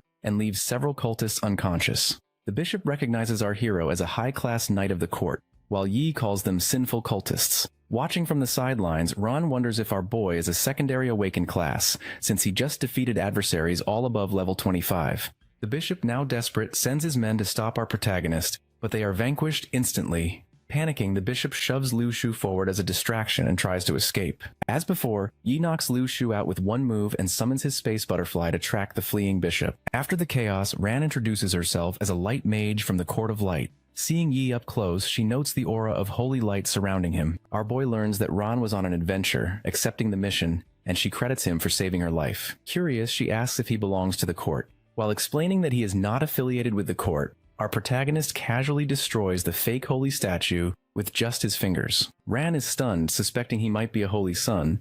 She reflects that the titles of holy sons and daughters are bestowed by the court upon geniuses, who receive the greatest resources for cultivation. These individuals are considered invincible among their peers and can challenge those of higher levels. For their safety, only the court knows their true identities. Ran wonders if they should wake everyone immediately, but our hero advises against it, arguing that it could cause unnecessary panic. Instead, he suggests leaving the matter to public security. Then Yi uses his repent skill on one of the cultists. The cultist's soul emerges, confessing its sins and repenting for all the wrongs committed. He manages to collect only 4 wills of repentance, far fewer than he needs. He deliberately lets the bishop escape, intending to track down more cultists with the help of his space butterfly. Meanwhile, Ran, who also possesses the repent skill but finds hers is much weaker than our protagonists, wonders if he would allow her to follow him for further cultivation. Shortly after, the Longfeng security team arrives and begins inspecting the scene. Ran raises her arms and informs Captain Wang that the Holy Faith is actually a cult, luring people in to steal their souls. The captain asks if she stopped them, but Ran admits she didn't, noticing that Yi has already disappeared. Disappointed, she watches as the security team focuses on evacuating the crowd and ensuring everyone's safety. Team healers tend to the affected, and as people regain their senses, they're left bewildered, unsure of where they are or why they feel so exhausted. Meanwhile, Liu Yu explains to her teammates that they were all hypnotized and that she only escaped thanks to her magic talisman. She adds that the Holy Faith had 5 members above level 25, but someone resembling a secondary awakened class eliminated them all. Zhang Zeng decides to review footage from his micro-robots. But before he can, the building begins to shake violently. Underground, the bishop is troubled, trying to figure out who Yi might be. He doubts our hero is from the Court of Light, as he's been operating quietly, and all known court members were led away under hypnosis. Muttering that his lord will be furious over the failed ritual and the loss of 4 devout followers, he opens a concealed door using his space butterfly. Our boy tracks the bishop to a hidden hall packed with believers. At the center, their lord, appearing as a dark sphere, greets Bishop Feng and inquires about the situation. The bishop prostrates himself, confessing that a man with a powerful light element disrupted the plan and that he is no match for him. Begging for mercy, Feng promises to find more sacrifices to make up for the loss. The Lord, unimpressed, calls him useless. Meanwhile, Yi, now disguised in a cloak, observes the situation. He notes the dense, malicious energy radiating from the Lord and quickly counts around 100 cultists in the hall, realizing they're orchestrating something significant. The Lord claims the ritual succeeded despite the interruption. However, Feng argues that the Soul Master's requirements weren't met, warning it could provoke their master's wrath. The Lord clarifies that the current sacrifices were not for those few souls, and instructs Bishop Su to explain the real plan. Su reveals that their goal is to topple the entire world. Over the past year, they performed 307 sacrifices across Longfeng City, each at carefully chosen locations, forming what they call the Chaos Hell Formation. By drawing in people's desires and expanding their ranks, they've set the stage. They've even laced the city's water supply with a transparent potion, weakening the population and making them more susceptible to control. Our hero wonders about their ultimate aim with the Hell Formation. Bishop Su continues, explaining that secret tunnels connect each sacrifice site, filled with runes and spell formations. Tonight, the Chaos Hell Formation will be activated, channeling the souls and life energy of the entire city into the seal of the Master of Chaos. Their intention is to sacrifice the entire city to awaken the Master of Chaos, plunging the world into darkness and reshaping it according to their design.